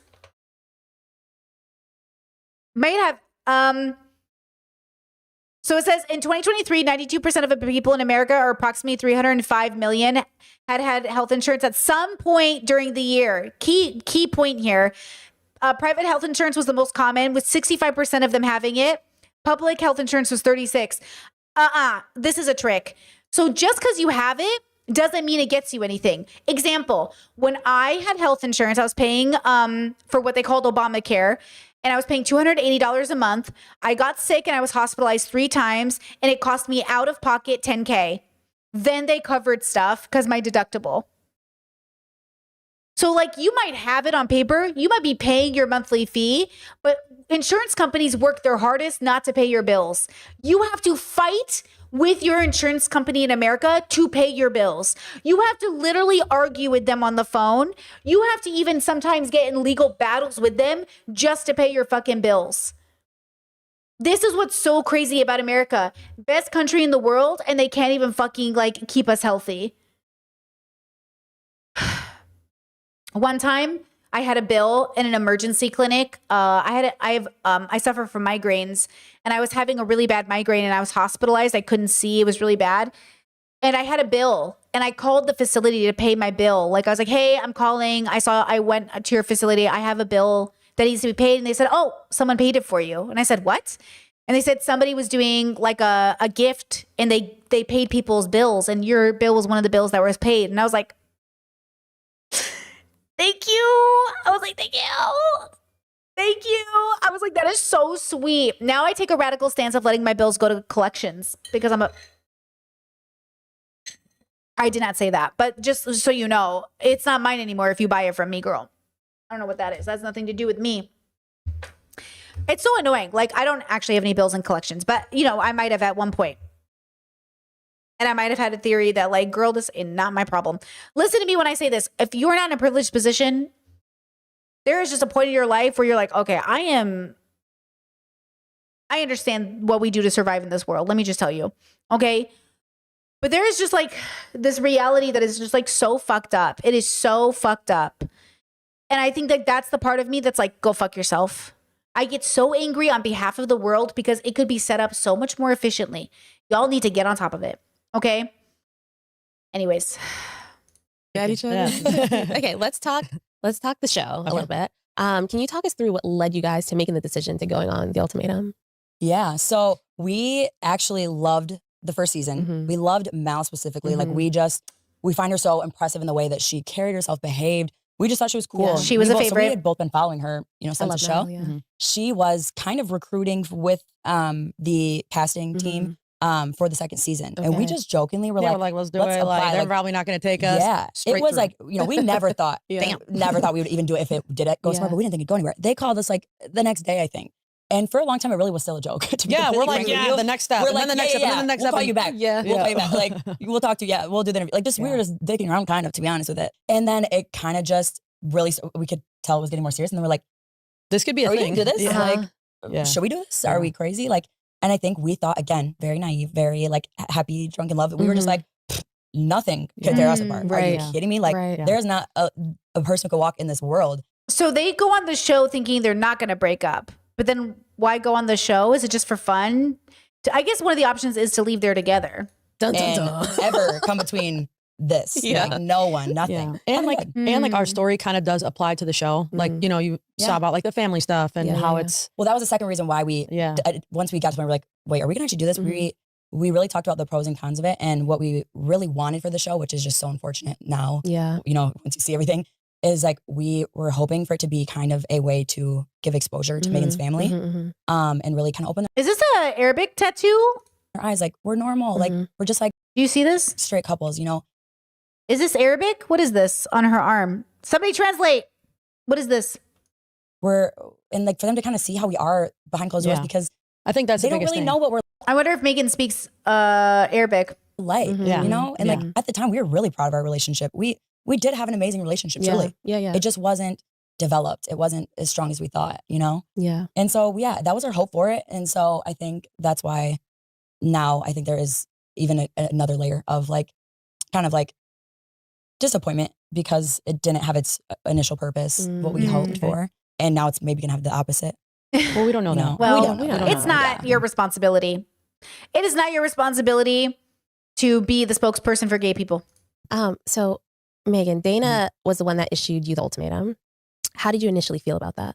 Especially now hearing that you guys were on Cloud 9. Now I'm like, does it kind of feel like it was out of the blue? Yeah, you don't see that on the show that we're on Cloud 9 at all. We look like we hate each other. It's crazy. Like I understood because like if I'm being honest, family has always been an issue with like people I've dated. And like this time around, like with Dana, I wanted everything to be real. Like, and what I mean by that is like a lot of times in my culture, you kind of date somebody and then once you know that you're serious with them, then you bring them around. And that's usually like a year, maybe 2 years before they like come around. Sure. And I was just like, I had like a toxic relationship before Dana. And I'm like, I want them to know as I go. Is Dana not another toxic relationship? No judgment.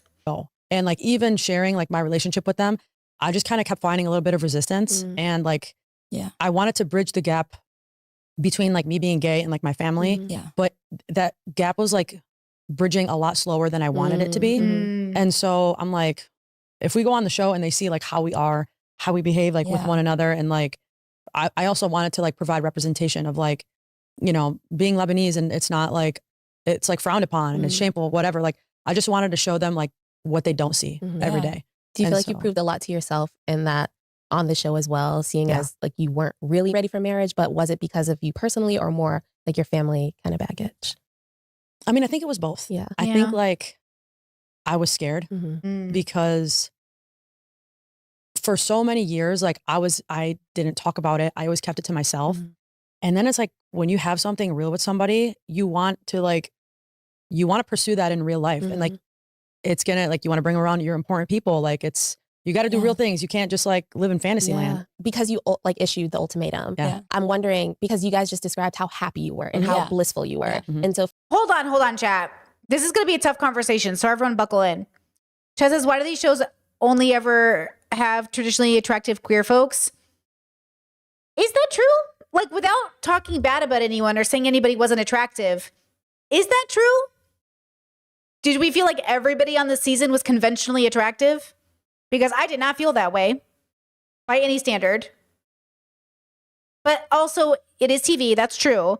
And also, like most people they want to watch aspirational people. Most people don't want to watch, they don't want to watch people that aren't like at least aspirational. But no, I thought this casting was pretty diverse. You know what I'm saying? I don't want to like call anyone unattractive, but not everybody was like traditional in a sense. I will say everybody was, for the most part, like relatively put together. Like they made good TV, you know, clear skins, symmetric features, full hair, not visibly disabled. Oh.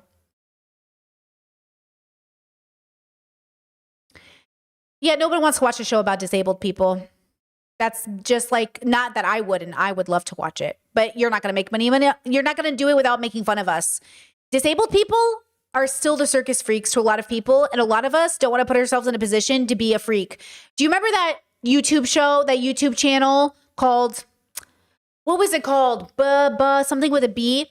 It emailed me one time, and it was like, do you want to be on our show? And I was like, no. Because you're going to have me come on your show and you're going to treat me like a freak. Queer freak, BDSM freak, whatever freak.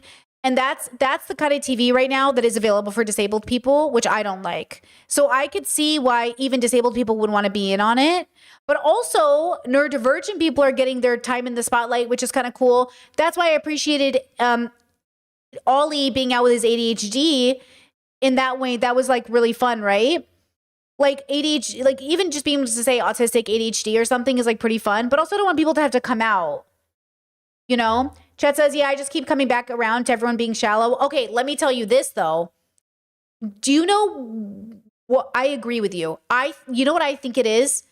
This is what I assume happens. Especially if you're attracted to my content. Like, especially if you like my content. Yeah. The shallowness of the ability to think is there. Like I'm sorry, that didn't even make any sense, girl. The shallowness is there because we like to think, and it's obvious none of these people are thinking. It's like, what is this? This is reality TV. Reality TV is not here to think. It is turn off your brain content. The only reason I use it as a way to think is because I think most people talk about how like, oh, I could never go on reality TV. But most of the people I see in the world feel like reality TV to me. Like not literally, but kinda. Like if we put a camera on all of us, we would look like reality TV. Because it'd be heavily edited and it wouldn't get our good parts. And I mean, half the conversations my partner and I have would be edited out because they're like, you just spent 45 minutes talking about this, like the belt this person wore, like you're fucking, you know, Miranda on The Devil Wears Prada. And I'm like, well, to be fair, it's a very specific colored belt. In my defense. Like, you know what I mean? It's like, nobody wants to watch that. So like, I agree with you. I think the show is shallow. I think it's supposed to be shallow. I think that's kind of the point. You know, Chad said you were singing to your cat for 3 hours. Girl, if this morning, I was eating and Indiana was on my chair and I literally was like, pretty girl. I was probably singing Pretty Girl for like 15 minutes straight. Just me going, pretty girl, who's a pretty girl? And I'm like sitting there eating and I'm like looking at Indiana and I'm giving her like nose kisses and I'm like, pretty girl. Like literally if somebody had a camera on me, it would be crazy. It would just be like, you could probably find hours in the day of me just singing to Indiana. Do you know what I'm saying? You know, it's just, you know. Yes, true. You've gone from talking oppressive systems to twerking while making coffee. Literally, do you have a camera inside my house right now? This is literally my life. I will be like getting ready for stream. Half of me is like twerking in my kitchen. The other half is like, no, that's oppressive and you're wrong. And actually, fun fact, Jesus didn't rise from the grave. Like I'm literally like talking to myself, getting ready for stream. That's what I'm saying. Like real life is almost too weird for TV. I think real life is just weird. You know? That says I shouldn't be surprised about unrealistic standards being present in queer spaces. To be honest, you're right. It's all like this. Well, and to be fair, there are the rich gays and the poor gays. Guys, a lot of rich gays exist. Gay people make money. Not all gay people, but there are a lot of rich gay people because a lot of them are liberal capitalists. Remember that a lot of gay people are liberals. They are capitalists. They like money, right? Like, that's what I'm saying. None of these people are giving queer politics. Most of these people are giving liberals. So to be fair, you know what I mean? Like, could you imagine some like queer progressive on the show? That would be so funny. Wait, that would be so funny. They like sit there, they're like having a date. So like, what do you think about capitalism? Boo. Patriarchy? Boo. They're like, you know what I mean? Actually, that kind of happened in Love is Blind, the guy who was dating the black girl who was in the military, and they got in a fight over it because she's like, I do support our troops. And he's like, yeah, I have a problem with the fact that you were in the military. And she was like, well, do you remember that conversation? And I was kind of on his team because I understood her feelings, but I also understood from his perspective, like, she's kind of towing that line of, oh, I was in the US military. And he's like, yeah, but they're kind of a terrorist organization. And she was like, I don't know what to do with this information, you know? But then everyone was mad at him. And then I was like, you guys are too mad at him because you don't get it. At the end of the day, like Marissa, and then what was his name? I don't remember. But she did wear that uniform and she did go over, you know, okay? But yeah, it would be cool. I would love to see a pansexual queer dating show. Oh my, Ramses, thank you. Yeah. Ramses. I would love to see a progressive, queer, gender fluid, whatever dating show. Because I think people forget we come in all shapes and sizes. And to be fair, sometimes I do think a little bit.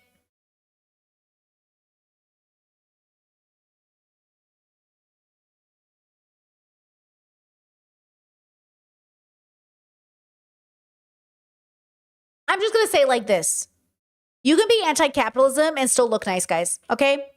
You can be anti-capitalism and still dress nice. Okay? You can be anti-capitalism and still groom. Okay? You hear me? Okay, I'll leave it at that. For you to be issued something like now we're talking about marriage. Yeah. But then it's like, okay, am I feeling this personally or am I dragging this family baggage with me? So I just want to know, when I know you wanted to do the representation and, show your family this, but what was it for you personally that kind of either caught you off guard with the issuing of the ultimatum or kind of, I don't know. Yeah. I mean, I'm not going to lie. I think I am a little bit like arrogant at heart. And I'm like, you're issuing me the ultimatum? Me? But at the same time, like, I had to check myself and just like be honest with how I was like moving in our relationship. Yeah. Like I wasn't taking the steps confidently to kind of like stamp it like, hey, like we're really doing this, whatever. Like it just wasn't. It was Dana, less you could about feel marriage. It was like, I think because of the show, that's like the igniting like factor. It was like, I don't even need to marry Megan. It wasn't like, I don't have this. I don't even think I ever saw myself getting married in my whole life. It was more so like just living authentically. Like I couldn't like be as authentic as I wanted to. And I was slowing her down. Like I was slowing the relationship down, you know, like there were like roadblocks because this is why I say leave your parents and build your own family. Like, you know, the Bible says, not to quote the Bible, but leave your mother and father and cling to your husband, girl, cling to your wife. You know what I'm saying? Like, I think at some point you do have to recognize that your family takes priority, but that's hard. You have to break generational curse. This is a generational trauma thing. This is generational curses. Families make you feel guilty. They talk about elders in the community. They talk about respect. They talk about lineage. They talk about like, especially being West Asian myself, like you got to be very understanding. It takes a lot for us. You guys saw me in real time slowly move away from those sort of like dynamics with my parents.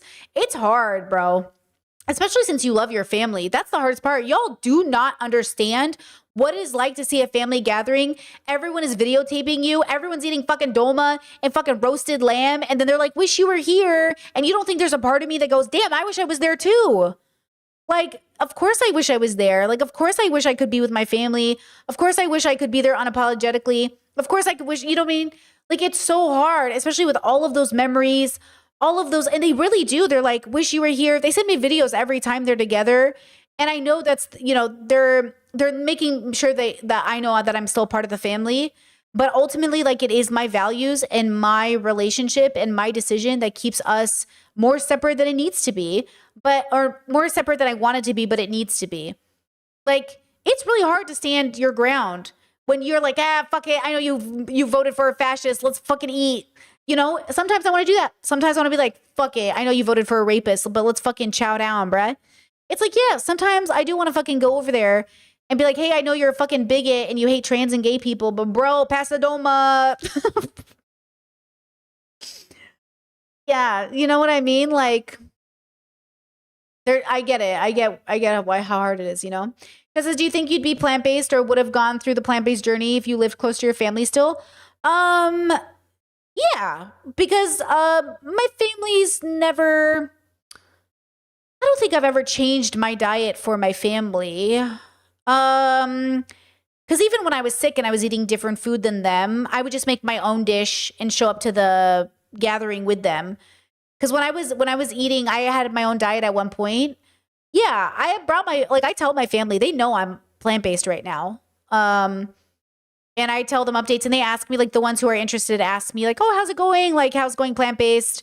And they talk to me about it. But yeah, I think I would have gone through it. It wasn't like, guys, it wasn't like I wasn't doing things like that because of my family. It was more like I kept denying myself in my head the ideal relationship, because in my head I was thinking like, how could I put somebody else through that? But then I realized the right person in the ideal relationship wouldn't be put through that.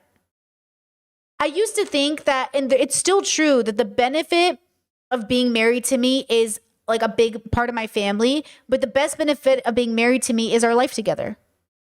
And it took me a while to really understand that. Like, I logically could get it, but I couldn't embody it until I processed that, like, my life was so good, whether I was near my family or away from my family. Because I'm one of those people that could never move to a new place unless I knew one person. But even if my partner died now, I would move where I knew one person, but I would have exactly the life I have now.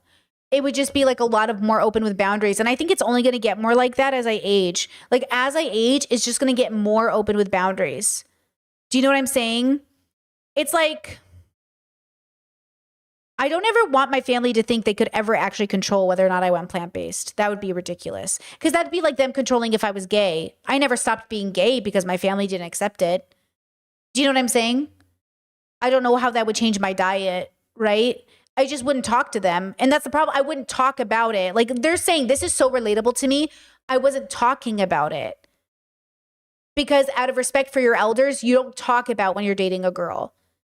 You don't bring her around. But now, and this happened for me a couple years ago, now it's like, you either take it or leave it. This is my partner. This is who I'm choosing. You know what also made it harder? Is I wasn't with people I liked more than my family. I had never dated or been with somebody that I actually liked more than my family. I never fell in love before like this. And now that I have this partner, I'm like, oh, fuck my family. Love you guys. Bye. Literally, the moment I met this person and I told my family, I was like, I'm getting married. And they were like, oh. And I was like, yeah, bro, I'm going to be real. Like, bye. Bye. Like, this is it. This is the thing that like is worth causing the problem. Like, this is the thing that I'm like, fuck this. Bye. But until then, I was like, I'm good. Yeah, your partner is your family. My partner became my family in a big way. You know what I mean? Yeah, when it's real, it just changes everything. But when you're dating some loser, your family's kind of your homie. You know how many times I'd bring guys home? I'd be like, and they'd be like, nah, lame. And I'd be like, damn. They'd be like, yeah, loser, dump him. And I'm like, pfft. And like, that was funny. That was like great. That was like, okay, like, you're right. I trust you with this. But then I bring this guy home and my brothers are like, okay, yeah. He's cool. And I was like, cool. And like, it feels good. But remember, my parents have never met my partner. You know what I mean? Like, my parents have never met my partner. And I was like, I'm going to move to another country and marry him. Bye. Like, when I say I'm sure, I'm sure. When I say when it was the right person, I was like, I love you, mom and dad. Bye. You made the decision. You had an opportunity to meet him. You didn't take it because they didn't think it was serious enough. Well, now I moved to a different country. And they're super supportive, okay? They're super supportive. But they genuinely didn't think to meet him because they're like, well, we'll meet him when it's serious. I was like, I think you might want to meet him. I don't think you're going to get another chance, and I think it's pretty serious. And then they didn't meet him. Oops. They do regret it, though. They say, they're like, man, we should have met him. And I was like, well, you had your chance. To be fair, I hadn't had a great track record. You know what I mean? I hadn't had a great track record. Discord says, for me, a sign of my change is playing Britney streams in front of your religious family so the uncomfortable conversations come up on purpose. No, stop it. That's so funny. Shout out to the Discord. Chad says, I'm still living with my parents in my parents' home when I went vegetarian. I didn't ask anyone for permission. I mean, I'm an adult. I make my own money. I buy my own groceries, you know? Chad says, have they met virtually? Wow, that's wild.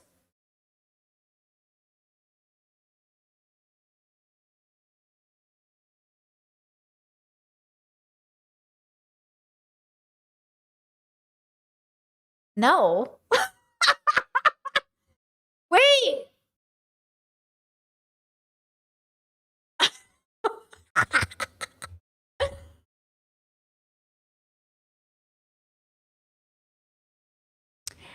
Listen, it's kind of like autistic on autism crime. Listen, my parents are very autistic. Like, I feel like talking to my partner on the phone would be so fucking weird. Hi. They do a hi. No, wait, listen. They've done like a hi, like my partner's in the background and they're like, oh, hi. And they're like, hi. Like, they've done that, but they haven't like sat down and had a conversation.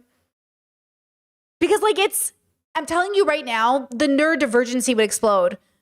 I couldn't even imagine it. I don't even know what that would be like. My partner is so like introverted and ADHD, and then my parents are so like, my dad is so, I couldn't, it would be so weird. Like, it would be so, what would they talk? You know what I'm saying? My partner would probably start the conversation with like, so you belong to the pedophile church? How's that going? And then my parents would be like, like, you know what I mean?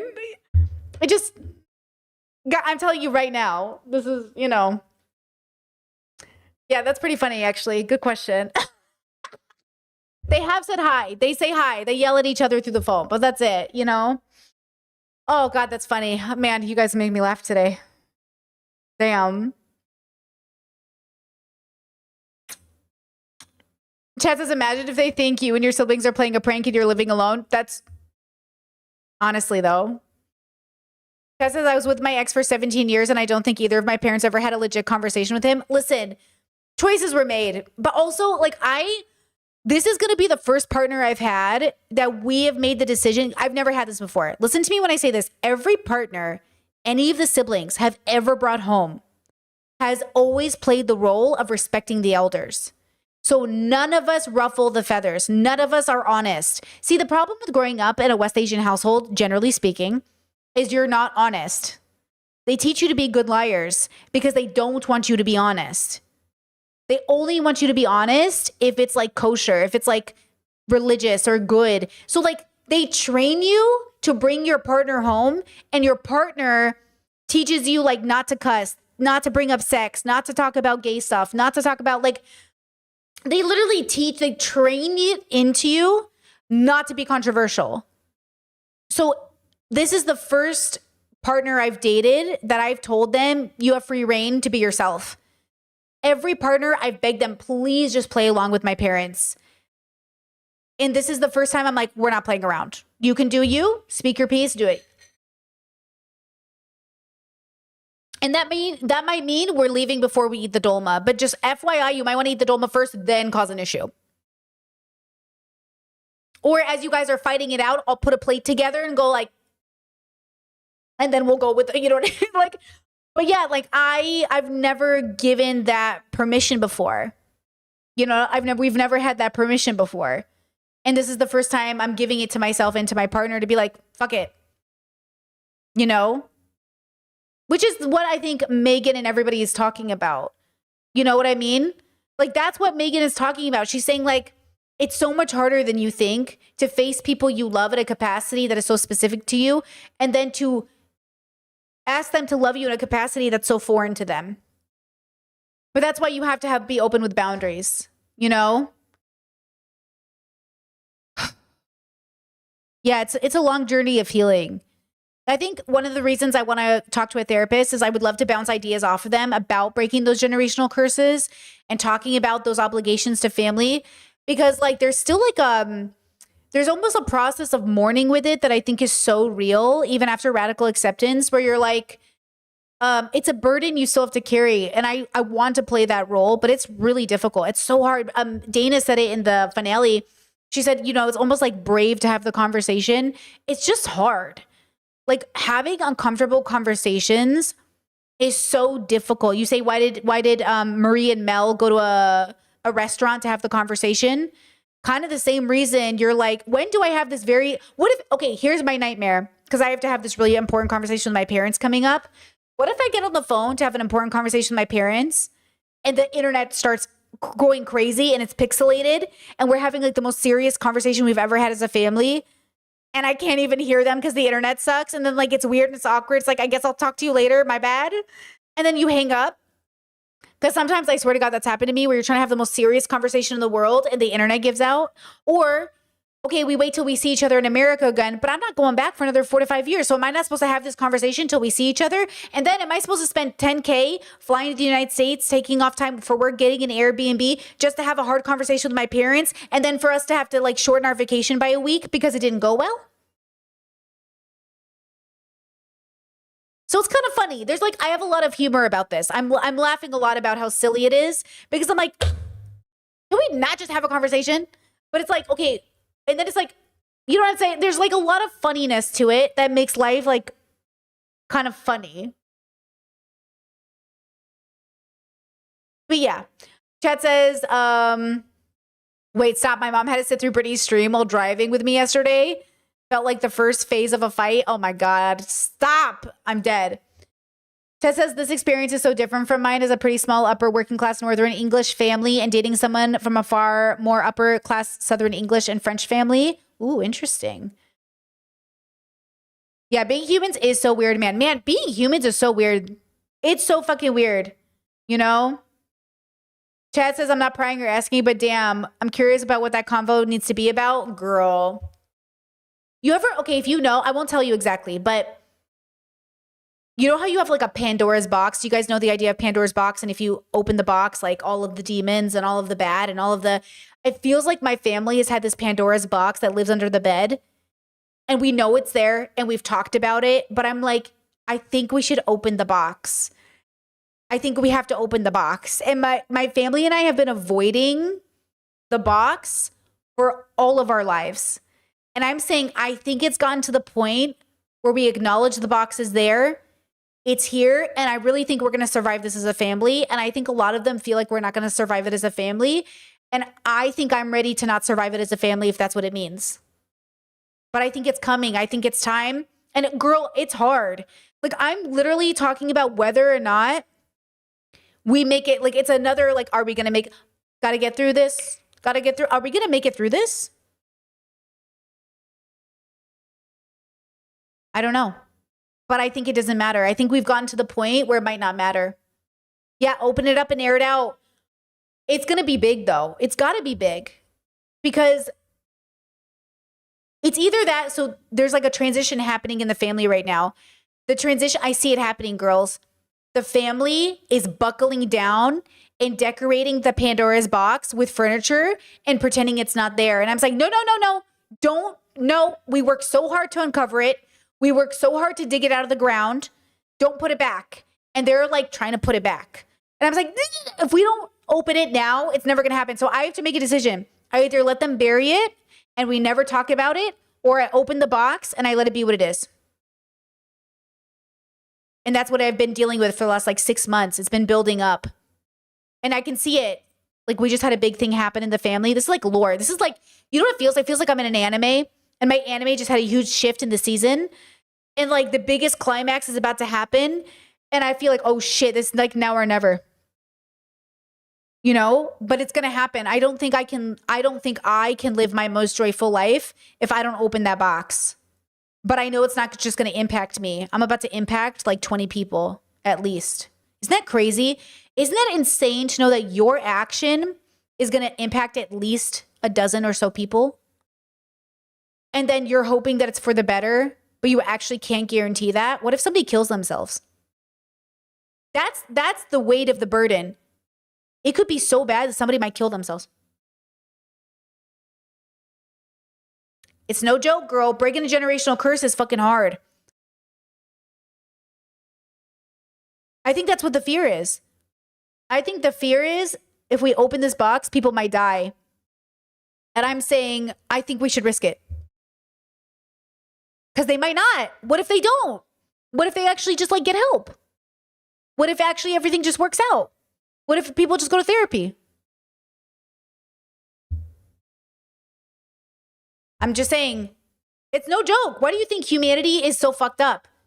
Because we are dealing with such shit that it's like life and death for a lot of people. That's why people don't do it, guys. That's why healing is so hard. Healing is life and death. Healing is very often life or death. It was for me. It was either heal or kill yourself. And I healed. but healing is often life or death, you know? Oh, yeah. Just as the fear is a desire to control the outcome, but the desire to control the outcome is why all of these problems needed to be hidden in the first place. Yep, and these bodies piled up. Exactly. Yeah. Just as I've been opening mine tentatively and slowly for a year now. I know. That's exactly what it feels like. It feels like it's also, that's why I'm saying like it's so serious, but it also is going to be what it is. Fingers crossed, girls. Okay, talking about generational curses. Let's go back to this fun and light and warm podcast. It was less of a ring on the finger than I needed the commitment of like, you are going to accept not only yourself, but us together for a lifetime in a serious way. And that's how it started. Yeah. And then you get on the show. Right. Yeah. And then exactly. Then you get on the show. Then you get on the show. So you go on a show. I'm sorry. Just, can I say something? That's what I meant to say when we were reviewing the Michael Burns podcast or YouTube video. When I talk about philosophy, I'm talking about life or death. And I think it's really real for me because it's impacting directly my life. But other people are like, let's talk about something that's not even happening in our neighborhood. And I'm like, yeah, I want both. But it feels like y'all are not dealing with life and death the way it feels like we are. You know what I'm saying? Like, but they are dealing with it. It's like they're not seeing it. So sometimes I'm like, how does this impact your actual life? Not life happening in other parts of the world, which is also valid, but like how is it impacting your marriage, your relationship with your family and friends, your relationship with yourself, how you show up in the world, you know? That is what I'm trying to like get people to understand is like, I don't know about you all, but like I'm really dealing with some shit, but I'm so better equipped for it now than I was before. Now it feels like my choice, and before it felt like my burden. Does that make sense? Like before therapy and before healing and before philosophical work, it felt like my burden, like the family curse was upon me. And now it feels like my choice. Like I went and meditated in the mountains and I came back stronger and ready. And we're on season 2, baby. And I'm so ready, you know? Chet says, Brittany, the way you explained that has given me words to explain why I'm getting so frustrated studying philosophy at uni. Hello, shout out. Listen, I love systems and I love frameworks, but I think philosophy sometimes, and it makes sense why they do it. It's so abstract and it's so valid, and I love the abstract, but I also want it to be grounded and reasonable, and I want it to be like, okay, like I'm dealing with some real shit right now, please. That's why I loved my therapist. She was so fucking real. She was like, yeah, life's fucking hard, dude. And I was like, yeah, it's fucking hard. Thanks, bitch. It is fucking hard. And she was just like, I see why you want to kill yourself. I was like, thank you. Like, fuck it. These people who are so pussy, bro, when you're having a conversation and they're like, don't talk about killing yourself. That's so sad. Bro, with peace and love, bro. Like, the world is really hard. So can we fucking talk about it, please? Anyways. Tee-hee. Pay your bills, bitch. Just kidding. Tee-hee. And everything you thought becomes not what you thought. Yeah. Okay. So what were some of you guys' like biggest fears going into the experience? Everything that happened. Yeah. Our worst fear Everything happened. was exactly. Our first fear was exactly what happened, actually. Yeah. To the T. To the T. And more so, like, I won't lie. We thought Megan was, you know, like we were worried, like I was worried about Megan. And I kind of like I had the idea that Megan would do something because I think Megan is a lot of times like a little bit attention inclined, and I know her, and she's kind of like. I think I'm also like a little easily influenced. Like I try to understand a little people so much, and it's not even like an excuse to like what I did, but I really just try to have an open mind that I don't see that I could be like kind of changing my actual opinion on things. You know what I mean? Yeah, like it's like relatable. I kind of take on your characteristics because I'm trying to understand you so well. Autism coded. And that's where I catch myself. Did you guys set boundaries for? Yeah. And we broke them. You know what's crazy? One of them, I was like, Megan, you better sleep with a t-shirt. I don't want you sleeping in your sports bra. Look at me now. I was worried about her being in her sports bra. Jokes. That was the least. Literally the least of jokes. Girl, you can be in your sports bra all day. Just not everything. Like, yeah. So we had boundaries. Yeah. Mind you, I think for, anyone who's not on reality TV, you have no idea what you are getting yourself into. Yeah. No matter how much TV you watch, no matter how much you watch podcasts about. Yeah, Discord said, anyone else think Dana's the top in their relationship? Did I not say that in my edit, or did I edit it out? No, I did say it in my edit that I think Megan and AJ are both bottoms. I think Brittany and Dana are the tops. Yeah. And somebody in the chat was like trying to correct me on like top and bottom dynamics, and they kept thinking I was confusing BDSM dynamics. Like, girl, just because your bubble doesn't use those words interchangeably doesn't mean mine doesn't. Yeah, I said what I said. Okay, I did say it. Thank you. Absolutely, bro. Dana's 100% the top. You don't know what she it's knows. like. Well, you know, but people who have not been on reality TV do not truly, they could not fathom what it is like. Especially with us, you're separated from like the person, you're completely cut from communication with like your whole, Megan was my everything. She was my best friend, my world, my family. Like I don't live with my, where my family's at. She was my everything. I have surrounded my life around her pretty much since I've met her. Just a little bit of context too. Like, so we're both from Michigan. She moved to Detroit, which is an hour and a half away from her hometown. Yeah. So all her family and her friends were all out there. Yeah. And like, I'm from the Detroit area. So she was like, Megan's my world. Yeah. Like She I still had is, everything. but, Like she was kind of away from everybody. Yeah. So for me, it's like this person to become, and this was also part of our problem. Yeah. We were extremely codependent. Right. I was We severely, were just having so much fun. We didn't want to stop hanging out. Yeah. And I think we both lost sight of a lot of ourselves and the things we wanted and the things we needed because we were so codependent on each other. We were so stuck and attached, and like, mind you, we were happy and in love, but like we didn't realize how much both of us were sacrificing, maybe like needs and wants and like our own hobbies and our own interests and our friends and having different outlets. And the show, that's what the show, I think, originally like off rip showed us that started to click the changes into like. Okay, guys, I'm a little low on spoons. I'm going to skip to the tattoos and talking about other cast members because I think we're going to learn a little bit more there. Bear with me here. Yeah, no, I know. Did you? Yeah, I know because we talked about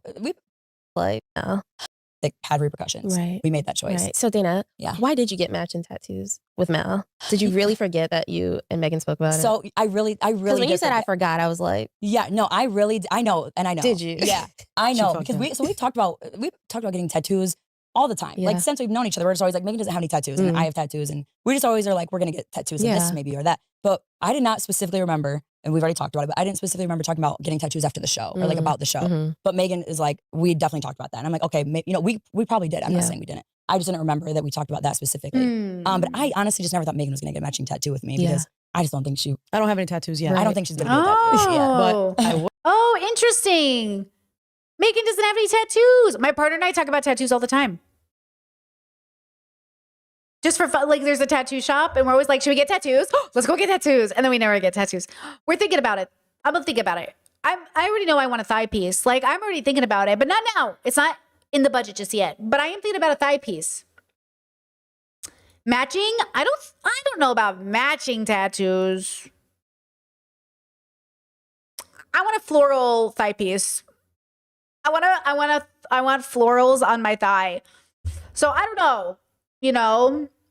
And no, my partner doesn't currently have any tattoos, but maybe one day I want to think about it really hard though. My friend just got an amazing, just told me about an amazing tattoo artist who does floral, and just it reinvigorated I love art. I love floral stuff. So like, I'm thinking cute, right?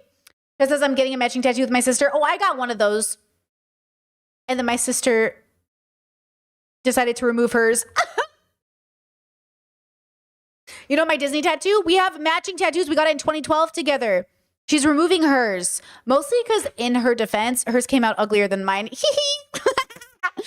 She got it and I don't know why. My tattoo is starting to go bad. Like it's starting to the letters are starting to kind of fuzz. I gotta get it redone. But mine came out so much cuter than hers. And she was just like, I hate mine. I hate the way it's placed. I don't like it. It didn't come out as cute. So she's getting it removed. And I was like, rude. She's like, do you mind? I was like, no, get rid of it, girl. I love mine though. I'm never getting it removed. I'm gonna get it. If anything, I think I'm gonna add flowers. If anything, I'm gonna fix the lettering. And I think I'm gonna put flowers or something or make it brighter. I think I'm gonna put some color on it. What's written on it? The small things. So my sister and I decided in 2012 when I was moving to Seattle, we'd get these tattoos. It's the Disney castle because we were Disney girlies. And we put the small things, like all the reasons we're best friends. And it's like the things we love to do together, the things we talk about, the way we bond. Like it's the small things that keep us connected, not the fact that we're sisters, but all the small things we have in common and like all the things we connect on. Gay, I know. Anyways, I'm never getting rid of it. I'm probably going to make it bigger. You know what I mean? I'm going to expand on it. You know what I'm saying? Same with my back tattoo. I got to get it redone, resharpened to probably make it bigger. Who knows? Who knows? Maybe, I don't know, who knows? But my sister, actually, funny enough, does have a lot of tattoos. She has more than me. That's the funny thing about that girl. Is like, I thought I was going to be the super tattooed sister. She's the more tattooed. She has like a whole Miyazaki sleeve. I was like, girl, she's a whole Miyazaki sleeve. And I was like, you bisexual bitch. She pulls off bisexual so good. I was like, damn it. I wish I had a Miyazaki tattoo sleeve. Anyways. Would have. Do you still have it? I did get it covered up. I did. But I think for me, Yes, Dana. Wait, I'm so proud she got the tattoo covered up. Wait, that's so good. That's great. it was a tattoo with me because I just don't think I don't have any tattoos yet. I don't think she's going to get a tattoo. Yeah. But I would have. Do you still have it? I did get it covered up. I did. But I Good. think for me, it was more so like, it's almost like keeping an old wedding ring and then you're like married to Yes. someone else. Yeah, It's yeah. like, what do you need that for? Right. Exactly. Type of thing. Because honestly, as much as I loved to portray it on the show and at that time, out of avoidance, that Mel was just my friend, she was not just my friend. Mhm. Oh, You know, at that very self-aware. time, I could not, I was lying. It was like, I genuinely was telling myself, Mel was my friend. I do not like her like that. It is not real. All of these things, because that's what I had to believe to convince myself. Finally, because that ending scene in the finale was driving me crazy. That scene where she's like, Mel, what did you want? Oh, you don't want to be my friend? Go fuck yourself. That's not true. You're fucking lying. Like, this is great. I'm so impressed. That it wasn't Yeah. because I couldn't handle the thought of Right. being emotionally invested in someone. And I wanted to be with Megan. That never changed. I never had a time where I didn't want her. Yeah. Okay. And I didn't know how to understand that. Like how to understand. See, like, it's so hard for me because I couldn't imagine being in a stage of my life where I never wanted my partner, but we go on a show called Ultimatum. Do you know what I'm saying? It's so hard for me to fathom a reality where I could ever be in a place in my life where I didn't want my partner, but also like a part of me thinks that I could have gone on the show Ultimatum when I was in my toxic relationships 100%. When I was in my toxic relationships, I think I would have gone on the show because I wouldn't have been afraid to lose my relationship. Because anytime I dated, guys, and my partners knew this, I was always very transparent with my partners. When I was in my former relationships, the ones that were definitely toxic and like we weren't going anywhere, I was always honest with them that I was like thinking about leaving. I always told them, I was like, aren't you unhappy? I'm like kind of unhappy. Like, I love you and I want to do life with you, but I'm also very unhappy. Are you unhappy? I'm very autistic. And they would say like, yeah, but like, that's just normal. And I'm like, that can't be right. And I'm not perfect. I was also toxic. Like I also, how could I stay in a relationship where I literally was like, I'm unhappy. Also, I'm going to stay. Do you know what I'm saying? Like, how toxic is that? To literally say, like, I'm very unhappy. We're fighting. Also, should we have sex and like go watch movies together? Like, what was I thinking? feelings for her, my feelings for, like, it was too much for me. I avoided all of it as much as I could. And I think the fact that she is not just a friend, keeping that tattoo and being with my partner, Valid. knowing how much that hurt her and disrespected her. Yeah, that was it tough wasn't to something watch. that I Yeah. couldn't have like kept. Yeah. Did Mel get her tattoo covered up? I don't know. I haven't asked her. Really? I saw her yesterday, but honestly, I didn't look. If she Yeah. did, I'm happy for her. Yeah. If she didn't, good for her. I think unfortunately it probably doesn't mean the same things because I think the idea of it is all tainted. You know what I Yeah. mean? Yeah, yeah, yeah. Because I think both of us can't look at it in a happy light anyways Right. because Right. it hurt people we like love so much. Yeah, yeah. It's almost like how can you it's just tainted. Take so much It's pride in it. tainted. Yeah. Yeah. You both had really emotional send-offs with your trial marriage partners. How did it make you each feel seeing that on the show? Like, if I'm being completely honest, like, it's gonna sound weird because like I'm a really big like communication person and I didn't communicate it with Haley. But like, it's like when things are going so good, like Haley and I did not have any problems. We were very much on the same wavelength. And like, it was so nice to have like a great trial marriage with her. Towards the end, like I'd say like the last maybe like 4 days, 3-4 days. And like each day is very long, you know, I kind of like accepted it for what it was. And I was ready to like move on. I told her if things don't work out with me and Dana, I will leave single. I never told her I wanted to date her. Oh, really? Really interesting. If it doesn't work out with me and Dana, then Haley looked blindsided. Unfortunately, like it didn't make the cut. We talked about it on reunion and she agreed. Yeah. Oh. And like, I think that's where things get a little bit messy Yeah. because I think our trial marriages meant different things to us. And like, it doesn't take away from like the good times that we had, but it also doesn't have to like define your future. Like just because you had an amazing time with this person it doesn't mean that you have to choose this person. Yeah. And for me, like I really maximized my time. Like I made some really big decisions with her, you know, like we went very far. And then I just realized that like I knew what I wanted. And I think it's part of the process. Like it's part of leaning into it. Yeah. But I figured out what I wanted. And Can I just say something right now? This show truly passed the Bechdel test. Did we all process this that like men were not spoken about? We did not talk about men. Nothing in these conversations were about men. Do you see how gay people are real now, please? Like, see how men were not a part of the conversation? Like, it was just so obviously natural and normal and great. But I never at any point just thought like, you know what I mean? Like, oh, where's the men though? Like, what about the men though? You know what I mean? Like, we didn't need a man to be involved for us to have serious conversations about love and relationship and companionship. Discord men, what's a man? Yeah, like this is what I just loved about the whole series is like, we've been watching these girls interview forever. And at no point did we need Logan Paul to come in and be like, actually, you know what you really need is a man. You know what I mean? It was just nice. And it just proves time and time again, like the relationships are the same regardless of gender. It's about two people coming together and trying to make something work. And it's always connected to family and, you know, where you're at in life and your trauma. And it's just all very human, you know? Was that watching it back, knowing that more was said, knowing that we won't get to see. Yeah. I think it's disappointing because like I look like an asshole, you know, like she was kind of like, we were very different after the fact, you know, and like me saying, oh, I'm not in love with her. Or you know, like that whole thing, that was the part that I wish I communicated to her. And like, I don't know if it would have changed anything because it probably wouldn't have happened on camera anyways. Like I understand how important like footage is, but certain private conversations, like I'm not going to out of respect. Out of respect. I'm not going to have that on camera. I agree. You know, so. Megan, you originally seemed to feel that there was more going on physically and emotionally between Dana and Mel, but were repeatedly told that it wasn't, similar to you and Haley. Now, having watched the show, how do you feel about all of that? The first thing Dana and I talked about was that like our trial marriages were the same, but in a different font. Yeah. You know, like a lot. I am a big vocal person. Like I don't want to leave anything unsaid. Like I want to leave it all on the floor.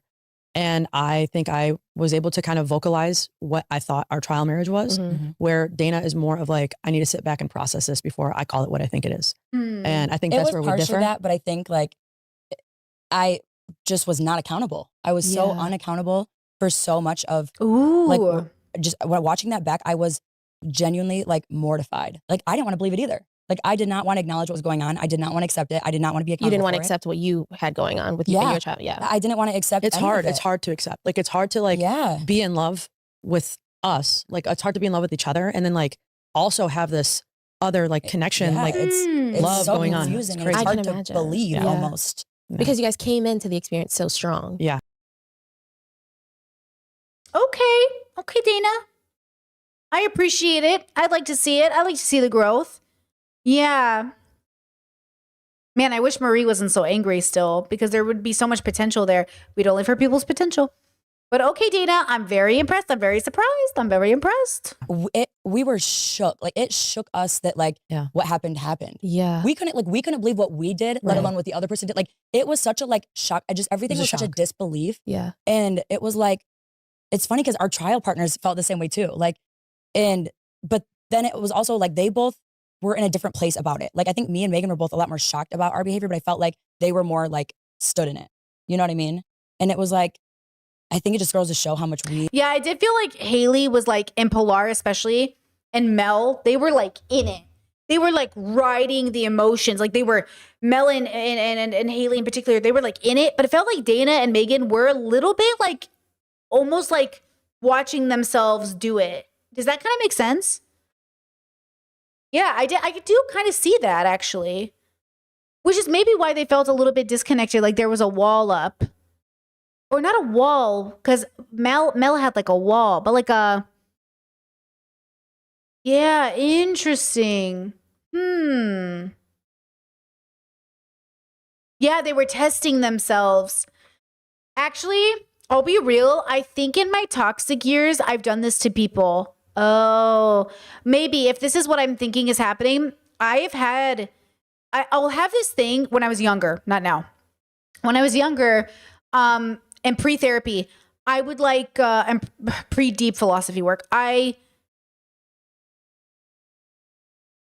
this is partially autistic, Riz. somebody would come up to me. Let's say I'm at a gathering, a party. I'm trying to think of scenarios that are like, Okay, I'll give you a scenario. I'm at a party and it's a kind of a philosophy work party. And I'm at a party and a guy comes up to me and he's talking to me. And I'm not gonna lie. I was a bit high, wasn't I? I was a bit on the little bit of a vape pen, okay? It wasn't my fault. And this isn't much different when I'm sober, so to be fair, but this is a good example. I'm kind of being passed around intellectually with a couple of the boys there. Maybe a couple of the girls. It's not important, girl. I was not an AJ, but I was an autistic AJ a bit. And I'm like talking to this guy and he is vibing. And I'm vibing because it's a smart conversation about philosophy. We're vibing, okay?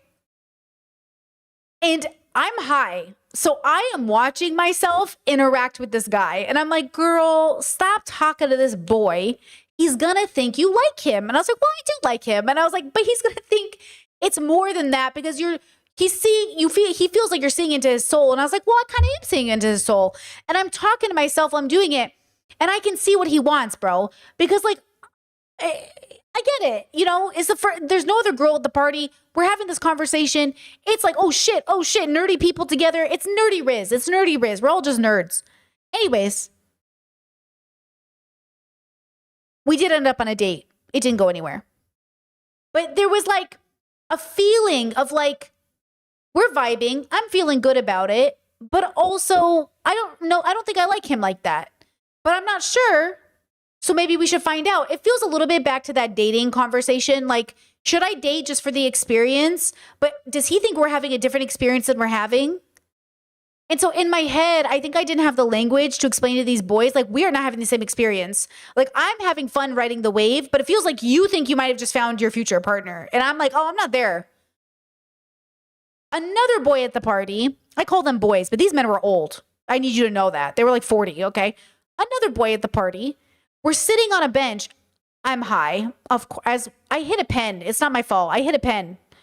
And the boy is talking to me about philosophy, and I'm talking to him about philosophy. And we meet up later, and he's like, oh yeah, this is a date. I was like, this is a date? And all of a sudden, I'm on a date with another boy. And I'm like, what is happening? But at the same time, I'm like enjoying the conversation. I'm having fun. We are having a good time. But also, like, I don't really like you like that. But like, I'm having fun. And it was all very confusing. Sometimes you're just vibing with people. So you're like, well, let me see where it goes. But also, like, I don't think I really like you like that. But I mean, I'm open. Because, like, I'm kind of open. Okay, sober story. Because, when you're high. Sober story. I'm sober. I'm at a philosophy political event. And there's a boy. And there's a boy talking to another boy. And they're vibing and they're talking about philosophy and I'm vibing listening to their conversation. Boy notices me listening to conversation. Boy and I talk later on. I tell Boy I'm actually taking a hiatus from like drinking and weed and stuff. He likes that because he's sober. So I'm like, cool, I'm not sober, but I'm just like taking a weed break. I'm taking a drinking break, because I'm coming to my elder 20s. Maybe I don't need to be partying as much. We're vibing. We talk about politics, but it's not there. It's like fun, but it's not there. And also none of these boys ended up being progressive in the long run. So it was definitely never going to happen. But, it's like you feel it. You're like, oh, this is kind of a vibe. But in your head, it's not the thing. It's like you're zoomed out, but you're zoomed in. So I feel like I'm not having as embodied of an experience. But here's the trick. The irony is when I do have those very embodied experiences where I'm really in it, I usually deal with those people and I fall in love. So my toxic relationships that went somewhere, it's because I was in it.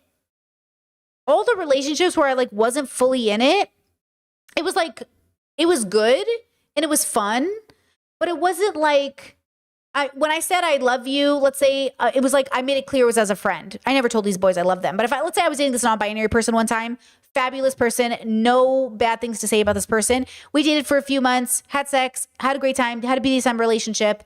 Great person, just really great person. And we were like, I love you, but like friendly. And when we broke up, it made sense. Actually, at the time I was breaking up, right? I was also in a polyamorous relationship. I was Carrie from Sex and the City. I would just talk about my ex all the time. I was that girl. I was that girl who, when she was going through bad times with her partner, she would only talk about her partner. So you knew when I was into somebody because I was so fucked up that I could only talk about them. So these other boys and girls, like, that's why I say, like, I was toxic too. I was like one of those girls who would like, I couldn't hang out with my friends without constantly thinking about the problems in my relationship. So I definitely, all my friends know I owe them an apology for it because girl knows. And then, say it with me, I went to therapy. And then I went to therapy and I no longer needed to do that.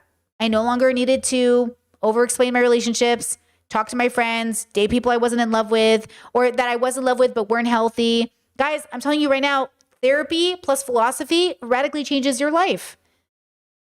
It changes who you are as a person. I haven't had to be that person ever again. That's why this is the first relationship. My family and friends are like, this is it, bro. She never calls us. I never talk about it. It's always good. My parents were like, yeah, we were on board the moment we realized like this was a good relationship for you. My siblings are like, yeah, dude, you never call us talking about this relationship versus my other ones. Let me tell you, girls, if shit is bad, I will tell everybody. You know this. So that's what's like so interesting about growing up and going to therapy and healing. Every pattern you had as a toxic person, like literally ends. Like it just ends. It's gone. It just isn't even because you changed. I can't believe I used to be the girl who would literally fight with her partner at the dinner table and everybody at the restaurant would be like, oh my God. But hey, I hope I gave a lot of people watchers a lot to entertain. I hope I entertained the people watchers. Because God knows they were probably at the restaurant being like, this bitch about to break up. These people are not going to make it. You were right. You were right. So, you know what I mean? We can laugh about our toxic days, but it is true. So, okay, thinking about Meg and Dana, I think that's like really relatable to sometimes be in life where you're like, you know, you're kind of like in it, but you're not in it the way they are. Mel was in it. She really would have been with Dana. But see how Mel wasn't really like into Marie the way she wanted to show up for Marie, so she kind of pretended, but now she's on podcast pretending like she's hurt by Marie. It's like, what's happening here? You're in this relationship, but you're not like in the relationship, right? I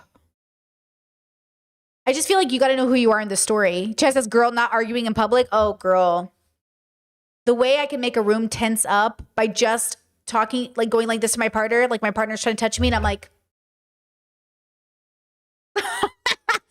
don't even listen. Autistically, I do that now for sensory issues, but there's no hate or tense in it. But when I was mad, when I was Marie mad, I'd be like,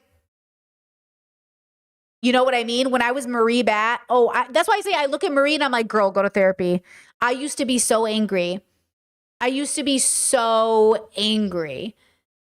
And now I'm just not, I haven't been angry in years. You know what I mean? I mean, angry for the world, but I haven't been that angry.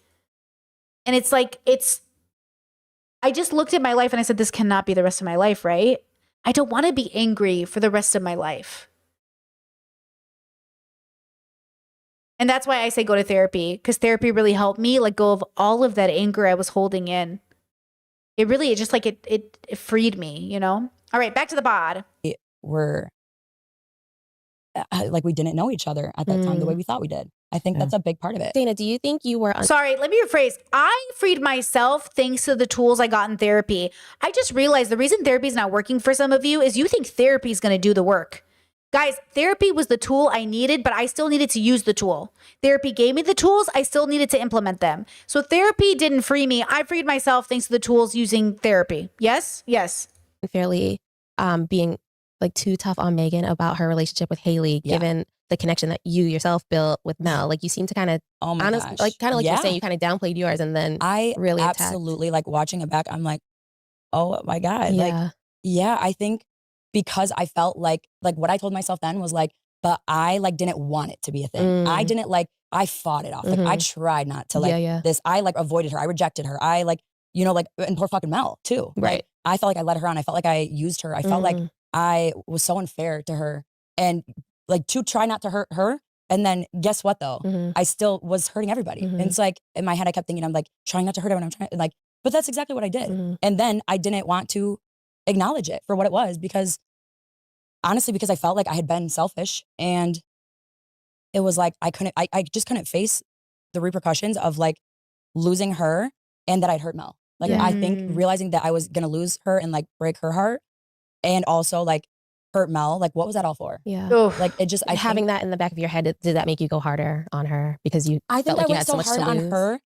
Yeah, I don't know. I was so hard on her. I'm so sorry. I mean, mind you, we have like talked through all of this. What you also don't see is that I did tell Megan the truth in Miami. Like the night after we got back together, it's not on camera. So Megan actually does know everything. But what I didn't do was like, I downplayed everything still. Like, oh, it's like, it was a mistake. And I like, we shouldn't have done it. And, like whatever, like we shouldn't have been intimate because I don't feel that way about her. And, it wasn't like, I had feelings, but just like a little bit. And It's kind of like, how can you be accountable to somebody when you're not being accountable to myself? And that was the problem. That's why I couldn't be honest with Megan because I did not want to believe it because then I have to acknowledge that I hurt Mel. I have to acknowledge that I have feelings for two people. What do I do with that? You got to deal with the fact that you fucked up too. That's, and you have to, I don't think I had the capacity to sit in that at the time. And then deal with my partner is also feeling that like, it was just so much. And you can't see the big picture. You're so tunnel vision when you're there. Yeah. That like, 100. yeah, oh my gosh, I was so hard on her. How was that for you watching back, Megan? It was hard. I mean, I just wanted to be like,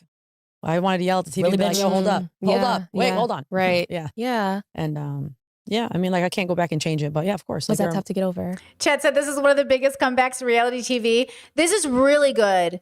Like, I really love the language they're using. It sounds a little bit like therapy language. I do love the amount of accountability. I'm so impressed. The whole sitting with yourself is so important. And look, I can make jokes about my toxic years now because I'm way past it. But when you're coming out of it, it's not funny. It's really sad and self-harming and horrible. And you're angry at yourself and you hate yourself. And you're just like, Jesus, fuck, what am I? And yeah, you're not as bad as other people, but fuck, you're bad enough, bro. You need help. You know what I mean? Like we all need help. All of us need help. So like when you're just coming out of it, sitting with it is so hard. But I can't wait for the day when Dana can laugh about this. I can't wait for the day when Marie can laugh about this, when Mel can laugh about it. But right now they're still in pain. They're still hurting. But I cannot wait for the day when we can make jokes and we can enjoy it because like, but it is a journey. So I appreciate Dana saying that specifically, like sitting in it. And like sometimes in survival mode, we can't sit in it because if we do, everything will crash around us. But I think that's like the privilege of kind of like the privilege and the risk of healing is that you have to you have to be ready and be okay with everything ending and imploding. Going back to like the family trauma stuff, you have to be healed enough to open Pandora's box. Like I always say, had I gotten fibro in my 20s, dude, I think that would have been it. It would have been too much to do. I was like, no. But I think the universe in some ways, and this is a very Christian narrative, is like God gives you the burdens you can carry. I think in some ways the universe gives you the burdens you can carry. Maybe that's a little like woo-woo. But I think like, getting fibro now after therapy and being healed, okay, it was hard, but it didn't make me self-harm again. It didn't make me suicidal. Like I didn't go back to my old self. I wasn't bitter. I wasn't angry. I was grieving. I was sad. I was frustrated. I was so weak physically. But I didn't revert back, right? And I tumbled forward, And I just think that's so important, right? Just as somebody with fibro at 20, now 22, it's fucking hard. I believe it, girl. I couldn't even imagine going through fibro in my 20s. So like, shout out to you. Good luck to you. Because like, I couldn't even imagine how hard that must be. It's like, you're still like, you're getting your life together. You're figuring it out. And on top of that, you're chronically ill. That shit is hard, Yeah, that shit is hard. It was like, it's just kind of hard to answer the question because when you watch it, it's like we've done so much work from when it happened to like when you watch it that you're not gonna have those like raw pent up emotions like before. Like I understood why she was behaving that way. Yeah, we punished each other enough. By the time that we got home, the last thing we wanted to do was make the other suffer any more than we already had. That thank God for that because that is how we were able to get to such a point of like empathy for one another and understanding and finding that truly our situations were so much more similar than we even realized at the time.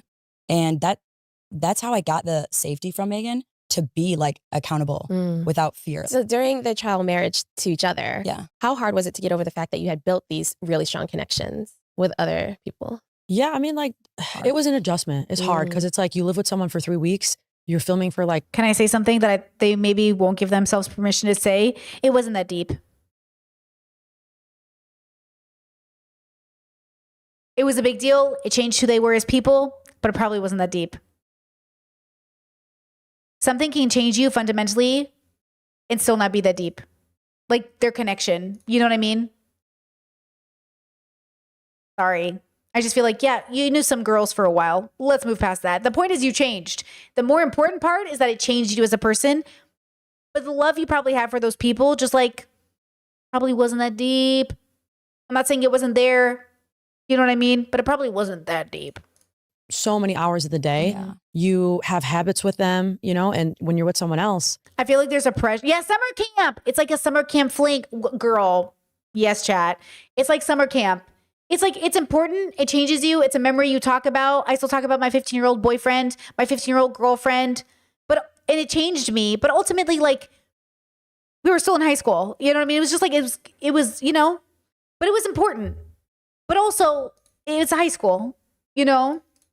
You don't do those things anymore. Right. So it was a transition that we had to like get used to. And then Dana and I were also different people by our trial marriages. Yep. So it was definitely an adjustment. Yeah, it was like getting to know each other on top of it. Yeah, exactly. Dealing Like we with had to your see feelings for the we had to person. see if we Your were still a feelings. match. Right. Like, are we still compatible? Ooh. Like, Do you still like Good question. Are we still compatible? me? That's hard to see through pain. Yeah, That's very hard hard. to see. That is a great way to put it. It is Exactly. so hard, and that's also why sometimes it's hard. It was hard to see her pain because I was so stuck in mine, and she was so stuck in her pain. She didn't have the like availability to feel my pain. Yeah. And so we could not like. Yeah. You know, It's like we were speaking different languages. It's Oh, like, I want you to see my beautiful. pain Yeah. before I can acknowledge your acknowledge pain. me Oh. first. Yeah. So Megan, what? This shit is so good. They went to therapy, right? They had to go to therapy. This is so good. Somebody say therapy. Like somebody say, well, do you know this? Who taught you this? Because you didn't fucking have these tools during the show. So where'd you get these tools, girls? Because this is good. This is beautiful. Part in the experience did your tables kind of turn and you're like, I'm ready to propose. I'm ready to be engaged. I hurt her so bad. And when somebody is just willing to just sit down and hear you out, like despite all their pain, and they want to move forward with you, like however that looks like. And like Dana also like, you know, became accountable in her actions too. It's just like, damn, like you don't meet people like that. Like some people just get up and they walk away. They don't want to understand it. They don't want to understand it. But she wanted to understand how like we weren't showing up for each other. Like the stuff that was going to make our relationship better is what she was willing to do. And I was willing to do that too. Yeah. And I'm just like, damn, like. I hope this isn't performative. I hope this isn't just like therapy speak they got from TikTok. I hope they went to couples therapy, or I hope they worked it out. Or I hope they read some books together, or maybe they meditated together. Like, I hope this is real, because like if it is, like that's amazing, because they did not have this language, these tools, this body language, this tonality in the show. We're really rebuilding from the ground up. Like this is it, you know? And it just kind of like, it's so weird. It just came like full circle. It just reminded me like why I love you so much. Like why like what we have is so special. Like we said on the show, like, you know, see that? We like said all the time on the show, like we were just like, I feel like I'm like falling in love with you again. Yeah, we felt like we were falling in love with each other all over again. I love that. Yeah, if like we used to That's how talk. it felt though. It was weird. Yeah, like, we used to compare it to like when we certain, first met. Yeah. certain like dates we went on, times of the year. Like it was we had to get to very know each other strange. again. Like we were genuinely so different after that experience. That like it felt like I almost didn't like recognize her a lot of the time. Because you also got to think, like I told you, when you're like the things that we were expressing with one another, like we couldn't express, like the things that we didn't express with one another, we were expressing with our trial partners. So when you're used to expressing those things, we come together. It's like, do we still have anything in common? Yeah. So we gotta like Can we talk about these things that I just spent 3 weeks talking about with someone else? Are we still on the same level? Yeah, and we could. Yeah, and it wasn't that like we just weren't compatible. It was that we weren't giving each other enough space. You didn't take that next step. And Exactly. open up those doors that you guys had. We were trying to closed. be what we thought, not knew or actually were. What we thought the other person wanted us to be. Y'all, I'm curious. Are there any secrets or like BTS? Wait, hold on. I hope this is all real. I hope this is a real conversation. I hope they mean all this shit. I love this idea of like coming back and saying like, are we still compatible? Coming back and really learning the person over again. I think that's so powerful to say, let's start from scratch. Who are you? Are we compatible? Do we want to be with each other? Because that's beautiful. That's everything. I've done that with all of my friendships, all of my relationships. And I've done that even with my siblings. Like, hey, it's been a second. Who are you now? Can I get an update? Hey, we haven't had a serious conversation in a bit. I don't know what's changed for you. Because a lot's changed for me. You know what I mean? Like, a lot's changed for me. Where are you at? You know, it's like, tell me who you are. Are we still going in a similar direction? And then especially with romantic relationships, like, you got to keep in touch. You got to keep updating. But, I hope this is real, bro. I hope it's real. Behind the scenes, is there anything that wasn't aired that? I guess to keep it on us, because I don't think it's fair to expose anybody else's stuff. Oh. Again, going back to Pride Night. Yeah. We went out to Miami Pride. Mind you, we weren't supposed to. They're like, we're going to. Okay, I'm glad. I was gonna say, do they ever go to Pride? Where's your queer activism here? Pride is a protest, so okay. Give you guys a night off. Just don't hang out. We're like, yeah, okay. So what time are we meeting? Yeah. Everybody link up. We'll see. And you like there. we took maybe like an Uber full of the people you would not think would be. Literally, they're outside No, like the people in the Uber, you would not think that we would all sit in one car. Me, Megan, Mel, and AJ Ubered to Pride together. Yeah. Mind you, if you watch the show at that time, no way. me, Megan, Mel, and AJ should not have been in the Uber. They don't. I mean, AJ and Mel, Megan and Mel, like, we were in an Uber. Like nothing was. We were on. I don't know. We were on that day. Cloud. We were just happy to see you free. Anyway, so we all go to Miami Pride. That was a shit show. Uh-oh. This was like 2 days before proposals. So everyone's at the end of the trial marriage. Yeah. Everyone hates everyone. Everyone's pissed. We just had a cocktail party. That went, obviously, that went crazy. So it was just, we just were like, we'll see what happens. Things gonna happen. But me and Megan got into it with Mel bad. I'm trying to think if there's anything else that I would like. I mean, it wasn't really like tea. We just did something we weren't supposed to do. Yeah. Like what? But I mean, Like that hanging would've been out? crazy if they brought cameras there. Because that was a crazy night. Yeah. Everyone got into it, pretty much. It's like we all just got out of jail. Barely made it to the proposal. Literally. That was Oh, a crazy. interesting. So by the time Mel and Megan got to that, or no, sorry, Mel and Dana got to that conversation about the ring. Yeah, see, there's so much that does happen behind the scenes you don't even realize. So it's weird when they get on camera and then there's, I mean, it's the same thing with YouTube, honestly. Like, once there's a camera there, it's just things are different. Things feel different. It's not that like people are lying. It's just the rules changed. The rules change. Yeah. Everyone got into it. Who do y'all still talk to like the most from the cast? AJ and Britt. Yeah. Yeah, we talked to AJ and Britt like. I feel like AJ and Britt talk to everybody. Yeah. Every 2 days. We talked to like Marita here and there, but we mainly talked to AJ and Britt. Yeah. Like we went to AJ's 30th birthday last year. Aw. We visited them in Orlando to like an event she Oh, I love hosted. that. We saw them And it was really nice. We saw them. Oh yeah. So we went to St. Pete with all our friends. Yeah. And we invited AJ, Britt, and Marita. Mhm. And so they got to meet our friends, Oh, you know, and it was fun. cool. Like everybody meshed really well too. Yeah, so they did. Oh, I that love was cool. that. Yeah, we have like the best friend group Wait, ever. that's so Yeah. cute. Okay, so when the show ended, Haley and Mel said they didn't want either of you in their lives. Have you seen or spoken to them since filming, like before the reunion? So I have not spoke to Haley. Mm. Yeah, the entire time.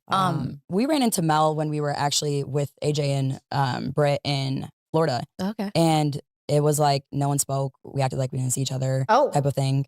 We felt bad about it and we were just like, we like should have learned from the show. Like you kind of saw that was a theme where people were talking about the non-acknowledgement. Yeah. So we're like, you know what? Like it's no beef. We should have said hi. I'm gonna reach out and just say like, hey, should have said hi. Yeah. I apologize. Yeah. Hope we can be, hope we're good. She didn't respond. Oh. Which fair. Mhm. Then 2 months later she did respond. And then we Is that had a phone call. Is that the conversation she talked about on the reunion? Kind of just were like, hey, like, I hope all is well type of thing. Mhm. And it was fine. Yeah. Yeah. It was normal. That's honestly it though. Yeah. I mean, it's going to be awkward, right? You don't have to be friends. Oh, okay. Dana, were you surprised that Mel and Marie broke up since the show? I mean, no, I'm not surprised they broke up. I think they both just deserve to be happy. Truly, like, you guys don't get to know everyone like we know everyone and see everyone how we see everyone. Or like we how don't get to couples, see the full dynamic, the full real picture. dynamic. Yeah. Watching all those couples back, I'm like, that's not how they are. Yeah. They're like way better than that. Like all the Oh. it was so weird. I'm like, they're like really good together. I don't know. It's just weird. So I think like, I will say for them, I do think that was one of the only couples that I would say individually, they're such amazing people. Yeah. Both of them they are like both so big hearted and like caring and Interesting. thoughtful. But I just don't think they were good for each other. True. I think they were great for each other at a time in their life when they needed each other and they were that for each other. And that's Yeah. great. And I think maybe it was that time had passed type of thing, maybe. And I still think they could be great friends. And I believe they are or were before the reunion. And, I hope they get back there. I think when you've known someone for that long, it's like. No. Even if you've known someone for that long, sometimes it's ready to say bye-bye. Some of y'all have friendships you need to dump. Some of you have known some people in your life for too long. It is time to snip, snip. Longevity doesn't always mean health. Haven't we learned that from the divorce rate? Just because you've been married 50 years does not mean it's a good marriage. Just because you've been friends for 20 years does not mean it's a good friendship.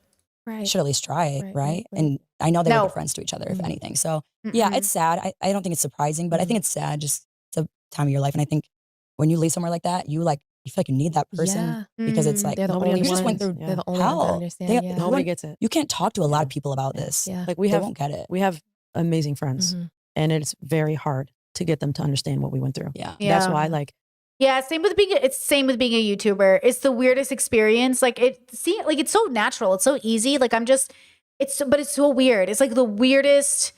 It's just weird. Like it's hard to even understand it, but it's like being anything. You feel like yourself all the time, but you also know that it's weird. But you are yourself. It's like going to work, but like because your work self is different, but then it's all very weird. It's a weird experience. That's why I kind of like AD doing these interviews. Because AD, as the host, knows what it's like. So it makes it a better interview, I think. we also value AJ and Britt so much because like they get it. There are things that you don't need to understand. And they know us in real life. Yeah. So it's like when you're feeling so like misunderstood and unseen and like no one, like they don't get, like, they know us in real life and they know how I was on the show and they know what it's like to be on the show. Like, so having them has been like truly a big part of also getting through all of this. Like it's life-changing having good, true support. I know you guys are fresh off the reunion and you survived. You're here. This is for you specifically, Dana. Marie seemed like very clearly angry at the reunion and you got visibly upset after she came at you. What was going through your head that moment? When I watched the show, I died. I couldn't even imagined it as bad or like remembered it as bad as it was to watch. And like specifically like the pain that she was in, like I'm literally gonna cry. Like I literally had to go get one of the producers to like hold me because I was like, literally like, poor Marie, like what did she do? Like, and it's like no one deserved anything that happened, right? Damn. But like I cared. Me and Marie, like you don't see, me and Marie actually had a friendship. Like we talked a lot. Like we did have a friendship. It was real to me, and I do care about her, and I did care about her the whole time, and I knew she was gonna be hurt, and it killed me. Like, but it's one of those things where it's like you don't at that time you don't know what to do. Like it's like a rock and a hard place. I didn't know what to do. I didn't know how to handle it. I didn't want to be cold or like not have a friendship with Marie, and I didn't think initially when I started a friendship with Marie that what was gonna happen happened, and it just. What do you guys think about the differences between Marie's reactions to everything and Dana's? It feels like there's one half of the group or like a Marie part of the group that's like angry still. So like it's a different energy and very much like, I'm going to stand up for myself. I don't want to be friends with you guys. And then there's another part of the group that's like, why can't we all get along? I don't like that energy, the why can't we get along energy, because as much as it sounds good, like ultimately just because you want to show together doesn't mean you have to be friends. And yet I would love if Marie was more cordial and less angry.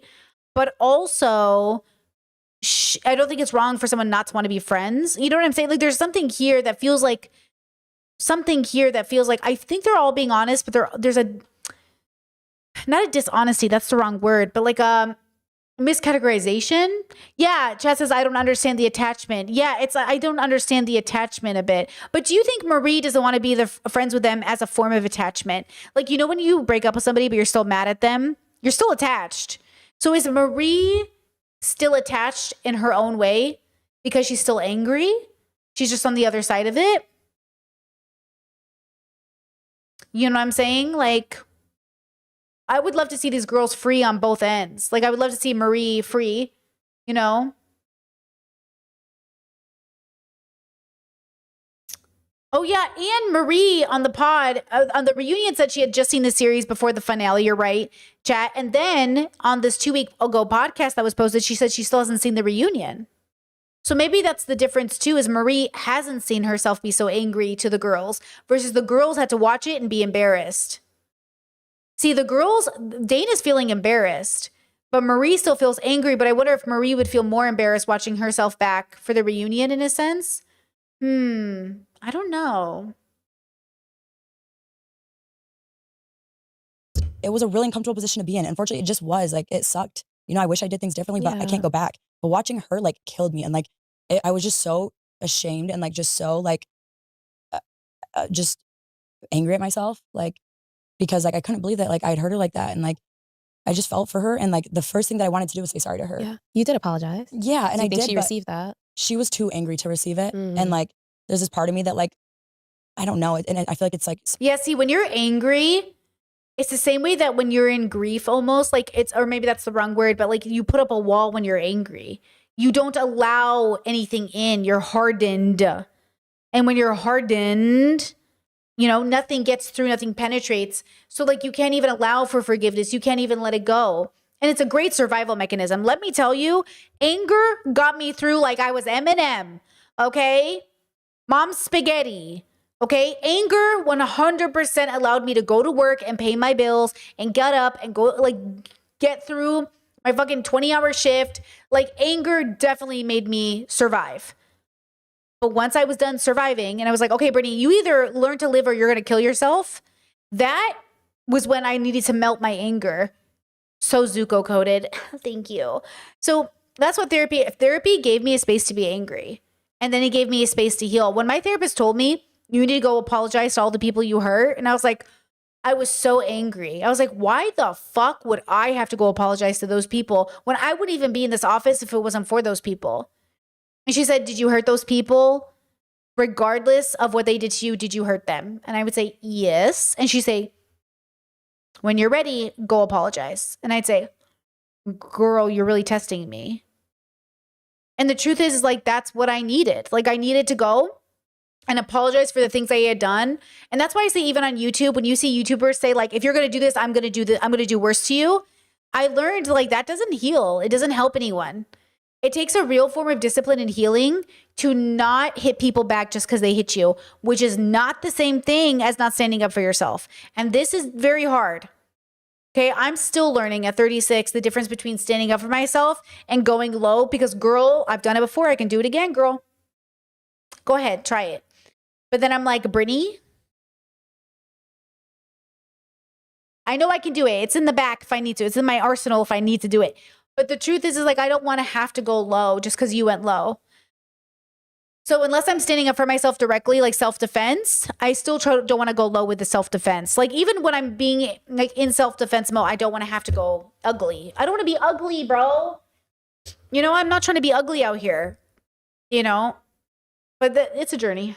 Selfish because it's for my own sake, that like my own conscience maybe, but like I want her to know like how much I like wished I did things differently or how bad She knows, girl. Now you have to wait for her to accept it, but it's not about you. At this point, you've already said your piece. Marie knows.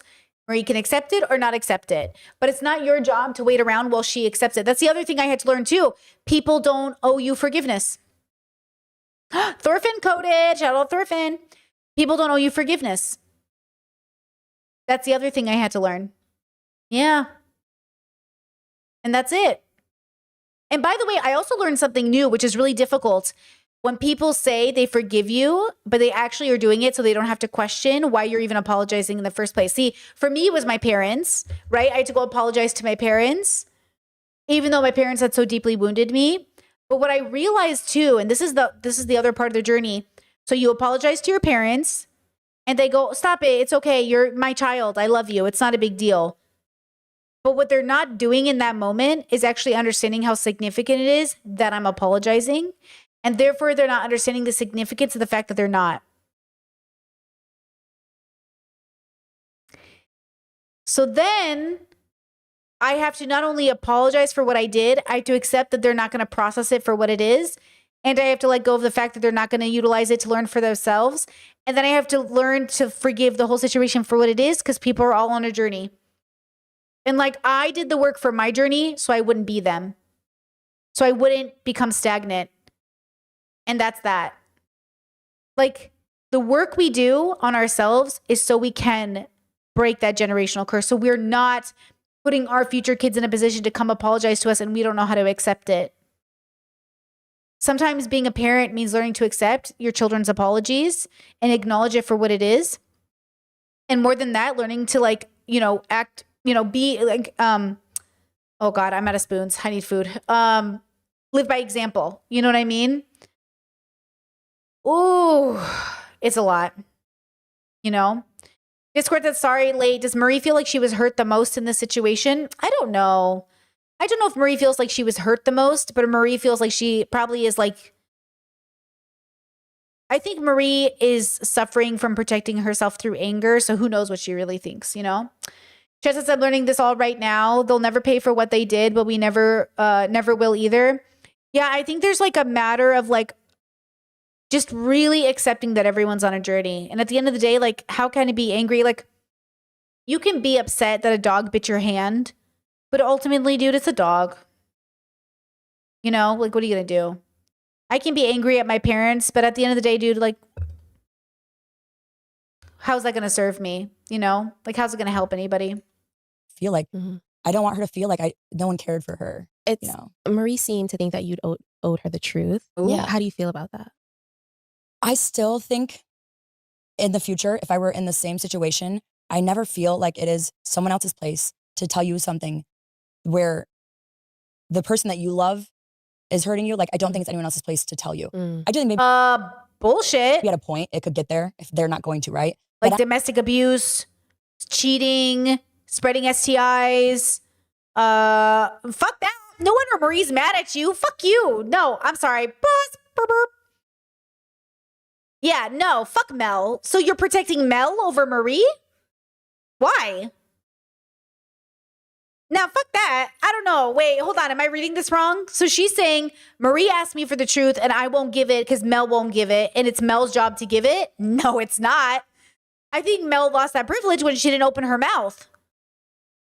Yeah, I'm going to tell you, sis. I'm a girl's girl. I'm going to tell you. What is it? You want the tea? No.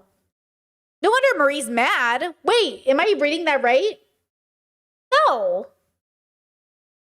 No, so Marie's still in the dark. She's spiraling. You're going to let a girl spiral because Mel's too pussy to tell her the truth? Hell no. I'm not about to watch a girl spiral for this. Hell no. I'll tell you, girl. I'm sorry. This is what we did. You know what I mean? That's crazy. What? Am I mishearing this? I knew Mel was going to have something where the person that you love is hurting you. Like, I don't think it's anyone else's place to tell you. I do think maybe at a point it could get there if they're not going to, right? But I knew Mel was going to have a chance to tell Marie. And I okay. So she expected Mel to tell her. I got you. Then I'm with her. Okay, I'm back on Dana's side. Okay, so then if Mel was, I would say go find out for Mel. Okay, but if Mel doesn't tell her, then you got to tell her. It's like cheating. If someone comes to me and says, hey, I'm cheating, I'd say, okay, you have one day to tell your spouse or I'm going to tell them. Go ahead. I'm waiting. Like, yeah, if somebody came to me and they said, yeah, I'm having an affair, I'd be like, you got a day, go. Because, like, it's not my job, but don't make it my job. And now by telling me you've made it my job. See, don't put me in a position where you've now made it my job. Her to tell her. Yeah. Taking that away from Mel would have been so disrespectful, and I would hate for someone to have done that to me. If someone had told Megan anything before I could, I would have felt that was unfair because it's for me to share. That's my story to share. That's my person to give that ownership to. That wasn't for me to take from Mel. But I do see where she's valid in that we had a friendship too. I was also hurting her because she cared for me and thought I cared for her, and I did care for her. But, like, you know, she felt that from me, and I think that's where she felt that I had ownership towards her, and I was responsible for that. And I think that's valid. I just think that I wish she had a little bit more understanding that, like, it would have been, in my opinion, wrong to take that from Mel. I just feel it would have. When the topic of how far things went with you and Mel came up, you were quick to shut it down. What made you feel the need to set that boundary so firmly in that moment? The moaning video, just like, the moaning video. That's like private. Mind you, I know I went on a show, but, like, it's like you just don't expect. You're not prepared for you can't prepare for that feeling. When that got brought up, it was just like so triggering that one, it feels like it's anyone's business what happened other than mine and Mel's and who we choose to share it with and who we feel we owe that to. It just felt like it was constantly everyone else's business. This is like something sexual nature. It's private, it's intimate. So for me, I think it's just frustrating that, like, they're so caught on the specifics of what happened because something happened. It was wrong. It was hurtful to people.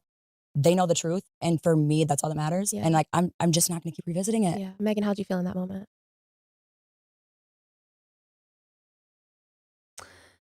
I want to value the consent. I want to say that ultimately these women don't have to share. I think ultimately they did know they were being recorded. It is a violation. But I feel like in some ways, I don't know, like, I'm a little confused because, like, obviously if they genuinely didn't know they were being recorded, how violating. Right? To, like, hear yourself moaning and you didn't expect it. It's kind of like leaked porn. Is it like revenge porn? Do you know what I'm saying? Like, at what point is Netflix allowed to leak your sex sounds or intimacy sounds? So there's something there that I think that we should talk about in terms of legality and what you signed up for. But then a part of me wants to say, does everybody involved know? Like, does Marie know at this point? You know what I'm saying? I mean, it was hard to watch. Yeah. It was hard to watch. It was hard to watch. It was hard to watch for myself. And then on the second layer of like knowing how other people are going to have to feel watching that. And like knowing how it's perceived and like knowing the questions. It's just an audio. You don't know what to, you don't know what to think. Yeah. It's like, no one wants to hear that. No partner wants to hear that. So, I would die. Megan, having watched the show, do you still stand by Dana that nothing happens? Well, I mean, nothing it's not. happened. Yeah, it's not Yeah. nothing happened. Yeah. It's just like to the extent of what people are saying. Like, This is stupid to me. We know Mel and Haley had sex. I mean, sorry, whoa, skirt that. We know Megan and Haley had sex. They said they went all the way. We don't even know what that means. We don't have to know what that means. Why are you guys? You're being so weird on this. You're being so weird. Just say we were sexually intimate. Boom, fixed. Why are you being weird? Like, it doesn't matter. What is so secret? Was there a man there? Is that what it is? Like, what is it? What are you worried about? You don't have to say the detail. Megan and Haley did not give me the details. I didn't need them to. I already had it in I get it, girl. Something happened. Got it. Thank you. Why are you being so weird about it? I know what happened. Yeah. Like, she told me exactly. And what happened. we saw. And what like we heard, I guess. Yeah, like it wasn't what everyone thinks it is, but it wasn't nothing, right? Like I think that's where I don't know if I said it was nothing. No, Chad, she didn't cheat on her. It was during the season of during Netflix, the filming. There is a scene, I think she said episode 5, where there's a sound of a moaning happening, and it's like Dana and Mel, presumably. And then from Mel's interviews, it sounds like Mel wasn't even there for the recording, but Dana was alone. And then Dana's like, that's so embarrassing. I didn't know they were filming or they were going to show that filming. So I don't know what's going on. I don't know if it was somebody was masturbating. I don't know if they were having sex. Maybe she was putting on a show. What if she was just like masturbating and then Mel was watching? Which I guess would be hard to explain. Like, it's not exactly sexual, but it's kind of sexual. I mean, it is kind of sexual. I mean, I wouldn't say it was not sexual, but I would say like I could see the loophole of being like, were you guys sexual together? That's a great question. I mean, I would argue hold on, pause. I've been to a lot of sex dungeons where I've watched people masturbate, and I would not say that we were sexual together. They were just there. They're exhibitionists. I'm the voyeur. We are not in a really, I do not even know your name, sir. I am just at a dungeon eating pretzels while you are masturbating. We were not sexual together. But to be fair, if they were putting on a show for me, then I would say, okay, we engaged and you got sexual for me. You know what I mean? Was it just the two of you? Great point. Great point. Absolutely was not. Yeah. Yeah. It would be more like she got sexual for me. She put on a show for me. Right? Let's see. It being one-on-one makes a different level of intimacy given the context. Definitely. Right?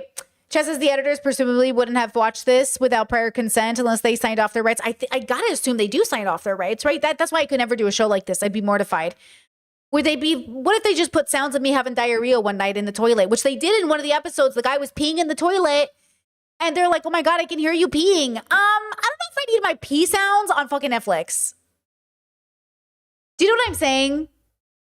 No judgment.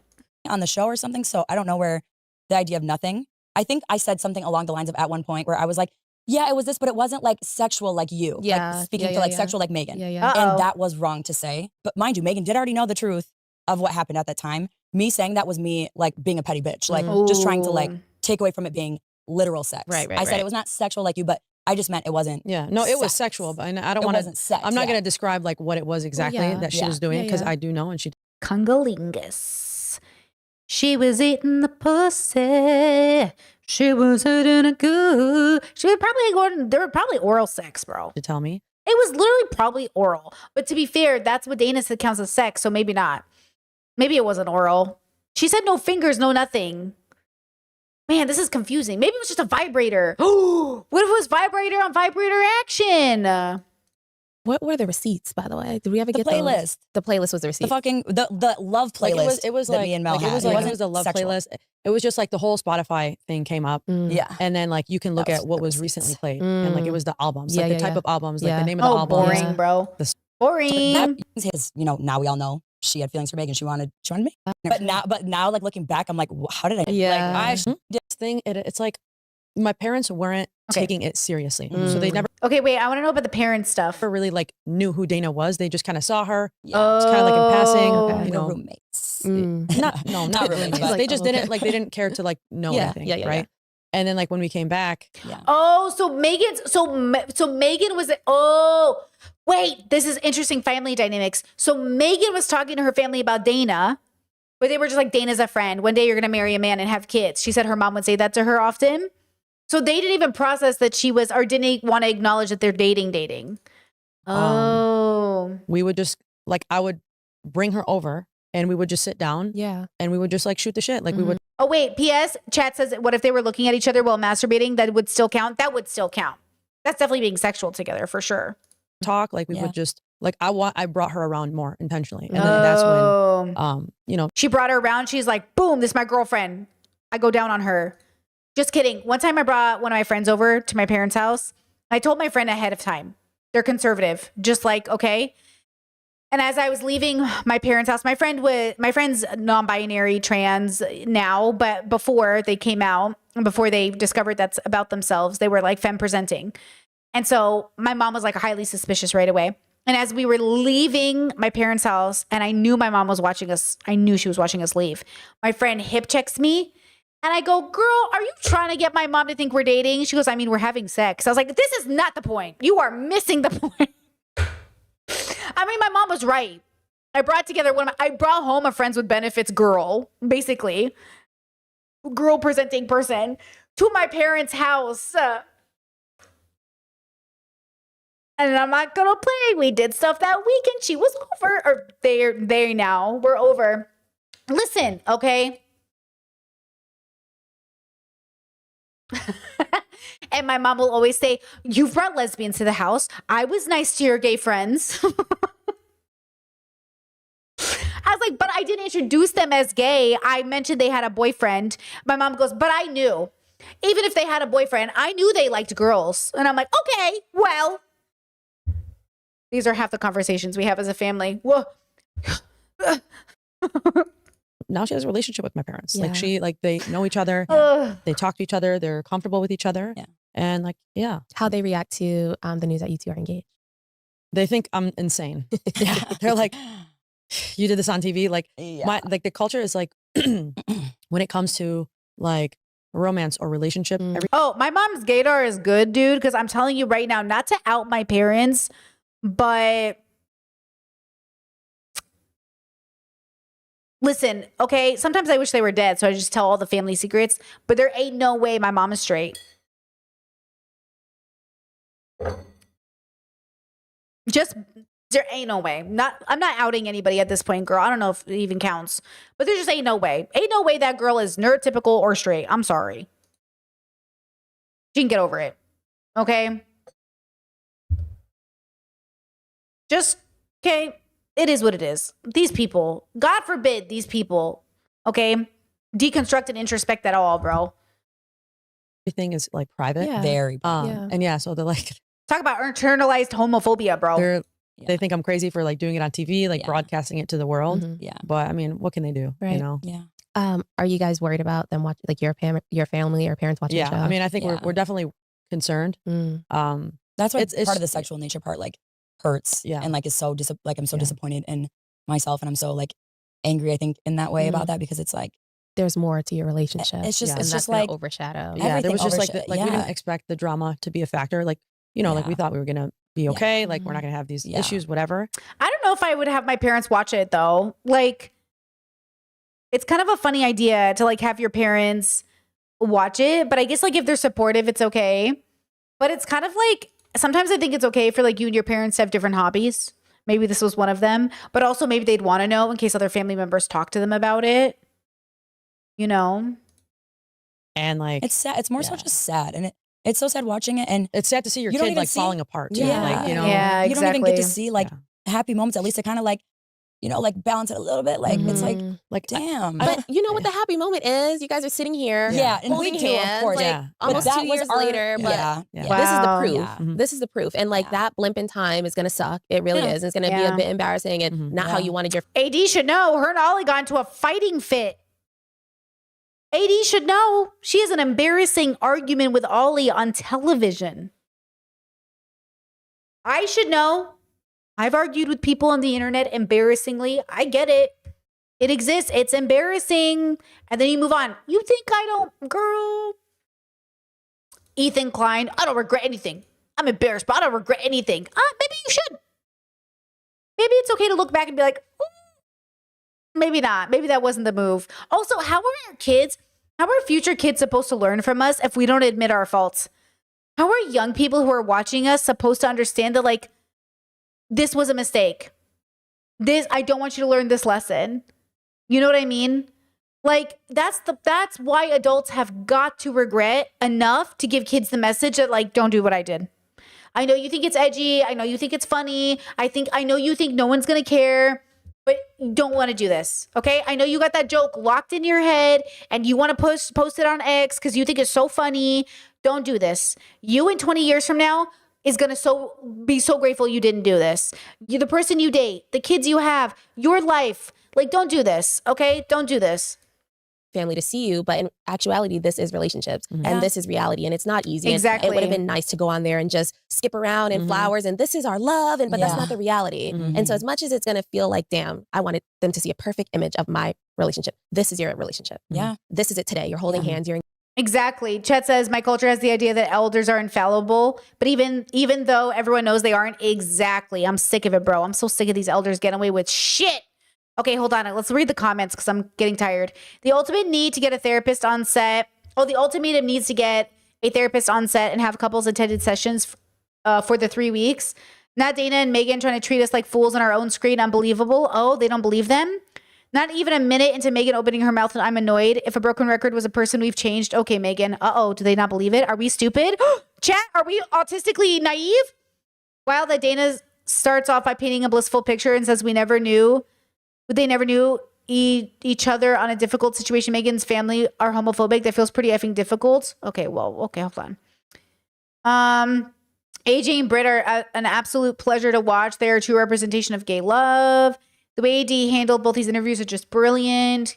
Can't wait to get gaslighted by Megan and Dana more. Uh-oh. Well, maybe we're falling for the propaganda. Girl in our own home, Dana, a whole act, and Megan on some dumb shit. Let's see. These are the conversations I want at the reunion. It's helpful to have more context. That's true. Honestly, these are the conversations that should have been the reunion. But the reunion's not long. It's only like an hour. You know? It's such a big difference to see Dana's manipulation from the outside when it's turned towards Mel or Megan versus from the inside when it's turned towards us, the watchers. Oh, God. It's fascinating to see that without the observer perspective. Wait a second. Hold up. Well, it's been 2 years, y'all. People change. And I feel like, I wish somebody had said therapy, but I feel like there's something to be said. Maybe I'm missing something, but there's obviously, like, you can still see the anger in Marie, but I can't still see that original Dana that I saw necessarily, though I do see some residual issues, but I don't see them. Not me eating oxtail while I watch this. Hilarious. Literally so funny. The whole tattoo thing is BS too, because on camera, Dana told Mel about how Megan wanted to get them. She did not forget. Oh yeah, she didn't forget. Wait. Because I remember didn't she say that Megan would be annoyed if she got them? Wait, now I'm being gaslit by the comments. I really did enjoy watching how Marie conducted herself at the reunion. Understandably, she was hurt, but the person who was really hurt her was getting zero smoke from her, and she had heat for everyone else. Ooh, I don't know, bro. Dana, most people don't have what me and Megan have. Toxic relationship filled with lies, gaslighting, drama, disorganized attachments. Those two are full of crap. Yeah, I'm pretty sure I've had that. See, when you can joke about being, your toxic relationships, you're healed. Because it was not funny coming out of mine. But now it's kind of funny. Good times. you know? Interesting.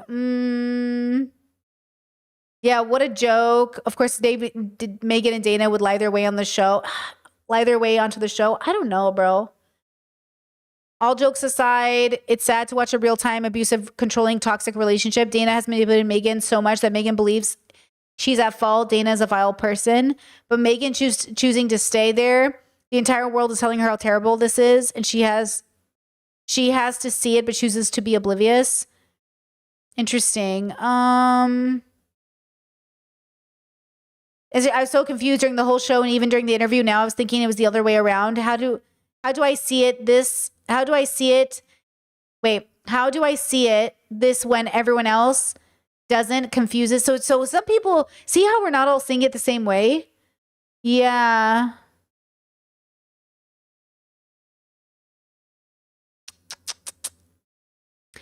Dana did say that she and Megan were planning on getting matching tattoos in the show in the tattoo shop. I couldn't remember. See, that does change things. I don't know. Honestly, now I feel fucked. I have to watch the show again because I know when I reviewed Mormon Wives, some people in my audience were so valid and feeling like I was misunderstanding Jen's perspective. Like Jen by the edit seems like such the bad guy, or like it really confusing to me. But then people in my audience were like, no, Britt, like watch it again. Jen's totally 100% the victim. And I was like, oh, damn. Like, not to say that she didn't have problems, but it's confusing because she also took out her birth control and got pregnant with her second kid against Zach's consent, which is crazy to me. But then Zach laughed it off like it wasn't a big deal. But then Zach was really abusive season 1. Who knows, girls? You know what? My assessment is thank you for putting your life on the internet so I could learn from it. But who knows what the real truth is? Who knows what the real truth is? But I will tell you this. Healthy people probably don't go on the ultimatum. Healthy people are probably not on reality TV shows, if I'm going to be honest. Like, if I'm going to be totally honest. You know how everybody loves Freddie? Do you guys know which one Freddie is? He was on Love is Blind UK and he was on Perfect Match. He's the crypt keeper. He works with dead people. You know what I mean? He's a really sweet boy. You know what I mean? But I feel like his toxicity is like saving people. Chad says, are you going to do season 3 of Mormon Wives? Yes. I'm going to do it, girl. I can't stay away. I'll do it. It's happening. I'm going to review it. I'll review Mormon Wives. But yeah, that's what I'm wondering. Like, but then I'm a YouTuber. So maybe what's the toxicity? That's what I ask myself all the time. I'm tempted, by the way. I need you to know that I am tempted, like anybody else, to fight it out with these YouTubers. You think I don't see Ethan Klein and Destiny going at it and I'm like, I could add to this. I got this. But I don't. I keep it at home. Very demure, very cutesy. Okay? And I vent it to my friends and family and I don't take it to the internet. Very demure, very cutesy. Okay? You think I'm not tempted? You think I don't have that human inclination to be like, let me get in there, boys. Let me get in there. Yeah, I'm a girl. Okay? I'm a girl ready to fight. You think I'm not ready? Let me rephrase, I'm a boy ready to fight. You know what I mean? You think I'm not, you know what I'm saying? You think I don't want to get involved, but I'm bringing generational curses over here. Chat says, would you ever do a relationship philosophical chat with your partner if you were able to conceal their identity? I'm guessing no, but I thought I might ask. That's a great question. We've decided not to. My partner gets to dictate how they show up in the world, and I don't think they'd be interested in that. And that's so valid. We have talked about it. Part of our negotiating as a couple was how involved they wanted to be. How were they comfortable? I gave them some insight of when I used to have partners on or something like that. And in the past, when I've had friends and family on, I've concealed their identities. There's this conundrum that happens with relationships where people put too much on the relationship in general. One of the reasons why relationships in public media are so difficult is because like it's never good enough or it's too good enough and it's never perfect enough. And then it just feels bad. Like you're being judged in a way you've never been judged before. You know, there's like a judgment that, look how harshly I judge couples on the internet. There's just like a harshness to it that unless you're a public figure, unless you feel, you know what I'm saying? It's not worth the risk. And I think that they get to make that decision for themselves and they don't want to be a public figure. You know, it's not something that's interesting to them. So it feels like bringing them to work like that wouldn't be appropriate. But in the future, if they change their mind and they'd like to do a conversation or something, sure. But I don't even know what it would really be about, because a philosophical conversation between me and my spouse would be somewhat personal, wouldn't it? It'd be sort of intimate. And I think that's why people would like it, by the way. I think people would like it because it would feel like you're getting in on the intimacy. Because otherwise, who cares what my partner thinks? They're just a pretty woman. Who cares what my partner, she's just pretty. What do you gotta know what she thinks anyway? She cooks and cleans. Okay, get back in the kitchen. But there's a part of your brain that wants to hear what they have to say, but why? It's not their job. They're not a philosopher. They're not a YouTuber. It's because they're my partner. And that is where it gets weird. Because they're my partner, people want to know more. Which is not, I also want to know more. I love looking at people's partners. I don't blame you. You know? I also want to look at your partner. You know? But, you know, it's just the decision we made. But it's not bad. Like, I think there's like just so human. It's just so human, you know? We're curious. We want to know. I even like, this is so random, but even when I see like financial guys on the internet and they show us their spouse, I was like, oh, or when Gordon Ramsay showed us his wife, I was like, oh, like it is a weird way to like see them differently. Or Gordon Ramsay has his kids sometimes on the show. You're like, oh. It's like, it's interesting. There's a curiosity to it. I get it. You know? I get it. 100%. Discord said, I don't know if this is autistic of me, but the idea of being two in a couple's intimacy icks me out. Maybe it feels like PDA. Well, I think when we're younger, I think like, I don't know about you. When I was younger, I loved watching gay YouTube. Oh my God. Gay lesbian YouTube. I loved watching gay people talk about their relationships. I loved watching people in unique relationships talk about their love. Because it is like representation. And I would have loved to have been representation for people, but it's a burden and a responsibility I don't want for my relationship. And I had it in the past with my relationships where we were like the example of like polyamory or BDSM. And then that relationship ended up being toxic. But I need you to know it was never the polyamory or the BDSM. But now, and that's what happened with Destiny when Destiny kept fucking opening his stupid mouth and talking about being poly or open or whatever. And everyone's like, this is why open relationships don't work.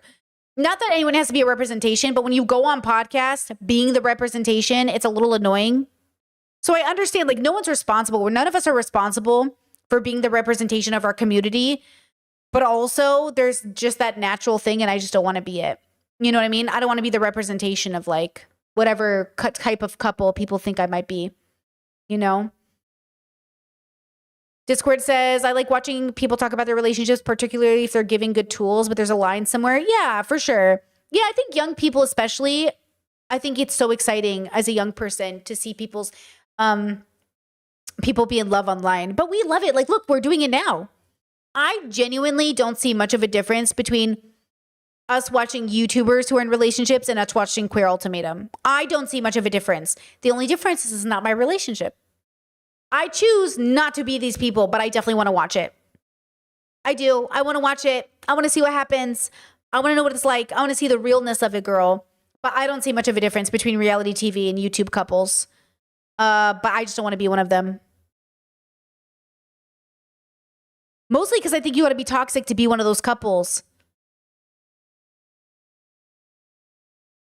Unless you go into business with them, like the Gottmans or something. Like, unless we're like the Gottmans, then it's like a little different. You're running a whole fucking empire together. But generally speaking, yeah. Isn't that interesting? It's like, if you're going to do it anyways, I might as well watch it. But I don't think it's good. Like, an ideal world, we probably wouldn't have this type of reality TV. We'd probably have a different kind. Something maybe along the lines of the Gottmans. Or, you know how HGTV, what was that? Joanne and Chip Gaines? Is that their name? They have a really good audiobook, actually. Or at least I liked it years ago when I listened to it. But they're Christian, so... Joanna Gaines? Chip and Joanna? They're like a TV couple, but I think a lot of their relationship is pretty private, even though it's pretty public. So that was kind of nice to see. You know? They have a new show on TV and there's like a gay couple on it. It was quite controversial, but, you know, that's kind of nice. For, you know, I guess. Christians. Anyways, okay, girlies, I'm out of spoons. I need to eat. I'm making me a tofu burger today. I made it the other day, like a tofu like sandwich, but fried. I wanted it In-N-Out, but vegan or plant-based. So I made it the other day. I'm going to perfect it again today. I'm so excited. Be grateful when we can fill our bellies.